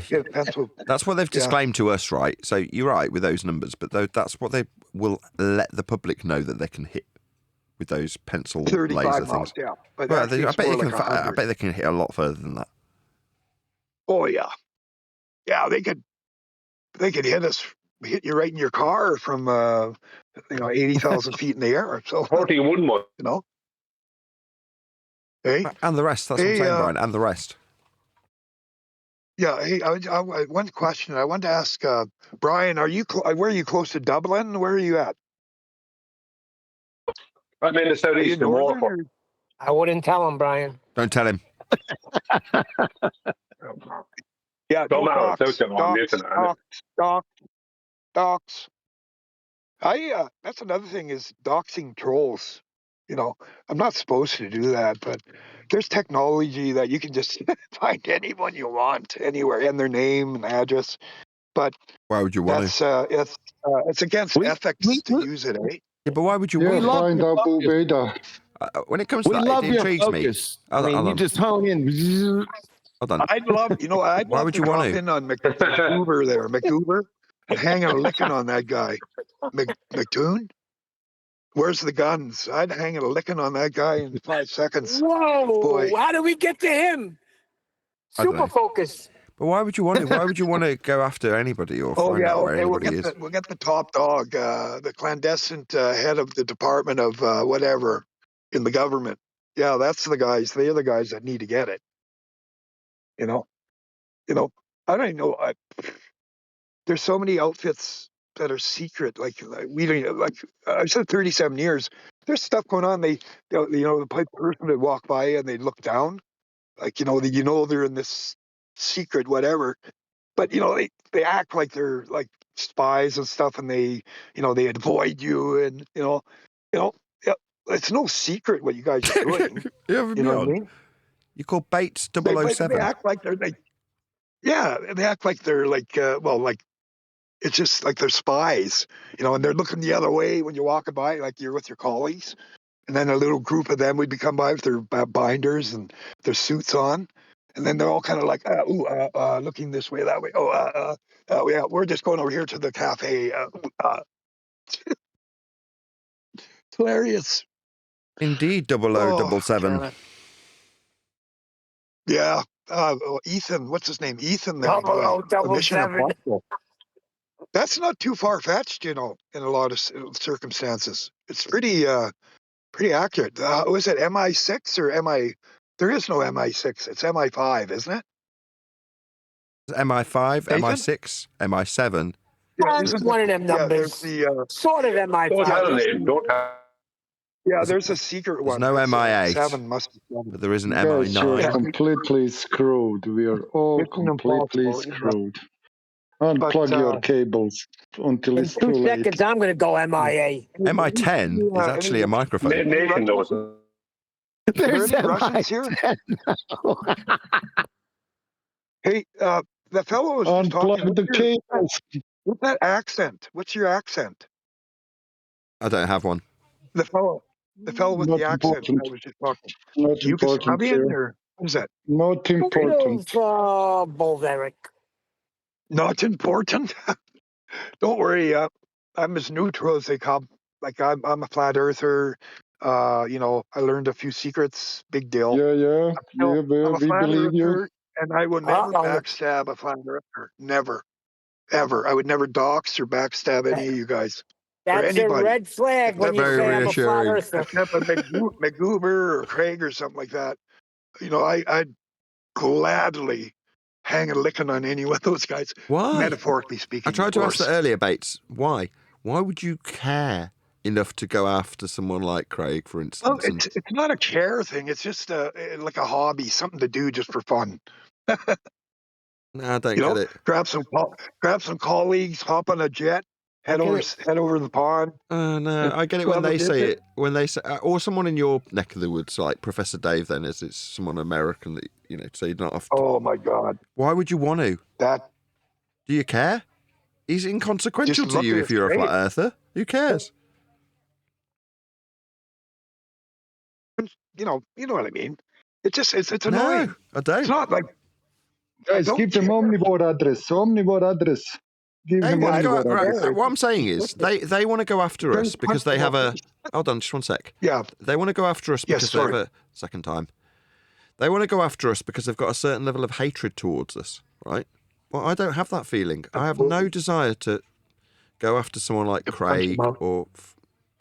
I've no desire to go after somebody like Craig or Professor the bugger eater or Professor Dave Explains. Yeah. Because I don't have any hatred towards them. You'd rather verbally abuse him, like Craig. Remember when he's accusing you of this? Verbally abusing. What's the difference? I'm not verbally abusing. Verbally berate. We don't abuse here. No, I'm not verbally abusing. Abuse. I mean, justifiable, justified. What do you call it? Scolding. Oration. Justifiable. We call it. Yeah. You're saying when he's being covered in one of the videos, we berate what he says.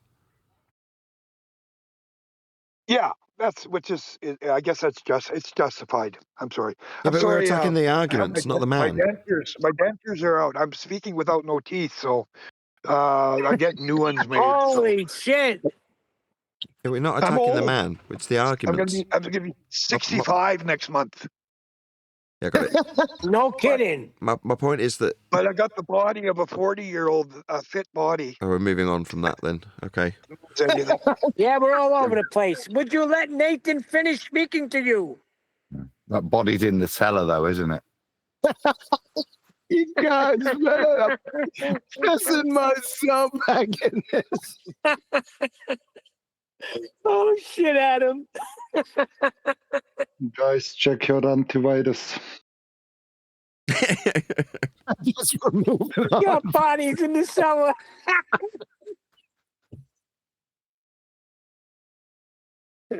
I hope you use Lite.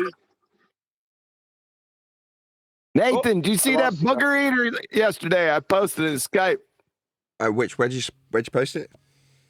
It's in Skype and Ballbuster. Check Ballbuster. I think I posted it in there. Okay, he's a bugger eater, literally.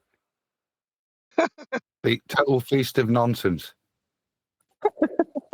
Hi, Adam. Cheers, Adam. He wasn't. He was talking about you. Oh, it's your turn now, Adam. Earth eating bogies. Eating bogies. McBooger eater. Doesn't work for me, but I'll look later. What do you mean it doesn't work for you? Skype doesn't work for you? No, not on my iPad. I'll go to the one on my PC. I'm looking now. It must have been Ballbusters. Oh, yes, I got it. He's sat picking his nose. That's gross. He's a bugger, dude. Not picking his nose. He's preparing lunch. He's preparing lunch. Gross. Well, wasn't it QE who gave him the nickname McBooger because he eats boogers? Yeah, but this is another bugger eater. I told you they're all bugger eaters. A real booger eater.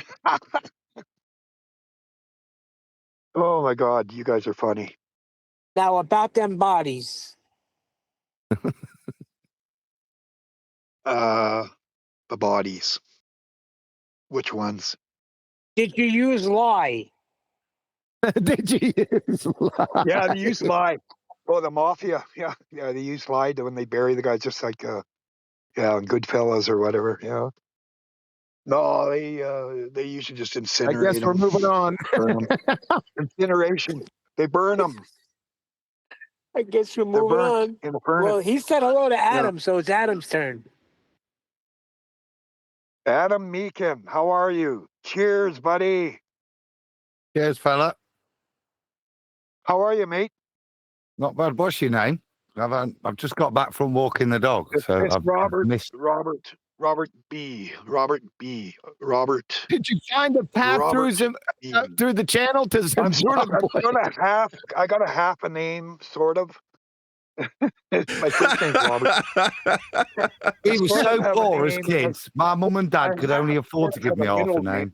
Yeah. Half of the Anyway, names to some of the pictures, guys. Yeah.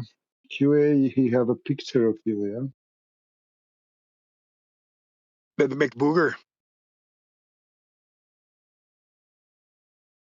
His picture was of Craig McNeil eating a bogey that he just picked out of his own nose.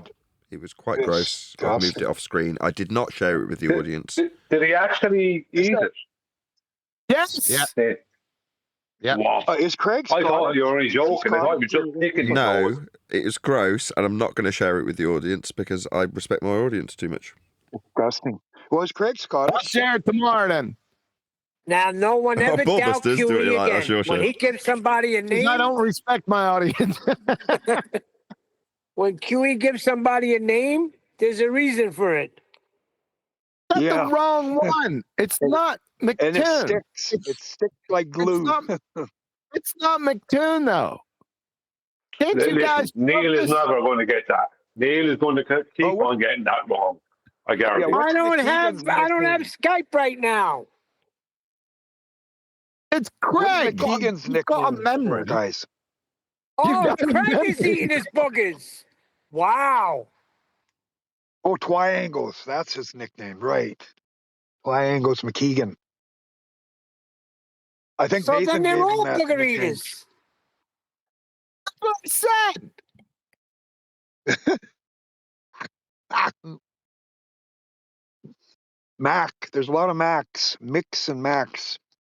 What do you mean Neil is never going to get that?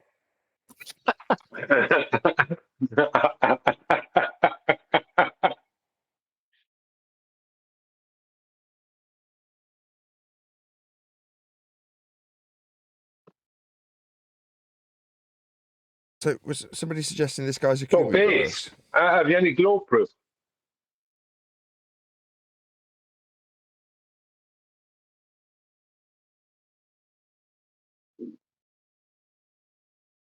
Anyway, they put up the Union Jack flag all over our city on our main bridge. Every pole has a Union Jack on it. So kind of sort of states what where we came from, like our country. You got it right the first time. It's called the Union flag. Union Jack is what you Yeah, put the on Union a boat. flag. I'm sorry. It used to be was it the Union Jack at one time? No, that's just what you call it if it's on a boat. Okay, that makes sense.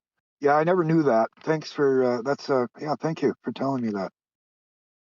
Yeah, I like the flag. I like the British flag. Thanks, Nathan. Thanks for Another that. stupidly quirky British thing. It doesn't make sense. That's the point.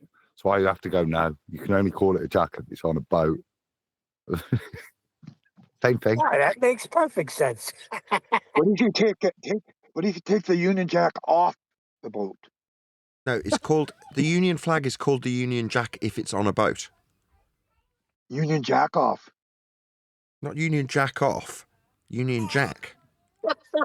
Yeah, Union You can Jack use it for that off on a boat or on land. Okay, so when did the Jack come into play? Was there a guy named Jack or something? How does that? Hold on, there's serious issues here. Somebody needs to contact the authorities about Adam. No, don't call it Union Jack on land. Did Adam say that? Yeah, the members of the team will be visiting him shortly. Not what I said at all, but did I mishear you? Talking horror. Nathan, completely misinforms the audience about what Adam or someone has said. That's totally unusual. It's usually you doing it, Brian. Well, doesn't the Australian flag have a Union Jack in the corner of it on their flag? Yes. Australia? Yes. If it's on a boat. Yeah, most of these Commonwealth countries have the Union Jack on their flag somehow, right? Yes. The Union flag on their flag. The Union Jack on their exactly. flag. Yeah, or Union flag, on their flag. Exactly. Jack. Yeah. British Union. There's a lot of English. There's a lot of. Did you leave 8 feet apart as you buried them? With lie. Yeah, with lie. You lie and then you lie. You lie about it too. You lie that you put lie on them. You lie that you killed them, first of all. I mean, erased. You lie about that first. I want to get back to your beef with the anti-flat earthers. Like, it does slightly disturb me. Yeah. What? I've got to be honest. Yeah, I'm just basically making conversation. They're annoying. Just to look at them lie, and they're lying through their teeth. That makes me angry, but not to the point. Like I said, I'm metaphorically speaking, punch them out. I'm just looking at them like that. Dave, not a Professor Dave. I could slap that guy silly. He's got a slappable face, but that's metaphorically speaking, of course. Of course. Because everything that comes out of his mouth is a lie. He's just a liar. You know, these guys are paid shills. Like, we know the game, maybe, right? maybe not. But my point is that you say he's lying. Yeah. He's lying to himself and his audience, but that shouldn't necessarily. Do you think he believes what he's saying? I don't know. I don't know his motivations. I don't know his thoughts. But my concern isn't him. You're in front of me, not him.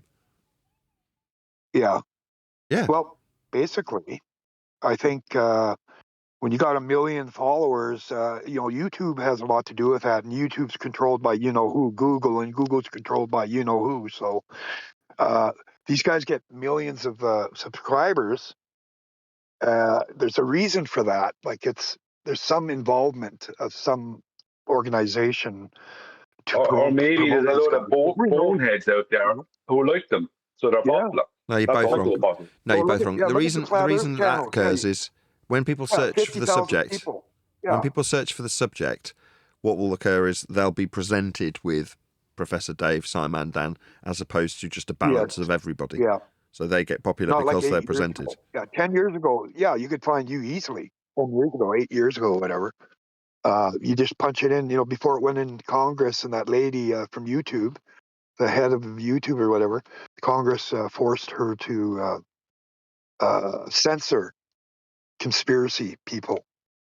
So anyway, mainly flat Earth. I think that was. I think you mentioned that, Nathan.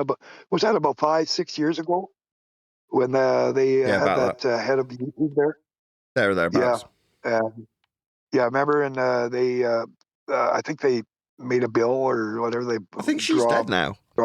That woman who was the head of. She's dead. I think she's dead now. Yeah, she got assassinated probably. I don't know about that. She's dead though. Wow. Where did you bury her? God. This shouldn't be listed under conspiracy. I don't get it. Agreed. Well, no, they've got to categorize it as that so they can justify putting the kibosh on it. So, obviously we need to censor this conspiracy because just like we censor Bigfoot and ghosts.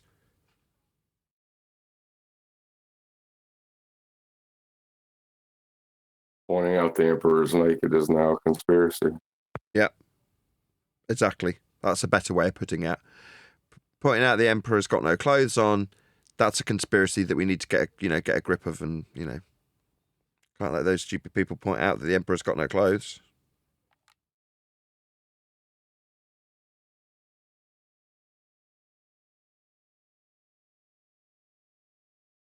Was that what's his name? Okay, who else is on the panel today? That is Nathan's special boy.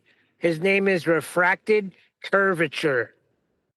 Is John there? Reflected. Wow. Reflected with L. John, cheers, buddy. How are things down the Appalachians? Good? Are you in Appalachia? Yeah, I'm in Marking your locations. Awesome. Yeah, Appalachians.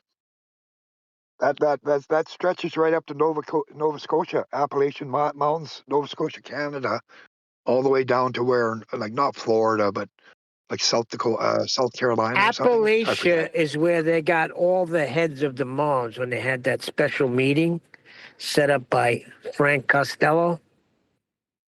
Oh yeah, I thought it was when you started to lose your hair. A lot of offings going over there over the years. Hey Neil, a lot of mafia involvement, like in hiding bodies and stuff out there. Well, because Vito Genovese felt he should have been the boss, when Frank Costello was the boss. So Frank, after the assassination attempt on him failed, he wanted to just get out. He was going to turn everything over to Vito, and they had this special meeting. But a cop caught wind of it, and they all started running away for nothing into the woods, all these big mafiosa guys. And then they had to address the mafia as something that's real and not something that what was that guy Hoover kept claiming that they didn't exist. Yeah, so that's what that was all about.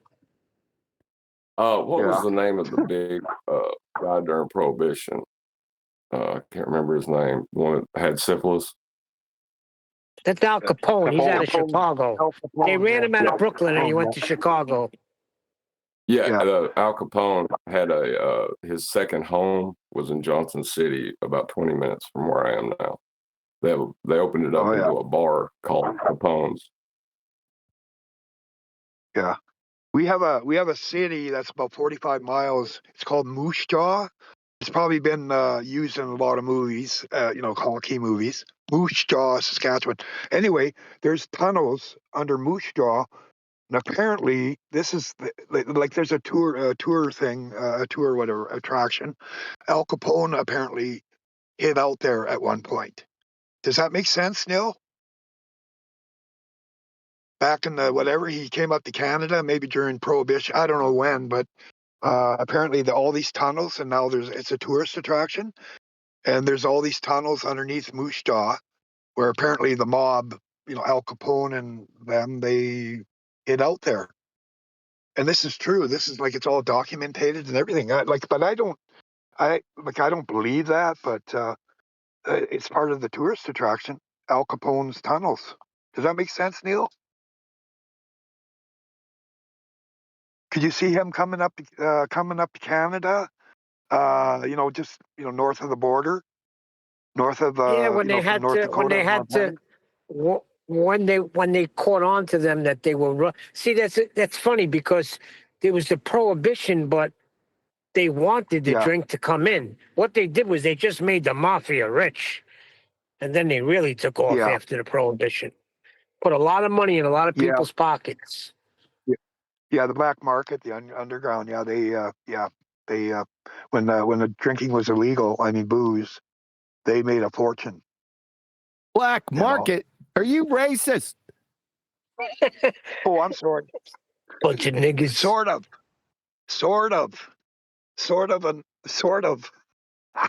Are you sort of racist? Sort of a market. He's sort of racist. Yeah, it's a black-white market. Yellow. Sorry. I didn't mean that. No, but the whatever you call it, the underground. They made, like you said, Neil.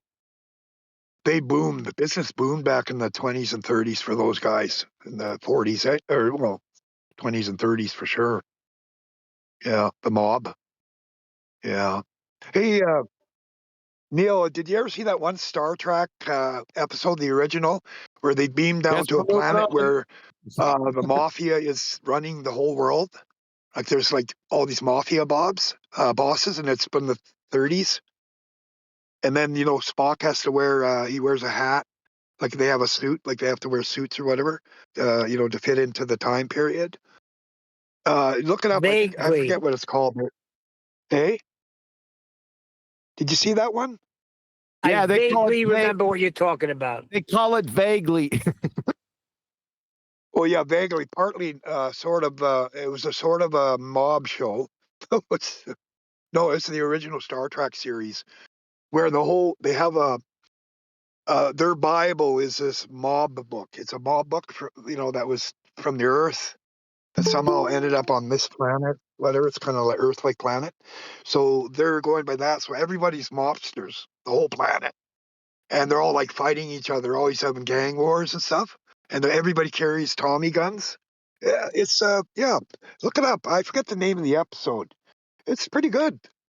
It's the one you'll see it on the thumbnail. It'll show Spock and Captain Kirk wearing suits from the 30s. They're wearing suits like mob suits.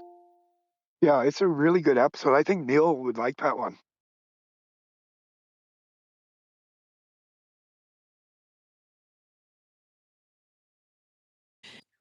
I wonder where we're going next.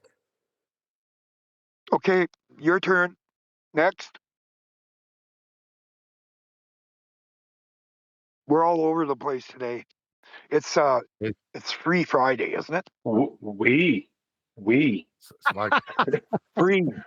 We. Freaky Friday. Episode What's of up, Quantum everybody? Leap. I never come on these shows and talk. We have the and stuff, so antidote.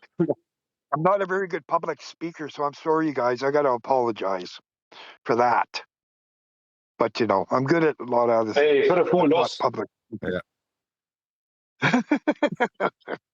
What's up, everybody? It's just great to say Rose. hello to Sky. everybody. Oh, this Who's should that? be interesting. That's what D-Rose, I meet was thinking, Robert. Neil. Hey, D, what's up, Robert? Heroes. say hello to Hey, Robert. what's up, man? Hello, Cheers, Robert. buddy. How you doing, Rob? You mind if I call you Rob? Really good. Good to hear you. Yeah, I never get enough of you. You don't talk very much. You're a very interesting person. This guy is taking the piss. Hey, D-Rose, the sky is blue.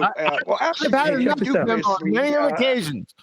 emphatically. It's, No. unbelievable. What's up is elevation ankles.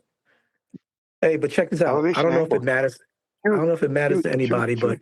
but kudos to Candace for mocking Katy Perry. She said if Katy Perry went to space, she said that I'm whoever that toy is that the toy in Toy Story. Rabbit? She said if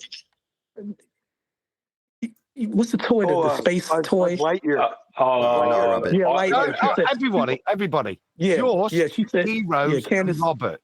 Yeah. Little Bo Peep. Can I finish, Adam? Yeah, I'm trying to clear the Candace. floor. People keep interrupting, mate. That's what I'm saying. Just D-Rose and Robert. Please. Oh, okay. Yeah, Candace Owens, kudos to her for saying it. She said if Katy Perry went somewhere in space, she said that I'm light years, Bud Light years. She got that as one of her shorts, So I think, Yeah. because she doesn't believe in the lunar landing. For one, Candace does not. So I think she's on to something, kind of aiming towards that, opposition of the general mainstream narrative. The puppet. Disinformation puppet. Possibly. Right? Option? Well, if you're arguing about whether they landed on the moon or not, you're not talking about whether the space they're claiming exists is a real thing. Absolutely, John. Good point. You're no fun refracted. Keep going, Devo. Oh, I'm done. That was it. I mean, kudos for that to her, Yeah, she did. She go on. But pretty much disrespecting the whole claim that they went anywhere. She's laughing. She's pretty much making fun of it. It's just a mockery Yeah, anyway. They're just mocking us. It's just a big mockery, a big show. Like they're just mocking us. That's all they're doing. They're just right in our face. Just mockery. Debauchery or whatever, debaucherism or whatever. They just mock us. They don't care anymore.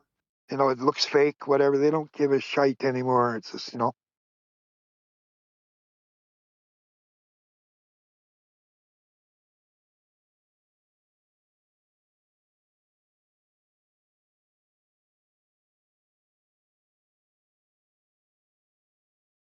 I mean, I don't understand how nobody's very, very concerned about all the research that was done by these 6 ladies in 4 minutes. Like, I don't understand. It's not cool.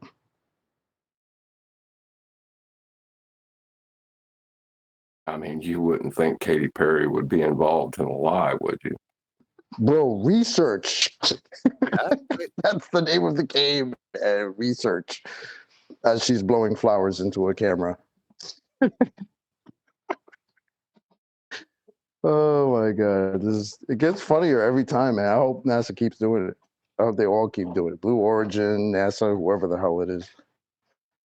Keep going. Because I think it's working out splendidly for y'all. It's good for the sheeple. Yeah, they're laughing at it. I've just scrolled right. Exactly. Have you said Dave McKeegan? No, they didn't fake Blue Origin. So it's good for us as well. We don't have to address it. What's hilarious is that Dave McKeegan will come out and defend it. Off you go, son. Yeah? Yeah. And they don't even have to defend it against us. Just the regular people who are there on their side that have to believe it. They got to defend I'd like it to hear against that bit, we should play that. Would be kind of funny.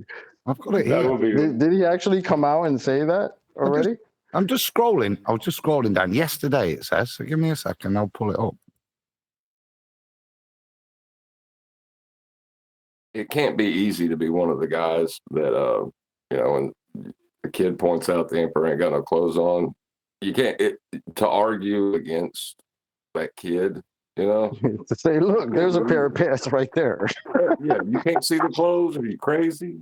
Look, oh, you must be stupid or something. You don't understand.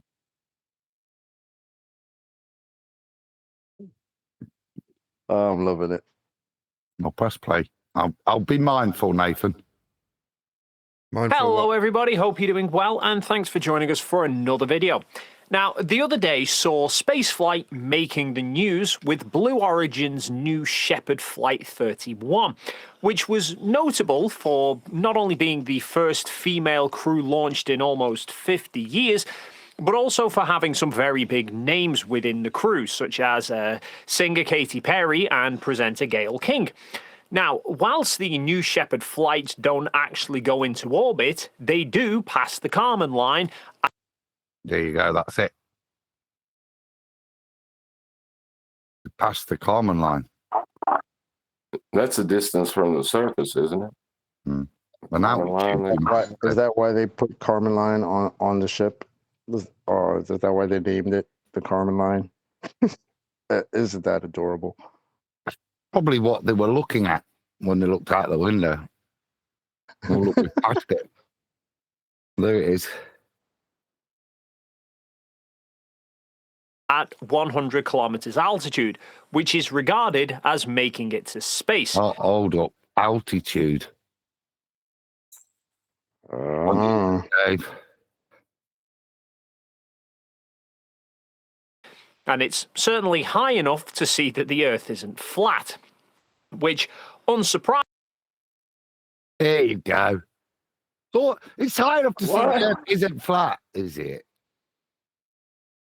So your elevation above a flat plane is enough to see that it's not a flat plane, Bubba. Correct, John. You keep it rocking. Yeah, your elevation with respect to a surface level to measure your height off shows you how flat it isn't after measuring how flat it is. Yeah, that's right.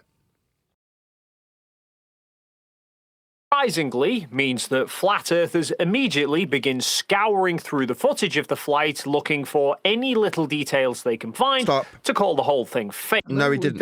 No, we did not do that. What we did was point out that their height was off surface level. That was the first thing we did. And then we laughed at the idiots who do what you're describing, Dave. But that is the exact thing. What he's accusing flat earthers of doing is exactly what the normies are doing. Those flat earthers are laughing their tits off, as we just said. Watching you have to make reaction videos, Dave, not to me, but to a normal person who last week thought space existed. Yeah. What's going to be good is when Dave wants to go and start explaining why the door started opening, and then they have to close it, and then Jeff Bezos has to open it with the special door to the dome. Kind of like a space door gate. Yeah. The maid with the vacuum on Spaceballs. Do you hear what Chocolate said? Door gate. There's significance to what Chocolate's saying. Door gate. It's a way of preventing. It's a gate, as in it keeps you from looking at the fake space that we should be talking about. Oh, God! Just wait 1 second. Got to get through all those gates before we start talking about our fake spaces. But they got to space. Dave's already dealt with the business that needs dealing with. They got to space. Says Dave. Apparently so. Past the line. It's so sad how something happens and then these guys have to come out and say, this thing happened. Believe us. Trust us, bro. Oh, it's so sad. Fake. Because if they can find something that they think shows the... Go on, Dave. I was gonna say, let's not forget Jaron and is saying, "I'm vindicated. I'm vindicated. I'm glad I switched." So is Nick. Nick.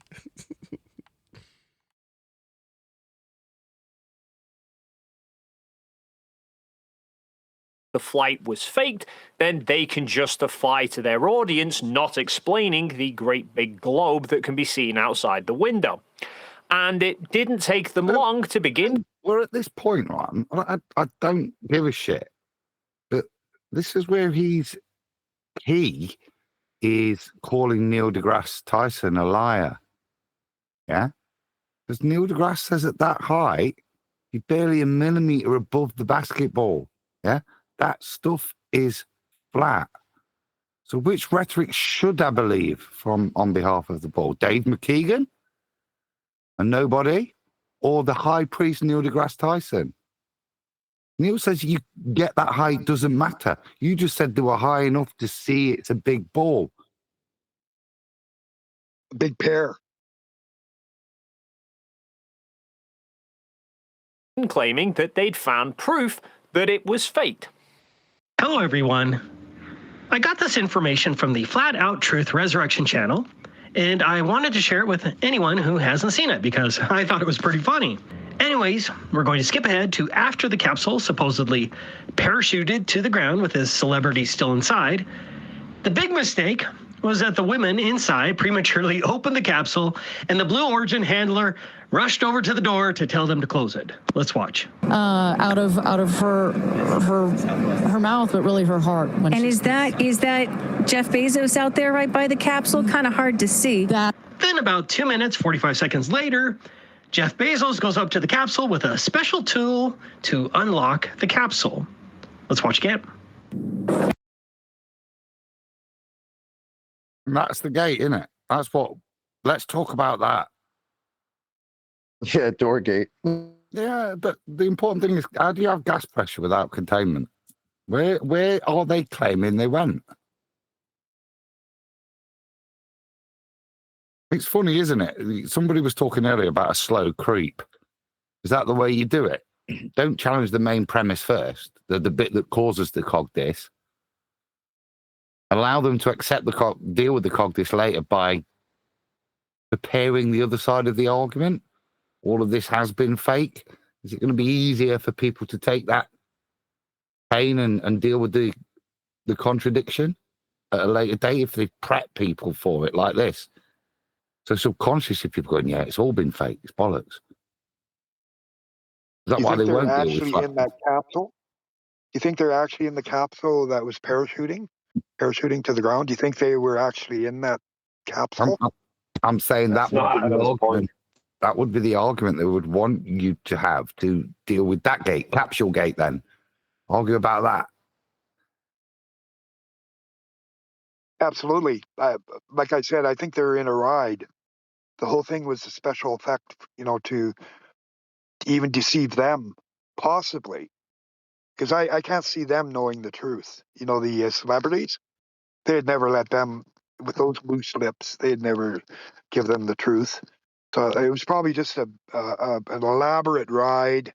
They weren't in the capsule that came down, and then they just kind of switched the camera too, and then they have these, they're inside a capsule, blah, blah, et cetera, et cetera. I can believe they put them on some sort of a parabolic flight.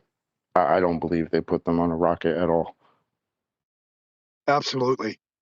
Could be either CGI through a window that they're watching in 4K, or, like you said, a parabolic, like a, whatever you call it, a flight, up to 300,000 feet or something, 250 or something like that.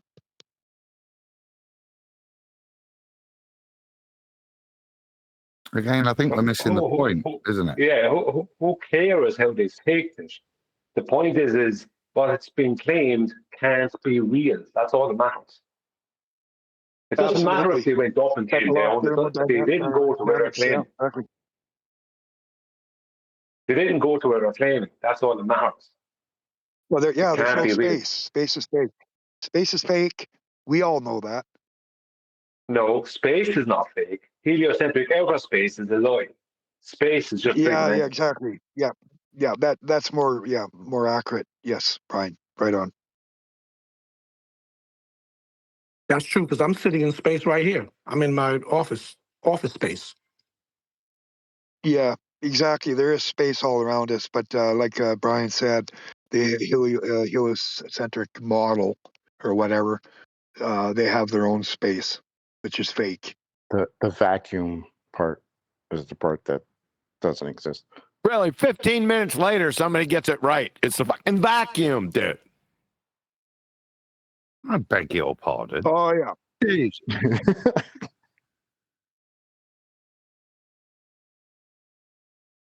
Hey, QE, what rank were you when you got out the military? And Shut the hell up. even if you shut up. What rank were you for real though?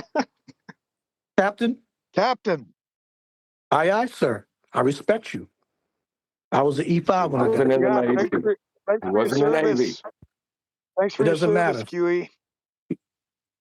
I said And it's aye, not You the too, Captain. vacuum. You too, D-Rose. It's not- Thanks for your service. It's You're not the welcome. vacuum. It's not the vacuum. You It's can have a stuff. vacuum without, right? You can have a vacuum once you have a container. It's the no container part.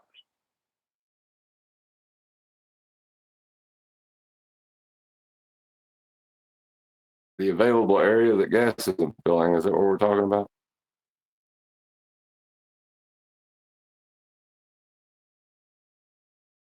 If there was such a thing, they would have probably an astronaut would explode or whatever, or implode, like within seconds, probably, if it was a real actual vacuum of space, which there isn't. But a human body, even in a spacesuit, probably wouldn't last 30 seconds. You know, it's all fake. Like people, all these science fiction movies, like, and on Mythbusters one time, the guy had what do you call it, a spacesuit glove on. He put it into this mini vacuum chamber. He couldn't even open and close his hands inside this, proving that these guys, Right. they say Because they're working on tools and everything out in space. It's all fake anyway, but the it pressure proved that inside the you can't glove even had open and close expanded your the hands. glove Yeah. to its maximum. You know how you can tell it's fake? Right. Look at the image on screen. If that would have been properly been designed, they'd have just put the door a little lower so you didn't need steps. How do I see the images in Discord? How do I The see the door images? where a What do I window do? is. Look how big the windows are lower than the door. Door gate. Dun, dun, dun. Well, I think that's the better one. Look, you move that door a foot lower, don't need the steps, do you? You can just step out. Why would you put the door halfway up the wall? Because Jeff Bezos is too tall. You know what I'm saying? You have to match his height to the height of the door, so it doesn't look too crazy when he goes over there with his special wrench to open the door. Oh, wait a minute! I'm sorry. The girls had already opened the door in the first place, and then they closed it again, and then he opened it with his special wrench. My bad. What a clown show! And that's too bad, isn't it? It's too bad to be real. It has to be. Let's say, is it? Are they just letting people know it is fake, and that people are so dumb that they have to do it like this to make it so obvious?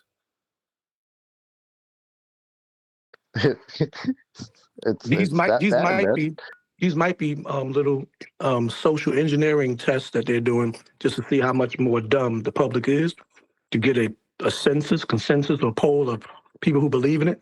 So if they do their next nefarious agenda or plan with a more sophisticated, hard to detect fraud thing, then they know they got the public. They know they got the world. Or when you just have 6 celebrities up there instead of 6 heroes that have trained and spent years in training and opened the door accidentally when they're not supposed to open the door, then on live television, you would have had a better shot with the heroes instead of the celebrities who are there blowing flowers and showing ID and crap. 2 days of training, and they didn't realize that you could just open the door. They didn't tell them, no, wait for Uncle Jeff to turn up with the special spanner and we'll let you out. It's too Exactly. bad. It's too crap. What's the special spanner for then? Special. It's expensive. Yeah, Science. It's too bad to be. Look, the people behind this are like Jeff Bezos is obviously not a stupid guy, right? So do you think that they wouldn't have told him, don't open the door when the thing, wait for Jeff to open the door? Do you think they would have? Of course they would have, if they wanted them to do that. They were probably told, what if he opened the door? That's more likely at this stage, as opposed to one of them opening the door when they're not supposed to. Unless Katy Perry decided to open the door on purpose. Spanner for though. Do you understand? To open the door, Adam. I want to. Well, you're not a door engineer. You don't know about doors, Adam. I want to allude to what Brian is saying, or what he's speculating on about. It's two options. Maybe Katy Perry wanted to expose that this shit was fake in her own little way without having any repercussions of, breaking the contract. Or you got to understand, these are celebrities. They're not the brightest. Talented, but not always the brightest. They know their lyrics, they know their keys, they know their chords, they know their notes, but they're not really the brightest. And sometimes they get beyond themselves. So she was so dying to get out there and kiss the ground to do her role, her part, that she might have inadvertently opened the door. Or back to what Brian said, maybe she wanted to expose it. Katy Perry's a member of Mensa, right? Sorry, Nathan. Just saying, you do know Katy Perry's a member of Mensa. That's not what happened though, D, is it? What happened was the capsule came from space, landed, and to get the girls out, you have to have a special spanner to unlock it. That's the rhetoric.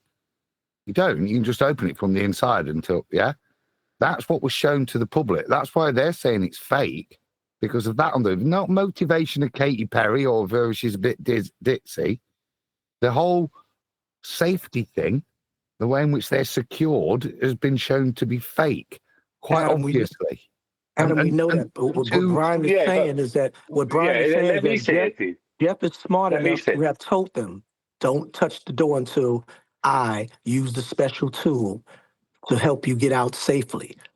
Being that she opened it anyway, goes back to the two speculative assumptions. Three. It's three, not two. There's three options. One, Katy Perry decided to open it even when she wasn't supposed to, because she's secretly a flat earther, or she's doing this because of her career, blah, blah, blah.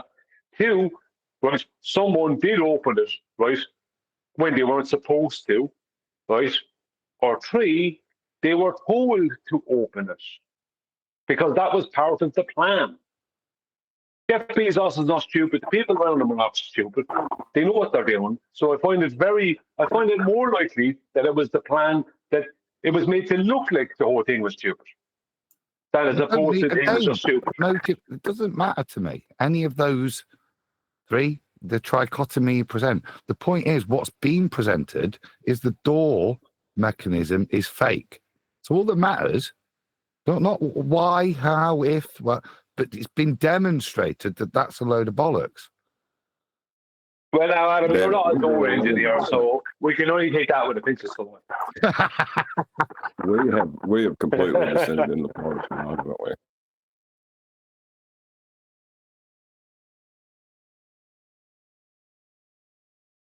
Well, if I wanted to know, before you press play again, Adam, if I wanted to know, just 1 second, please, sorry.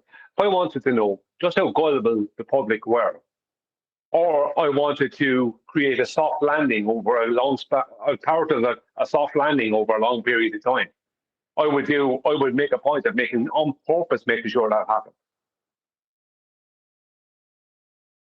And of course, to us, we know that this is irrelevant because we know why it's impossible for this feat to have ever been attempted or accomplished, whatever. But we're looking at it in the perspective of the public that's watching it. People on one side that said, I heard about that globe thing being fake, and the other side talking about, I told you it was a globe, blah, blah, blah. What Brian is saying is a fact. There's three of those things that's hanging up in the air. It's either he's not dumb enough to be inadvertent and make an error like that. He's too smart for that.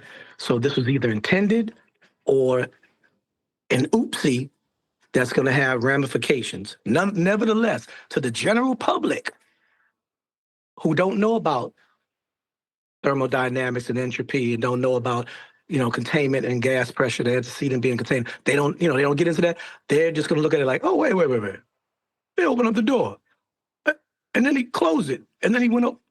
People are going to start kind of rationalizing things. So that's the point, that this was either intended to let people know that what William Shatner did was a bunch of bullshit, because this is the same thing Strahan and Shatner Posey had done.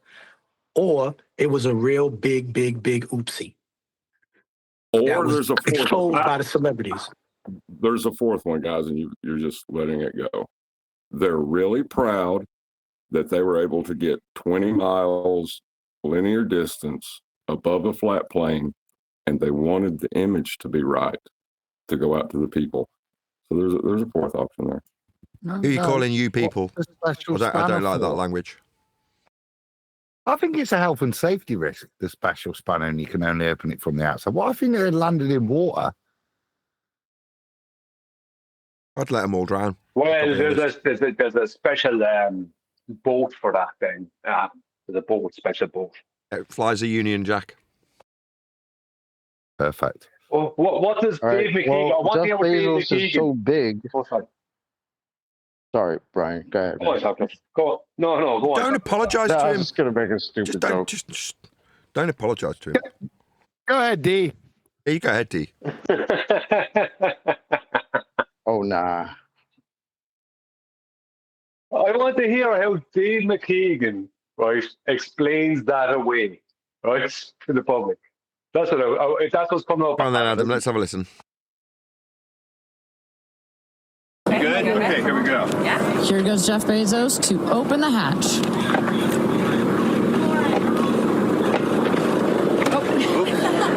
didn't really close it again. Just. That's like a caravan. I said tent, but yeah, it looks like it's already there, doesn't it? Why did the spanner have to be so big? Why is there no dust? I mean, this would all be relevant if the sky wasn't a vacuum. As I have said before, if they faked one part of it, then we can rightfully assume they faked all of it. And posts about this were soon all over social media. It even got picked up by news outlets who did articles about the conspiracies. Look at the pause. Not flat earthers, yeah? Mirror, news, yeah? This is all the mainstream, not flat earthers, as Dave said. Dave's a liar. Yeah, we're laughing, Dave. Your congregation that's calling it fake. Because, it's conspiracies involving celebrities. Now, there seems to be 3 points of contention. The main one that most people are bringing up is the hatch. The fact that the crew opened the hatch and then were made to shut it so that Jeff Bezos could then open it up afterwards, and that he needed a tool to do it. The second point is people seem to think that the hatch appears too flimsy for what they envisage a spacecraft hatch should look like. And the third is I've actually seen a couple of people suggest that the capsule looks... Right, so just as I was critiqued for not being a door mechanic, Dave's going to become one, isn't he? Oh, Dave is the space vacuum door engineer, yes. Yeah. See, got super magnet seals. That's why it's got such a low lip. It's my contention. Exactly as I expected. It's my contention that dog's smarter than twangles. Dog's looking at him going, Dave, stop chatting shit, mate. You're embarrassing yourself. Dave, stop it. Give me a biscuit. too clean. Have absolutely no signs of re-entry into the Earth's atmosphere. Stop. This is something that... Is this guy a flat earther? No, because he's a Dave, you're a liar. Dave McKeegan, you're a liar. Re-entry into Earth's atmosphere. He can't be anything other than a heliocentric believer, can he? Dave, you're a lying shit. That's Bailey Johnson, the guy I told you about earlier. The big YouTuber. Yeah, I covered that. Yeah. No, that's why I called it, because you said it earlier, actually. That's why I know, Brian. But yeah. 3.1 million subscribers. But not a flat earther. No. That the internet is asking, you see there, clean as a whistle, that pod. And this is... He just summed it up there. The internet is asking. Yeah? Exactly it. The whole world, the internet, is going shenanigans. What a pod looks like when it's, well, returned. We're not asking from that. space, That's the point, right? We're not asking that. We don't give a crap. We know that their height is off surface level. We'll prove a flat Earth with this if we take it as read. Now, we don't have to. It doesn't make any difference to us if it's true or not. But the general consensus are concerning themselves with it. Dave saying that's flat earthers. No, it isn't. Dave's just a lying shit. Here's the Dragon X capsule. When if you look at the likes of the SpaceX Dragon capsules, when they... Kim got a question. Go ahead, Flatsy. Oh, yeah. I was going to say, I even got Matthew Learns to admit that this was just like a glorified parabolic flight. That's why they were floating, is because they were falling, by the way. Oh, well, thanks for adding that. We wanted to know what Matthew Learns thought of this. Kim, thanks for adding that. No, I'm just saying I've even gotten one of the anti-flat earthers to agree that it's just like a glorified, like, parabolic flight. Well, in fairness, now Matthew Learns will kind of agree to anything under very little pressure. So, no offense, Kim, but it's not exactly a real achievement. Thanks anyway. Thanks, Sarah. It's funny because it's so true. Well, I'm pressing play. Return to Earth, they're all black and charred. So let's tackle the hatch first. The tool that Bezos uses to open the hatch is literally a door handle. When the crew board the capsule... Hold on, stop. Already... Hold on. Anita, it's going too fast. Stop. Let me just write this down. Door handle. Got it, carry on.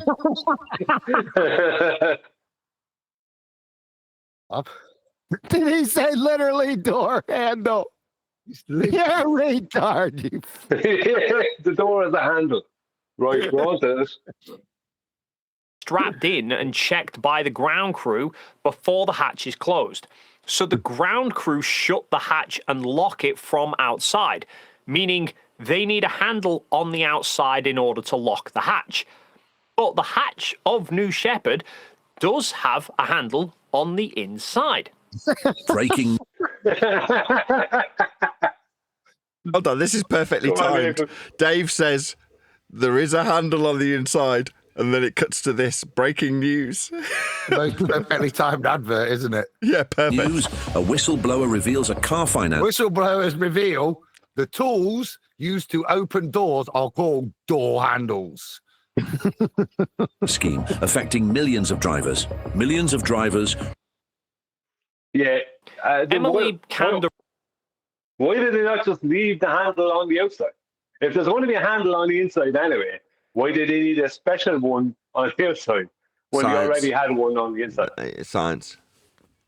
Yeah, sorry, but Dave would know. Yeah. Does have a handle on the inside. Emily Candarelli, who was on New Shepard Flight 28 last year, did a video on her YouTube channel, which I will link below.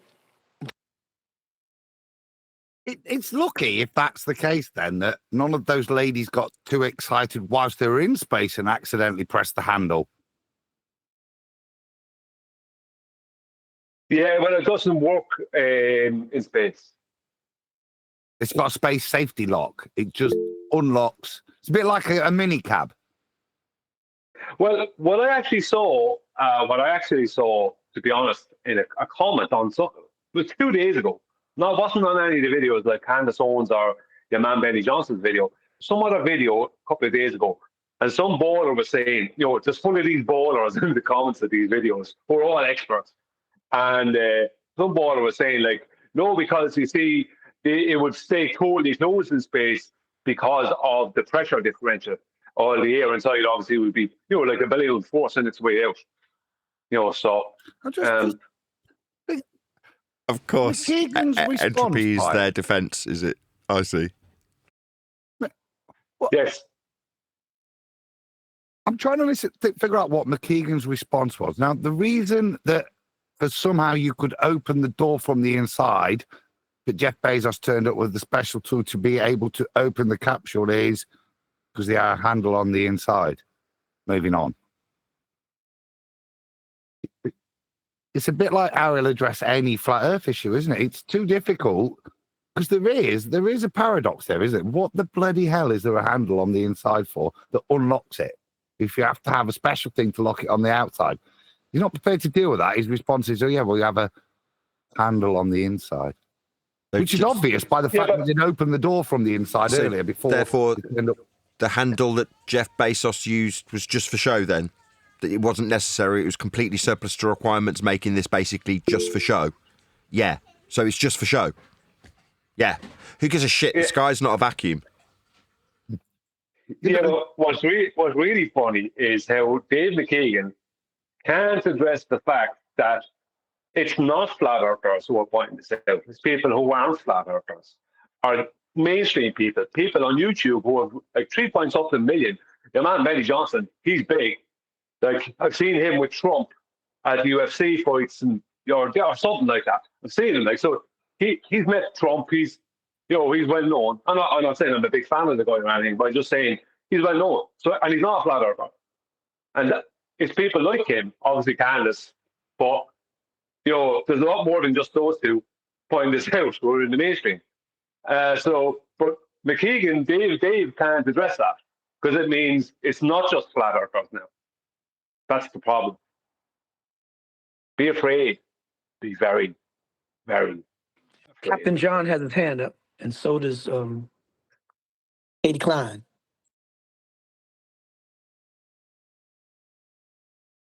Go ahead, Hi, Nathan. Did you get banned from politics? Yes.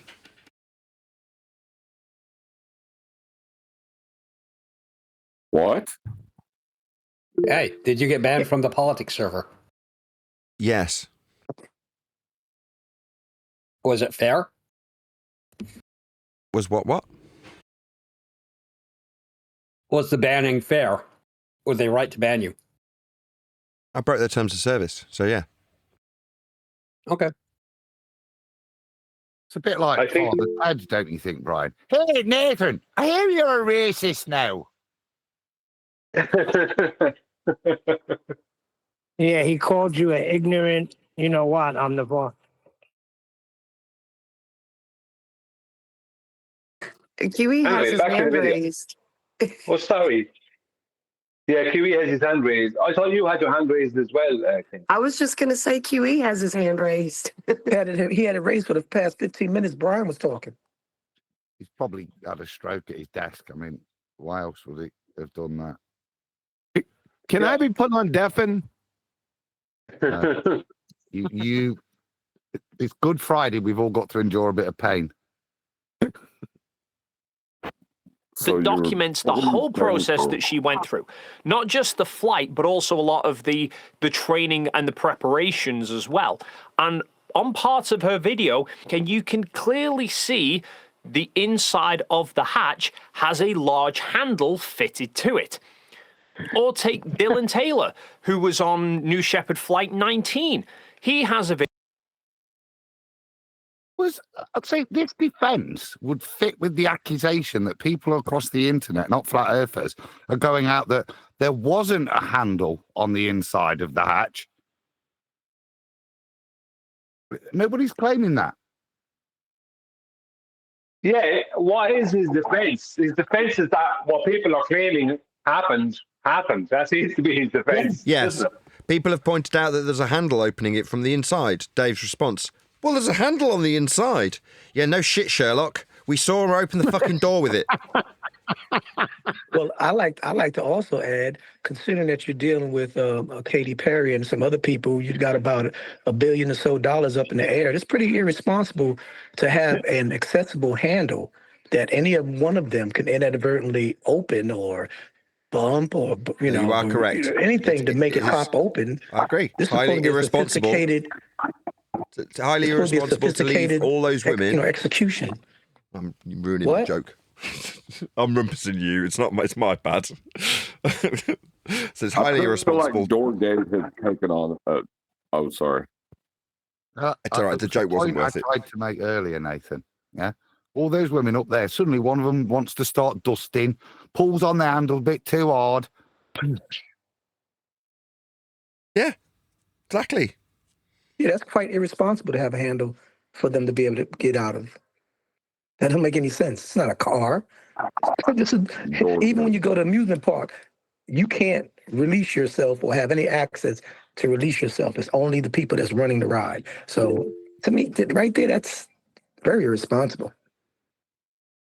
Probably the kind of reason you wouldn't have a handle on the inside. You just have to have a release mechanism on the outside. Like maybe no, that can't be right. That would require a special handle. Special tool known as a handle.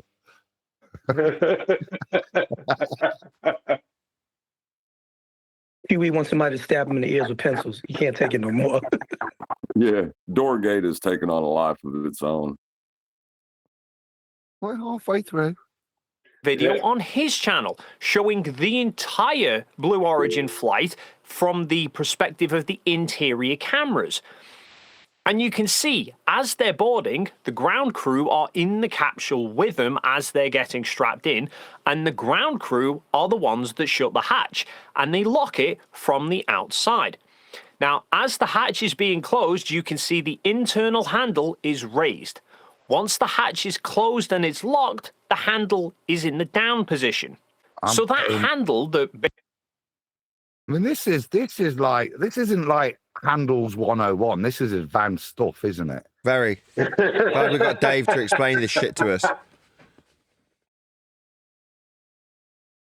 Right. Let's digest some. I wonder how this gets accepted by the... Because we have to deal with this shit, right? But this isn't aimed at us. It said it's aimed at us. It isn't.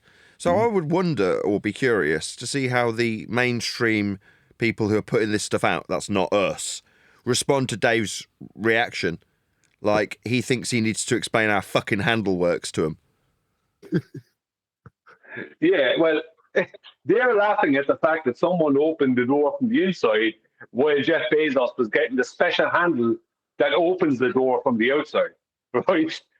And Dave is now explaining how handles work, advanced handling, right? He's going to get laughed out of it. Like, some of these people are very big, like several million subscribers. So he's broken this down.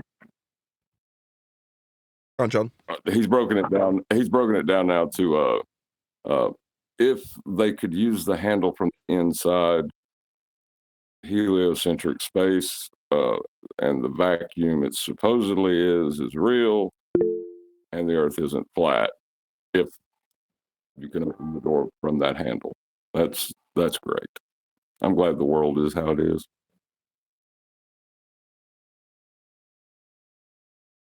Uses to open the hatch simply just connects to the same locking mechanism, but on the opposite side of where the internal handle is. Hold up. Hold on, let me write this down. Really? Let me write this down. Yeah. So, handle on opposite side of door. Got it. Thank you. Now, yeah, you can laugh, Brian, but I thought there was something magic with those two handles on the either side. I didn't know they were connected in some way. You mean by the same barrel? How would you know? 1 second. Just 1 second. Have you got it written down now? Can we move on? I have one. I have one like it here, but there's two handles, one on either side. I will take the other one off, right? And you'll still and then my kitchen will be able to use the door. Something. Take one handle off, right, on the outside of your door, and you'll still be able to open the door from the inside, which has still got the handle. And if I want to open it from the outside, I can just put on the handles from the outside and open. No, you need Jeff Bezos for that. All I know is, why didn't Katy Perry just open the door at the top of the flight and save us all?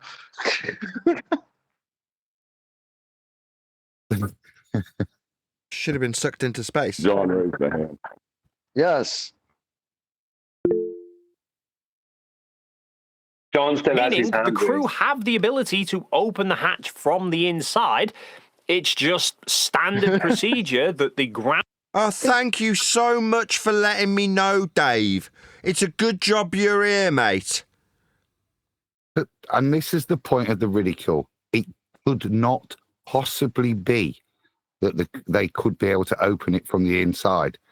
Otherwise, in case somebody was dusting when they were up there and accidentally pulled the lever, they'd face the death that Chocolate just described, wouldn't they? By accident. Health and safety. The reason you've got all that locking safety mechanism, a pull-off handle, is to prevent that door ever opening whilst the flight's here. They cannot be allowed to do it for whatever reason. Especially as they were bouncing around and playing with flowers and doing all types of silly crap. It's farcical. And his only defense is, look, there's a handle. It's reasonable. Thanks, Dave. This is why we need Globers and anti-flat earthers to tell us that, oh, they opened the door because there's a handle.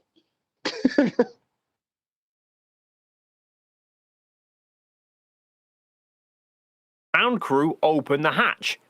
On all the other New Shepard flights that I've checked, when they show the hatch being opened, it's always someone who stayed on the ground that opens the hatch. In terms of why they were made to shut the door in this instance, I suspect the reality is publicity. That they. No, it's the fact. So everybody else was good people and never used the handle that did work that shouldn't work. He's not addressing the issue, is he? Publicity? So is he conceding that this is all full of shit? Yes. So it's all for show. Publicity. You're literally saying that, of course they could have opened the door, but because to make it look better, they had to close the door again real quick and then have Jeff Bezos come over with his big wrench and his tight shirt to open the freaking door. Yes. Okay. So what? So Dave's defense is just to admit it. Yeah. I mean, he just basically admitted it to me. That's what I just heard. Yeah. And the damaging part of just admitting it is nothing. Come on, John. There isn't one. That's the point. This whole discussion is benign, irrelevant, nonsensical, and it doesn't make any difference to any side of any argument. If people get suspicious because they smell shenanigans, yeah, there are. What they're not doing is saying, why the need for shenanigans? That's not being asked. Just shenanigans. Yeah, there is, yeah. But who cares about the shenanigans? Space is fake. Outer space. The sky vacuum. It's not real. There's a bigger picture. Now I'm getting curious as to how he finishes it. So play it, please. I want to hear how he ends this. People will be happy with Handlegate or Doorgate. What they wouldn't want, because that's a perfectly good, happy narrative. Like, was it terrorists or was it nuclear bombs that blew up 9/11 towers? It's a perfectly happy narrative. What they wouldn't want is second law of thermodynamics gate. Yep. Vacuum They gate. wanted the photo opportunity of Bezos opening the hatch rather than the crew just letting themselves out. Likely, the crew are only. Did he not say earlier that in other videos that he saw, the outside ground crew normally open the door from the outside? Yeah. Right. So why are they opening the door from the outside when there is already a handle on the inside when they're not Jeff Bezos? Because he's blowing up the whole spot. That apparently all the other ones that happened, they were capable of opening the door, but they just didn't. This one, the girls fucked up. They fucked up a little bit. Yeah, but the point I'm making is Dave's argument, right? Earlier on, he was pointing out that normally the ground, which is probably every time then, you could kind of say when he says normally, because it's not as if this happens 5, 10 times a day. This is like every now and again, one of these things happen. So what's happened in the past is when the catcher comes down or whatever, the ground crew on the outside put on the special handle and open the door. But there's been a handle on the inside all along, right? But what's the purpose of the handle on the inside if nobody is using it, right? Number one. Well, till now. Number two is Dave said he suspects that the reason why they were told to close it was because of publicity for Jeff Bezos to open it on the outside.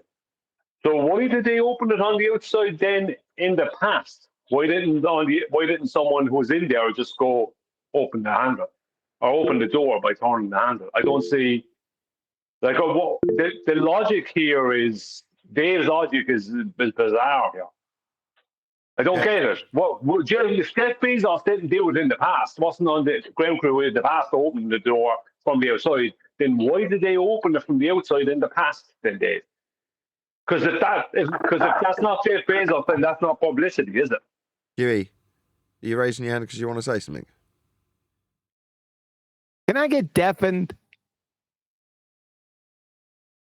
Really supposed to open the hatch themselves from the inside if there's an emergency. They did basically the same thing on Apollo. Hold on. Stop. I need to write this down.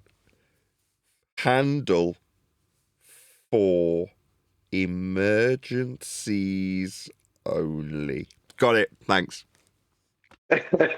Sorry, Adam. Just a second. So when would there be an emergency? Like, when are you going to open that handle? Like the only time when it would be, hang on, the only time when it would be anyway feasible to open that handle, right, would be when you're about 25 foot off the ground. Anything higher than that, when you're talking at least broken legs. Oh God, I can't believe I'm having to do this, correcting Brian from my notes. Look, I've written this stuff down, right? I'm ahead of you. I'm paying attention to Dave. You don't open the handle, you open the door with the handle. Write this stuff down, Brian. Yeah, he's a photographer, you know. When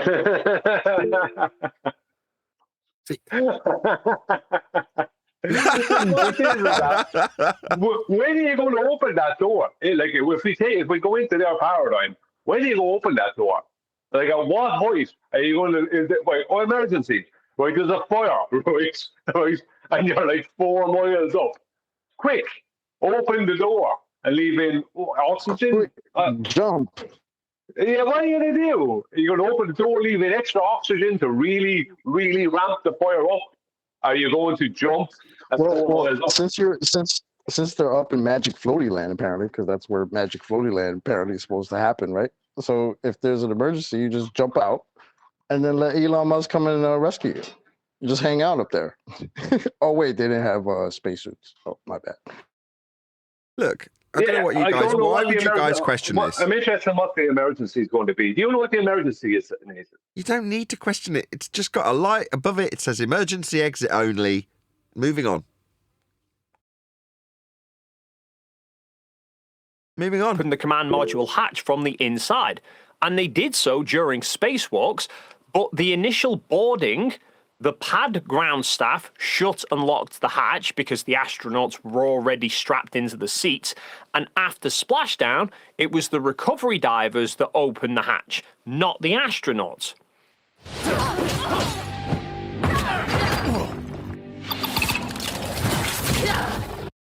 As regards to the hatch appearing too flimsy for a spacecraft, you can see from the interior shots when the door is being closed, that door is actually pretty thick metal. And you can see that it's shaped. It's bigger on the inside than it is towards the outside. That's a TARDIS.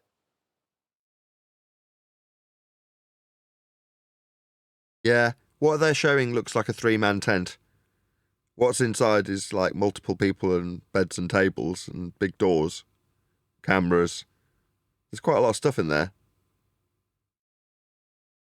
You were?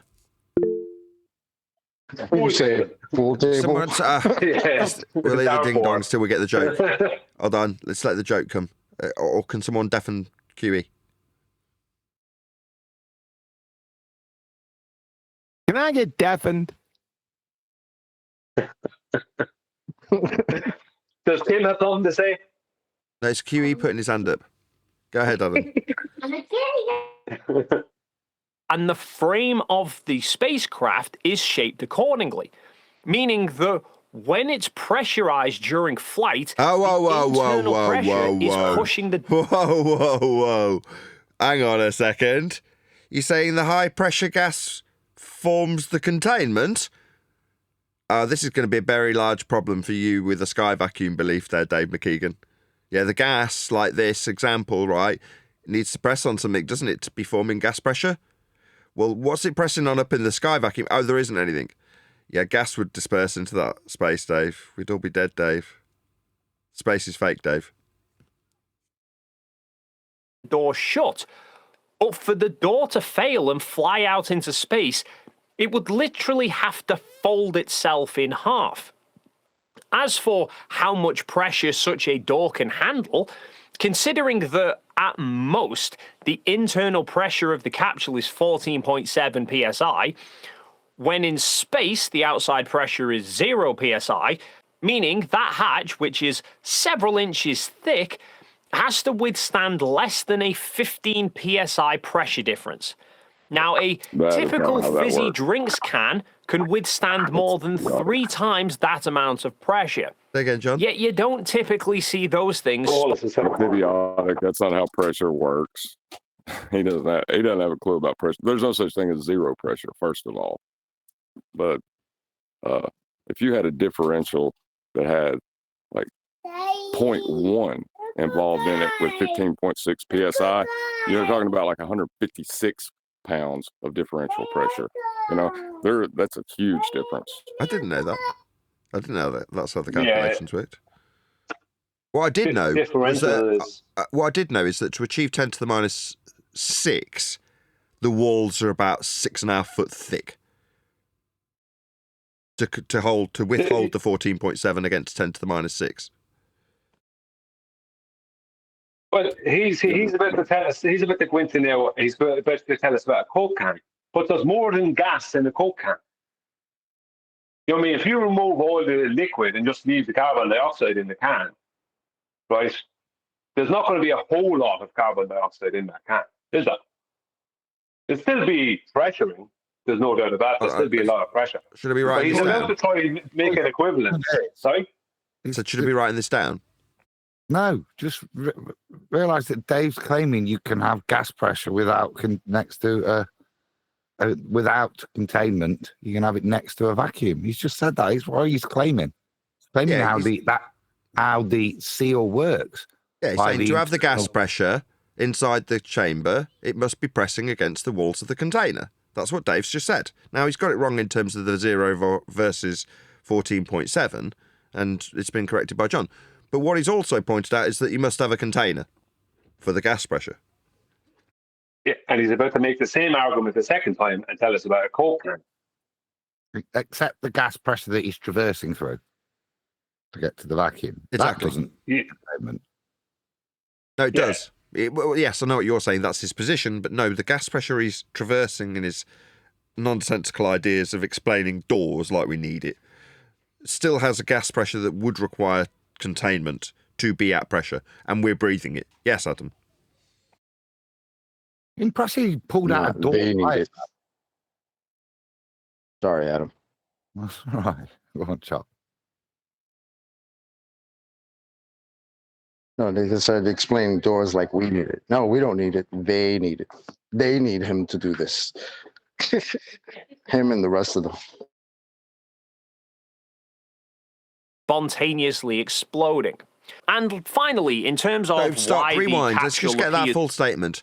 So, unless it's pressing on the walls of the container, the gas would spontaneously explode into the area of volume. Yeah, that's right, Dave. Yeah, that's what happened to all the gas we're breathing. Let's just hear it all in one section. Has to withstand less than a 15 psi pressure difference. Now, a typical fizzy drinks can withstand more than 3 times that amount of pressure. Yet you don't typically see those things spontaneously exploding. And finally, in terms of why the capsule appears so... Please. Yeah. An airplane, right, can only, within the commercial airliners, they can't bring the PSI internal for the passengers, not for the pilots, but for the passengers. They can only bring it down to about is at 11 psi. Anything past that, and there's structural issues. And they're only at 6, 7 miles up at a maximum, between 5 and 7 miles for the commercials. So they can't bring it below 11 without having structural issues. And the outside pressure there, I think it's 2 or 3 psi at the lowest it gets, at their highest altitude, 3 psi, I think. So something tells me, Dave, that there'll be issues. Just saying.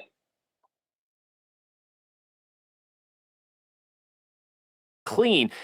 If you look at SpaceX capsules, when they come back to Earth, they're all blackened and charred. If you look at Apollo or the space shuttle, when they return to Earth, huge streaks of flames coming out the back of it. Why wasn't there any of that on New Shepard? You know, the simple fact is speed. When those craft are coming back... Look at this crap. He's about to use down. Something else I have to say. Hold on. Something else I have to say. Go ahead. Yeah. Is when that Coke can, right, has 3 times the 14.7, whatever, let's say 43 psi or something, right? It has 14.7 as an average around the outside of it. That's the point, right? So it's, first of all, it's made of aluminium, number one, right? Number two, it has 14.7 outside of it as the opposing pressure. When you bring that down to, you bring that down to 10 to the minus 2 torr, and I guarantee you that can will not hold in that air or that carbon dioxide. Do you know what I mean? Or maybe it can will, but after a while it's going to blow. The point is the opposing pressure is what's important, and how much of that there is. Because that's where, that's how they have to balance out these things. The opposing pressure. I just throwing it. Just those kind of things they're not conducive for what they're claiming. Pressure differential wise, it's not conducive. You can't have anything like the lower the pressure goes, like you can't hold a 14.7 psi. I don't care what the thing is. Like the higher you go up, the worse it gets. So they say, it's just 43 psi differential. Well, you go down to 1 psi and you're trying to have 14.7 psi. There's going to be a problem. You go below 1 psi, there's going to be a lot of problems. That's my point. The point is that John, you'd agree. The outside opposing pressure, and how much of that there is. Because it's already talking about materials we have on Earth. If you, look, I think you know what I'm talking about now. It's just that these stupid things they say that don't actually fit the paradigm they're trying to claim as far as differentials go. Yeah, to say that that small of a pressure differential isn't a big deal means that you don't understand how pressure works, because we can use 14.6 psi as the outside pressure and lift objects that weigh tons by changing the internal pressure. And it doesn't have to be massive. It's part. There's a calculation for it. I can't remember it, but I'll go get it. Thank you. To Earth, they're coming from orbit. Now, to be in orbit, you have to be traveling at 17,500 miles an hour, which means they hit the atmosphere. Stop. Orbits is derived from flat Earth. It's measurements of stars that gives you those mathematics. Secondly, if you're going to travel in 8 miles per hour given speed, that's linear. You can't describe orbital motion with miles per hour. It's a contradiction. Atmosphere at 17,500 miles an hour. This creates a huge amount of drag, but also a large amount of heat, hence the flames of re-entry. This is brilliant. New Shepard by... This is me when I'm 15. reciting how rockets re-entry. Do you know what I mean? Yeah. That's what he is. He's a glorified 15-year-old. Comparison didn't do that. From the moment the capsule detached from the booster, it was slowing down gradually. So they really hit the atmosphere from a standstill, not 17,000 miles an hour. Hence, Look at that graphic. Look at all that gas contained. There's the Kármán line, boys. Oh, it's just stopped burning its bra.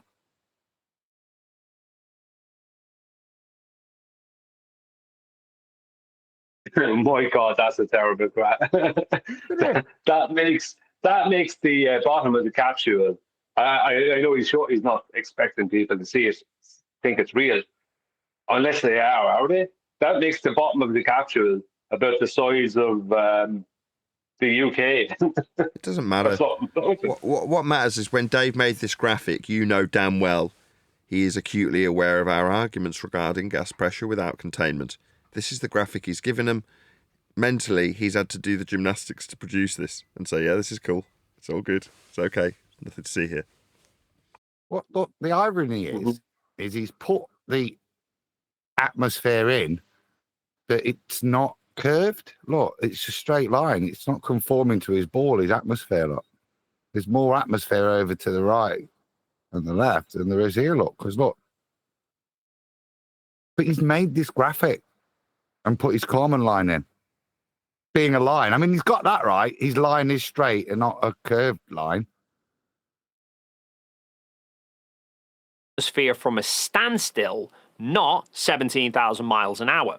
Hence, there was no buildup of heat and thus no charring. So people can carry on arguing the semantics about whether this flight was necessary or whether it was just a PR stunt. Pause. Do these women actually constitute... These are, again, back to, we're not doing that, Dave, just so we clear this up, because you suggested it was us doing it at the beginning of this video because you're a lying shitbag. And you don't want to accept that people who aren't flat earthers are pointing out the nonsense of your religion and what is punted at you specifically to keep you in that religion. Right, that's not us. But furthermore, you aren't addressing the main issues we do attack with regards to this footage, and that's that their height was off sea level. The Kármán line is described with a height from sea level also. You've got it drawn as a straight line.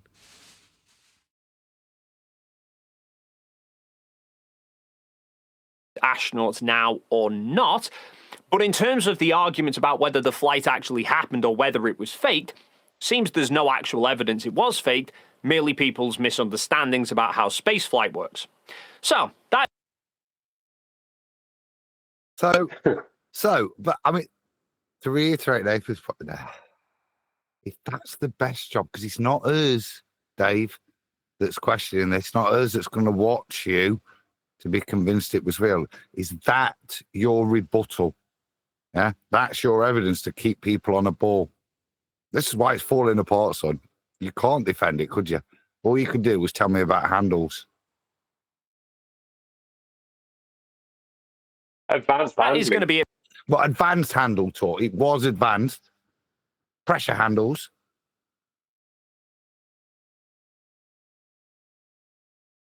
For this video. As always, feel free to leave your thoughts in the comments down below. If you enjoyed this video and you haven't already done so, then please consider hitting the like and subscribe buttons, and then hopefully we'll see you in the next video.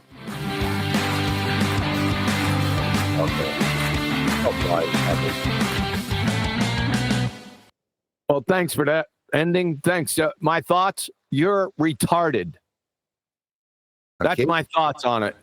What a friggin' embarrassment you are to second grade retards. My God. And to England.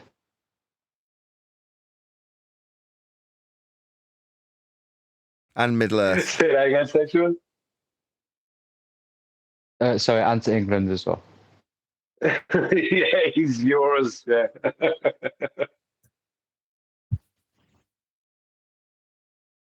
Although he does have an Irish surname, so obviously he has some Irish there. So we're apparently responsible. You were Irish 2 weeks before he was. Sorry, Nathan, you were talking to me there? I said you were Irish 2 weeks before he was. All right, let's get back to the more important stuff. You got banned There's from more important politics? stuff. Yeah. You got know what I banned got banned for using racial Racism. slurs. Can you believe it? It's just like you. Except for he was using the N word. You were using the C word. He was using the N word. E word. Oh. Wait till my mother hears about this.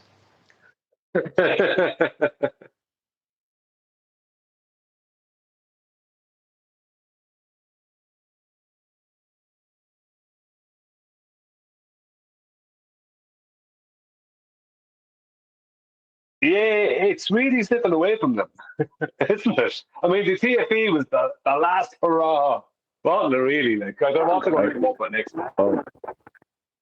Brian, the Bernoulli's equation and how to do it is in, I posted that in Master Beef. Oh, yeah, that's what would be for the pressure above and below the wings, the differential, yeah? That's what that's about, isn't it? Yeah. Bernoulli, yeah. It's how to calculate between 2 points, yeah. Thanks, Sean. Because the thing is, the pressure on the Coke can is not just from the gases. Now, the gases moving around, like obviously that's the pressure, but it's what it's moving through is liquid. So that liquid, because it's moving around, it's pushing the liquid out of the way. That's creating pressure too.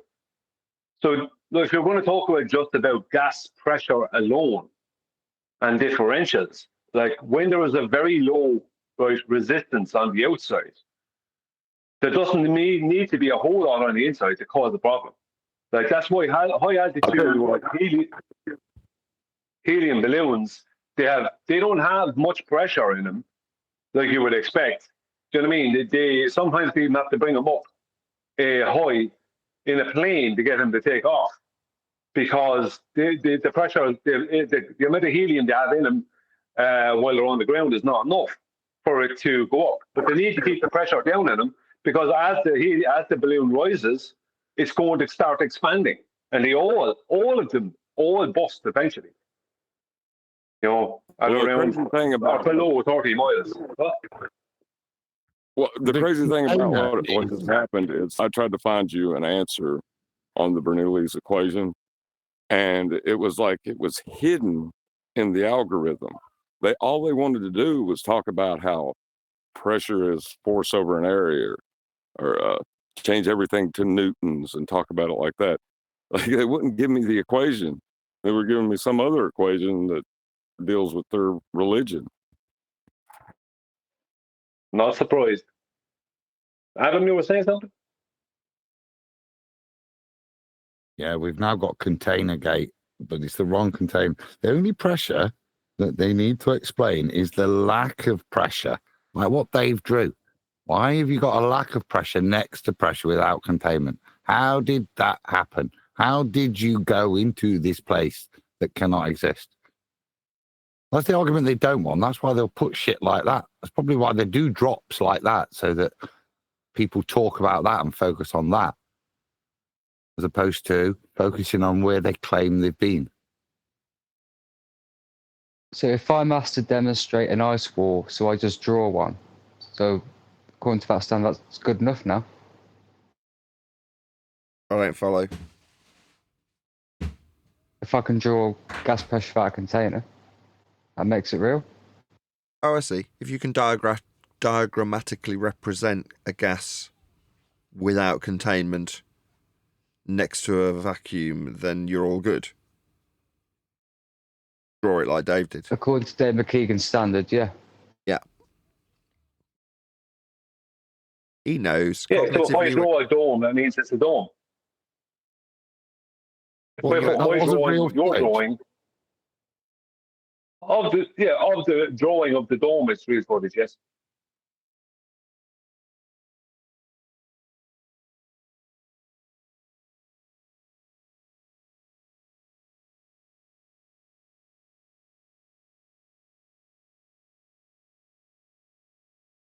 Did anybody understand what Brian just said about domes? You got a little Irish on me there. Yeah, me too. I said that Adam said, is it real footage? And I said, yes, it's real footage of the drawing of the dome. Genuine, then. Absolutely. Genuine footage of the drawing. Exactly.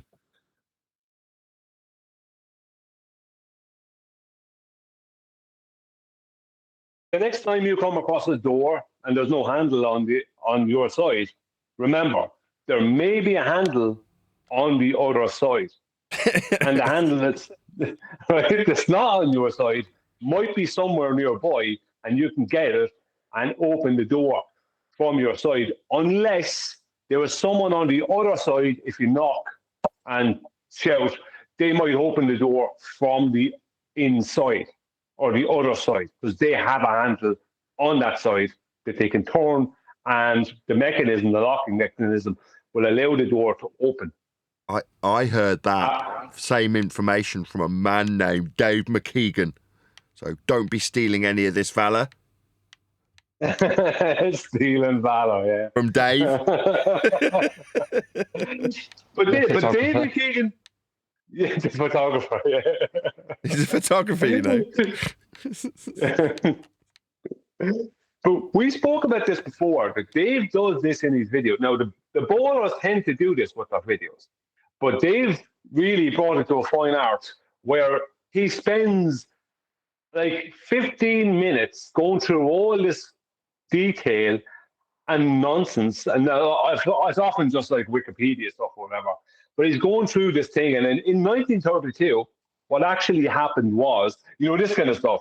And it's just like the whole video becomes like a big nothing burger. You know what I mean? It's like, what is going on here? He's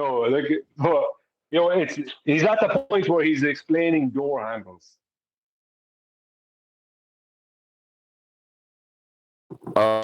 Nathan, just to change the subject for a second, I had to step away from the phone. Did you ever say why they said they banned you from politics, or are you really banned?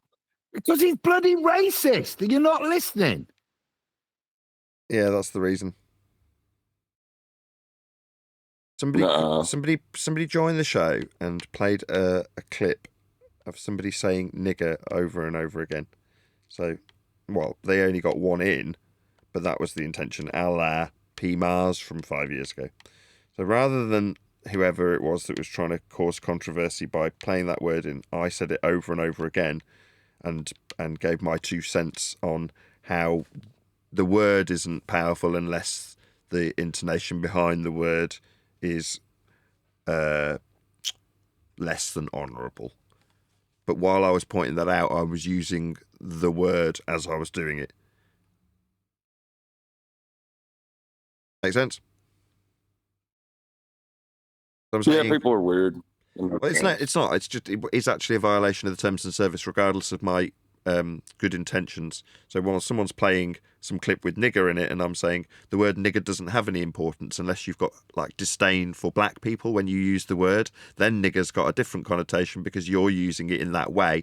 But in reality, you should fear the person, not their use of that word, regardless of if they use that word or not. Keep away from that person because that person's a scumbag racist, not someone or a word.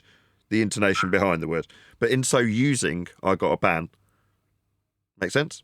You leaving my part out. I was part of it too. I said, yeah, Nathan's my nigga. Whatever. It's against their terms of service, therefore I've got a ban. Maybe we shouldn't try to take that word back then, or whatever we're doing, saying it. I'll just stay away from it. Yeah, in future I will. Just keep saying it, so everybody says it, and it's not a freaking bad word anymore. Yeah, but for the now being, it is a bad word, and that is against their terms of service. I have to take it on the chin. So if that, I would doubt that it meant a permanent ban, but I should have paid more attention to their terms of service. It's not my room. I've got bit too big for my own boots, John. That's why. If that turns into a permaban, then oh well, that's sad. I would imagine it wouldn't. You know who banned us? Old dude. That prick.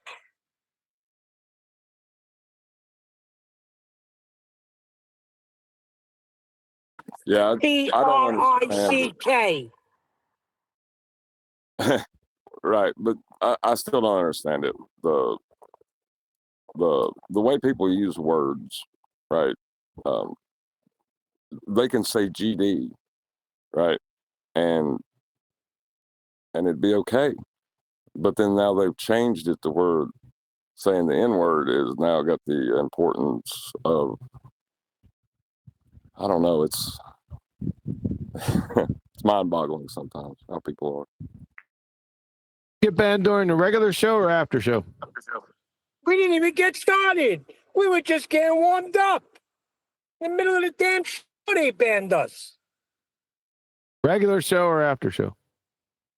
Regular show. Regular show. All right. If we were just getting warmed up, would that be the after show? It'd be the pre-show. Ah, I got you. Once again, QE's right. I'll tell you, we should just all stop and just listen to QE. Or you could just answer the question he's been asking you. Shut up, Brian.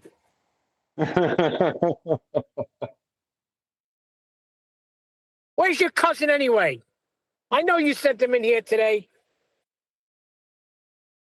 My cousin? Yeah, the half Irish guy. Oh, the Canadian James Bond. 0077.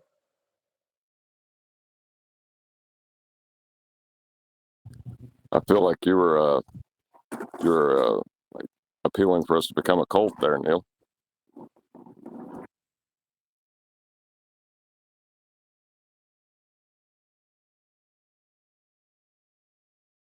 So what do you traditionally do on Good Friday? Is there something we should be doing? Kim, what do you suggest? We sacrifice a goat. I'm having fish for tea. Oh no. Yeah, well, it's Good Friday. You can't eat meat Good Friday. Fish for tea. I have 7 fishes You can planned do for whatever tonight. you We're want. only making 4 of them, but we're getting closer and closer every year to 7. This year will be 4. Salmon, shrimp, tilapia, and I forgot the other one. But I know it's fish. Just salmon for me.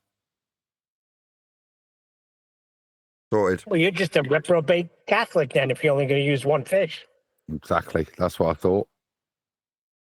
Don't use more than 1 fish, Ray. Otherwise, I could lose my Catholic theme for the evening. What?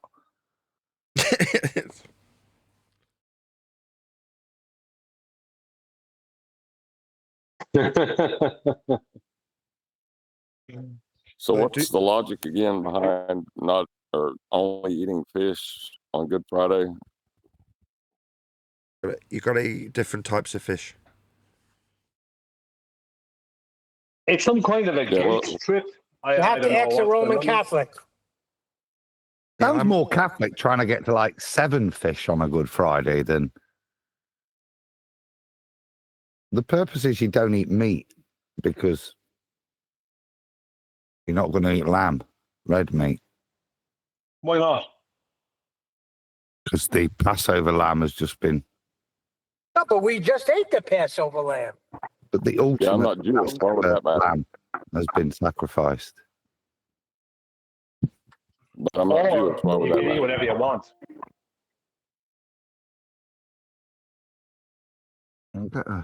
Better. Come on.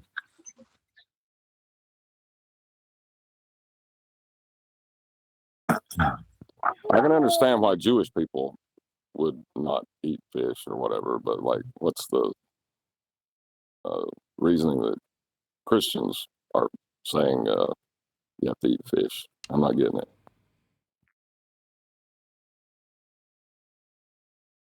Well, it's fish. It's Jesus. You're not eating meat. You eat fish. He's the fisher of man. It's kind of this. I suppose there's a multiple of reasons, isn't there? You could all link to symbology of Christ. Well, if you were going to claim he's a fisher of men, eating fish would be like cannibalism at that point, wouldn't it? What, just like communion? Yeah. Yeah, I don't get that either.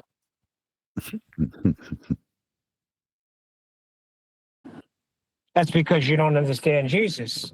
He said, my sheep hear my voice, another they will not follow. You know, he's not talking literally about eating him, but it's everything he's saying, everything he stands for, everything he's accomplishing and accomplished. Right. So communion doesn't make sense either. I agree. Yeah, to somebody that doesn't have the answer here, it doesn't make sense. Correct. So in conclusion, John, it's a completely nonsensical thing that there's no need to do whatsoever. Yeah, pretty much. Yeah, eating no fish just means no sense. Eating 7 fish and not eating whatever you want makes no sense. That was a tradition brought in by the Roman Catholic Church, and however they justified it, that's on them. I just do it because it's a family tradition. Every Good Friday before Easter Sunday, we ate fish. I like That's fish. good. I like that. That makes sense.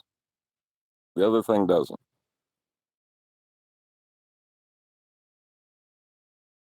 What we always said, don't eat meat.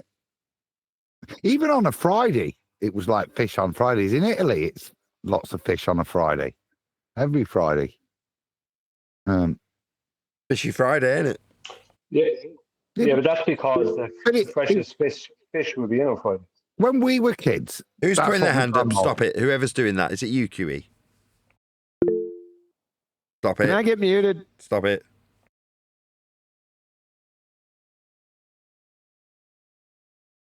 Sorry, we were saying Fishy Friday. Yeah, when we were kids, we weren't Catholic. Yeah, it'd be a Protestant Christian upbringing. You're only Catholic. Hold on, this makes no sense already. When you were kids, you weren't Catholic, so you're Catholic now? When we were kids and we weren't Catholic, we were Protestant, yeah, the explanation from my grandmother would still have been, it's because Jesus was crucified on that day and you don't eat red meat on that day. This was your explanation for why you're not Catholic from your grandmother? No, Neil invoked that it was a Catholic tradition. And I'm saying, no, there's no, it's an Anglican thing as well. It's this according to your grandma? I don't think, across Christendom, it's a common thing not to eat meat on a Friday, to eat fish. It's not. I remember that. Not in the whole, hold on, Adam, not in all of Christianity. I mean, there's no holds barred if you're a born-again believer.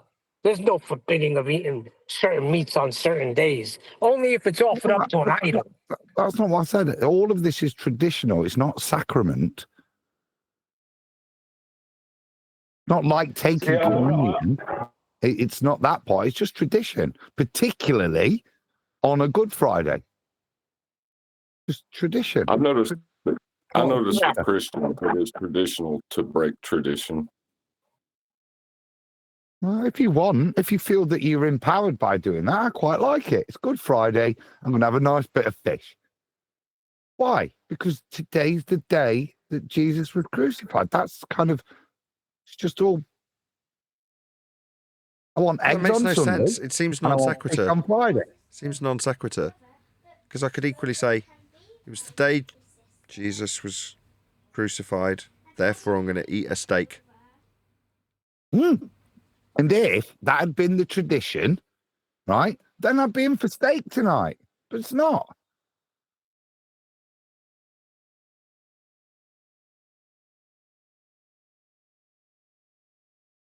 I mean, fair enough if it's traditional. Yeah. Like I have turkey at Christmas. Well, I try not to. Yeah. But you have traditional things. Do I have to? Could I be a rebel and have a salad? Yes, I could. But do I want to? No. So we got to make a distinction between dogma and tradition in this, right? Like I said, there's no sacrament in it. When I took into the fish, I don't go, this is not the body of Christ. Do you know what I mean? I'm not doing that. I'm going, fish.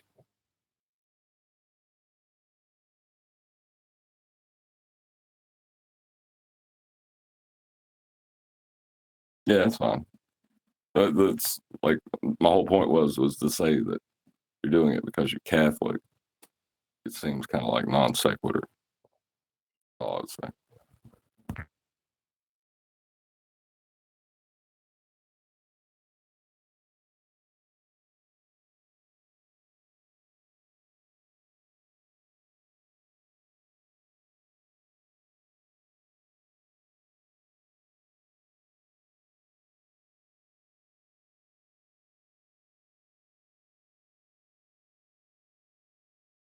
I've asked AI, and it seems to think it is part of Catholic stuff, particularly during Lenten Fridays. But like I said, I remember Adam when I was. Go on, sorry.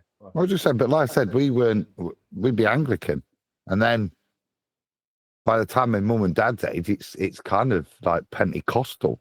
But you'd still observe that just through tradition, But it's not like I say, it's not like taking any form of communion or anything. It's just so it's like having. How many times a year do you eat Brussels sprouts? Only at Christmas. I don't eat them for Jesus, really. What? Brussels sprouts are awesome. I know they are, Shame. but They are super awesome. Most people have their one portion once a year at Christmas.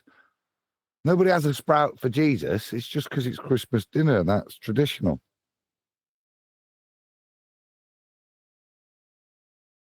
Yeah, it's just earlier in the conversation, someone said that they do it because it's had something to do with Jesus or religion. No, it doesn't. Well, that's why a lot of people do it, but they're misinformed. Well, I do remember, just to back up Adam, I know I was being very rebellious about it. But when I was younger, Friday, people let fish on Fridays. That's kind of the thing. Now, I didn't, obviously, but people in general, a lot of houses, I mean a lot, will be eating fish every Friday. No, they won't be eating red meat on a Friday. But I grew up in a very Catholic country, so. Yeah, I was very Catholic too, but I'll tell you what, Friday night was a crapshoot. It was either chinks, pizza, or fish. We have a thing here called Fend for Yourself Friday, and you better get your own food because I ain't cooking it. Yeah, that's lazy hillbilly shit. It is, isn't it? We do that on Saturdays.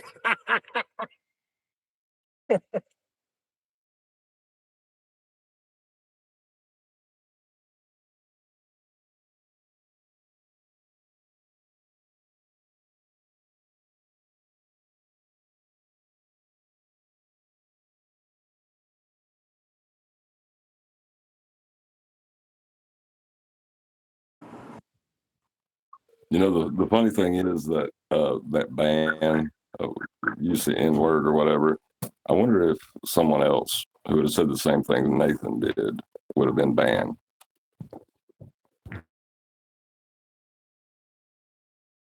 Listen, that old dude guy was looking to ban us. He was looking to kick us out. Oh, have your fun. You got your victory. You are the boss for a couple of days. You feel good, old dude. Well, I'm just wondering if I entered into that room and had the same conversation using similar language, would I get banned? No, of course not. Unless your name starts with N and ends with O. Yes, you would. No. Yes, Bullshit. you would. Of course Prove you it. would. Prove it. I don't think he would. Okay, go You're on just in there. looking to kick Nathan out. And without any real just cause after the 15th time, say the N-word and see what happens. Jeez, It was a man. lot. He did say it a lot. But he was discussing the word as why somebody would do what they did, right? So it wasn't unjustified, was it? Well, it's against their terms of service, so my reasoning is not really relevant. Was what he did on his own channel perfectly reasonable? Yes. Because like I say, it was never directed at anyone. It was all to do with the topic and the use of the word, whilst not shying away. In fact, embracing the word to make the point. Is that reasonable to do in a Discord server that has rules of terms of service? No. Well, if you wish, let me finish. If you wish, but Nathan's not stupid and I'm not stupid. You know the consequences if you do that. And if you do that, it's not for you to cry about it afterwards. It's just to accept it that you did do that, and it's reasonable for them to do exactly what they've done. Nathan's not crying. I am. And number one, he didn't embrace it. He freaking went to bed with it. Yeah, well, I'm being kind. But that would be perfectly reasonable to do. It's nothing like refracted when QE was in there calling people crackers. Yeah, it's the complete opposite of that.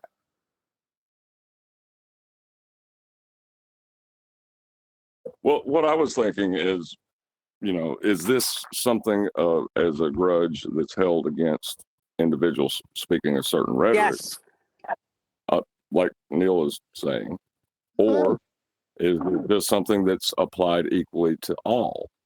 Adam, you don't think it's you don't think it has a little bit to do with that, Adam, at all?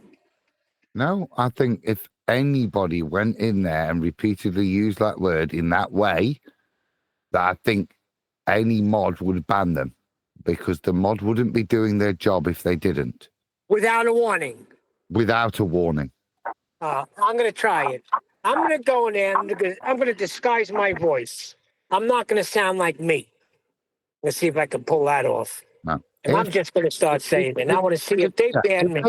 If they'd have cut him off. That's impossible. One, right? Then fair enough. But he didn't. He was given ample opportunity, and he was given an inch and he took a yard, shall we say? Yeah. At that point, it's perfectly reasonable for the mod to say, I'm not having this. I don't care if it's, and this will be the point. I don't care if it's Nathan Oakley. Yeah. I'm not having it. I'm a mod in this server. And that seems a reasonable position to me. And I don't think Nathan would disagree with me. I'm going to go in there with a 985. A bloody spick stab me 15 times. That's spick. Different word, Neil. Yeah, different word. And it depends on your feelings towards that word. In other words, if your hatred towards wetbacks was the reason for you saying it, then you should be banned, because you're a racist. Now me, I can use terms like wetback because it doesn't hold any meaning or any detriment to me when I use that term. It doesn't mean anything. I'm not an American. Do you know what I mean? It's almost meaningless to me, right? So if I say mayonnaise face bastard, you could say it, but I can't say it? Depends how you feel about what you're saying. It's more, that's what I was trying to get across while I was saying it. It's not necessarily about the word, it's about your reason for saying it or your feelings towards the person you're saying it to that matter. Yeah? So in other words, in many ways, me not saying nigger but hating black people is far more egregious, right? Who cares if I use that word? If I'm just a racist, it doesn't matter if I use that word or not, does it?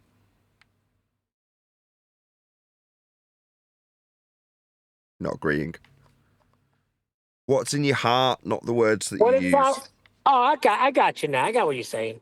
So if I say, I'm trying to buy a bass guitar for my son, and I know what nationality or religion the guy is, and he's being a real prick.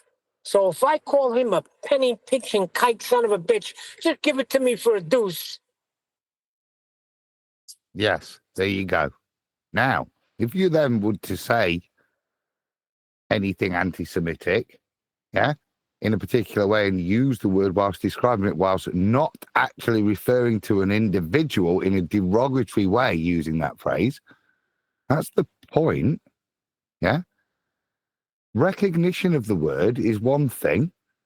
And if you aren't racist, anti-Semitic, then you may choose to use them to make your point. In fact, if you're not, you may be very comfortable using them, to make your point. But if you use them in a way where you're actually attacking the person, where that is actually a descriptor and used in a negative way against that person as an indictment, that says more about you, doesn't it?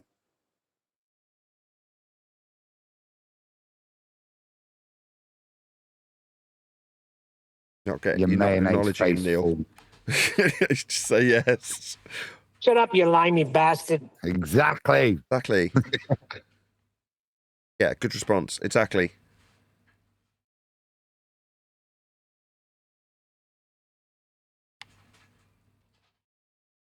My father was the best at that. Boy, he had every freaking slang and freaking ethnic slur down. He'll rattle it off in a second. As soon as one of them wronged him. If it was you, Nathan, it would have been that limey bastard. If it was Brian, he would have said that son of a bitch in African. There's also the thing called satire, which is it might be a little bit deep for someone. I've done it a couple of times today with regards to women having to do housekeeping and cleaning up in a space capsule. You're not doing it because you are that misogynistic. You're doing it because you're making a bigger point. This was supposed to be a thing for femininity. You're laughing at the bullshit that they're doing when you raise it. Just like same thing there. You're confident in your position, you can raise that word and use it to demonstrate other people's bullshittery in satire. Now, that takes a bit of intelligence for people to think through what you've said and why you've said it, instead of just assuming the words mean you're racist or misogynistic. That's exactly. We know that was a very feminist thing because there was no sandwiches made. Well, this is what I thought earlier, right, Brian? Very good. When you can pull that handle in an emergency. Now, think, all of these women have had kids. Suddenly that thing lands to the ground, judder, budder. There's a million pelvic floors that went through. I bet they're all going, pull the hatch. I've got to get out for a wee. It's an emergency. So they pulled the hatch. Reasonable.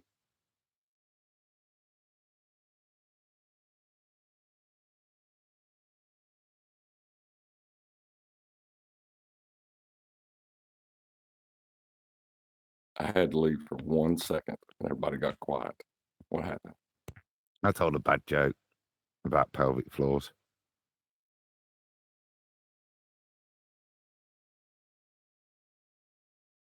That'll do it, Adam. And you knew that would happen. Mm. You did that on purpose. I even gave a pre-explanation before, knowing that I was going to do it, justifying my misogynistic comments.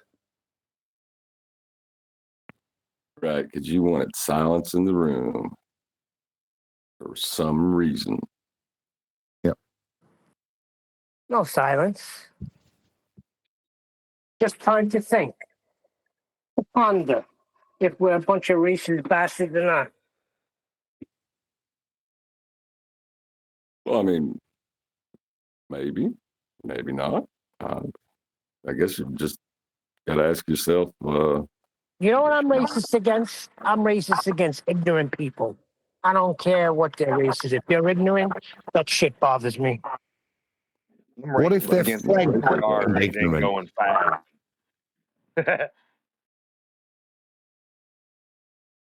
I'm racist. I didn't get that. What if what? No, I'm racist against NASCAR or anything that races fast. You're racist against racing. NASCAR? NASCARs aren't a race. They're saying NASCAR's a cracker sport. It's racing. Neither are. It's not a cracker sport. Oh my God.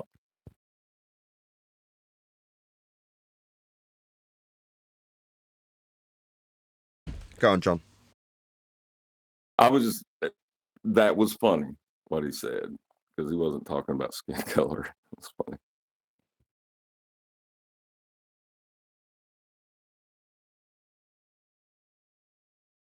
Oh, he wasn't addressing the fact that NASCAR's a white man sport? I doubt it, Neil. Like hockey? No, it's you race I'm racist in to NASCAR. I'm racist to the fact that if I go and stand on a supposed thing called the North Pole, I can't find the east or the west. What the fuck? NASCAR taking another left turn. None of this makes any sense to me. But we're 5 hours deep into this show, so I'm actually going to round out. So with that, I'm going to say a huge, massive, enormous thank you to both Discords and G+ panel for making today's after show possible and live show. And of course, a massive thank you to all of you for liking, commenting, sharing, subscribing, joining as a Nathan Oakley 1980 channel member and all that good stuff. I've been Nathan Oakley, and I will see you all in the next video.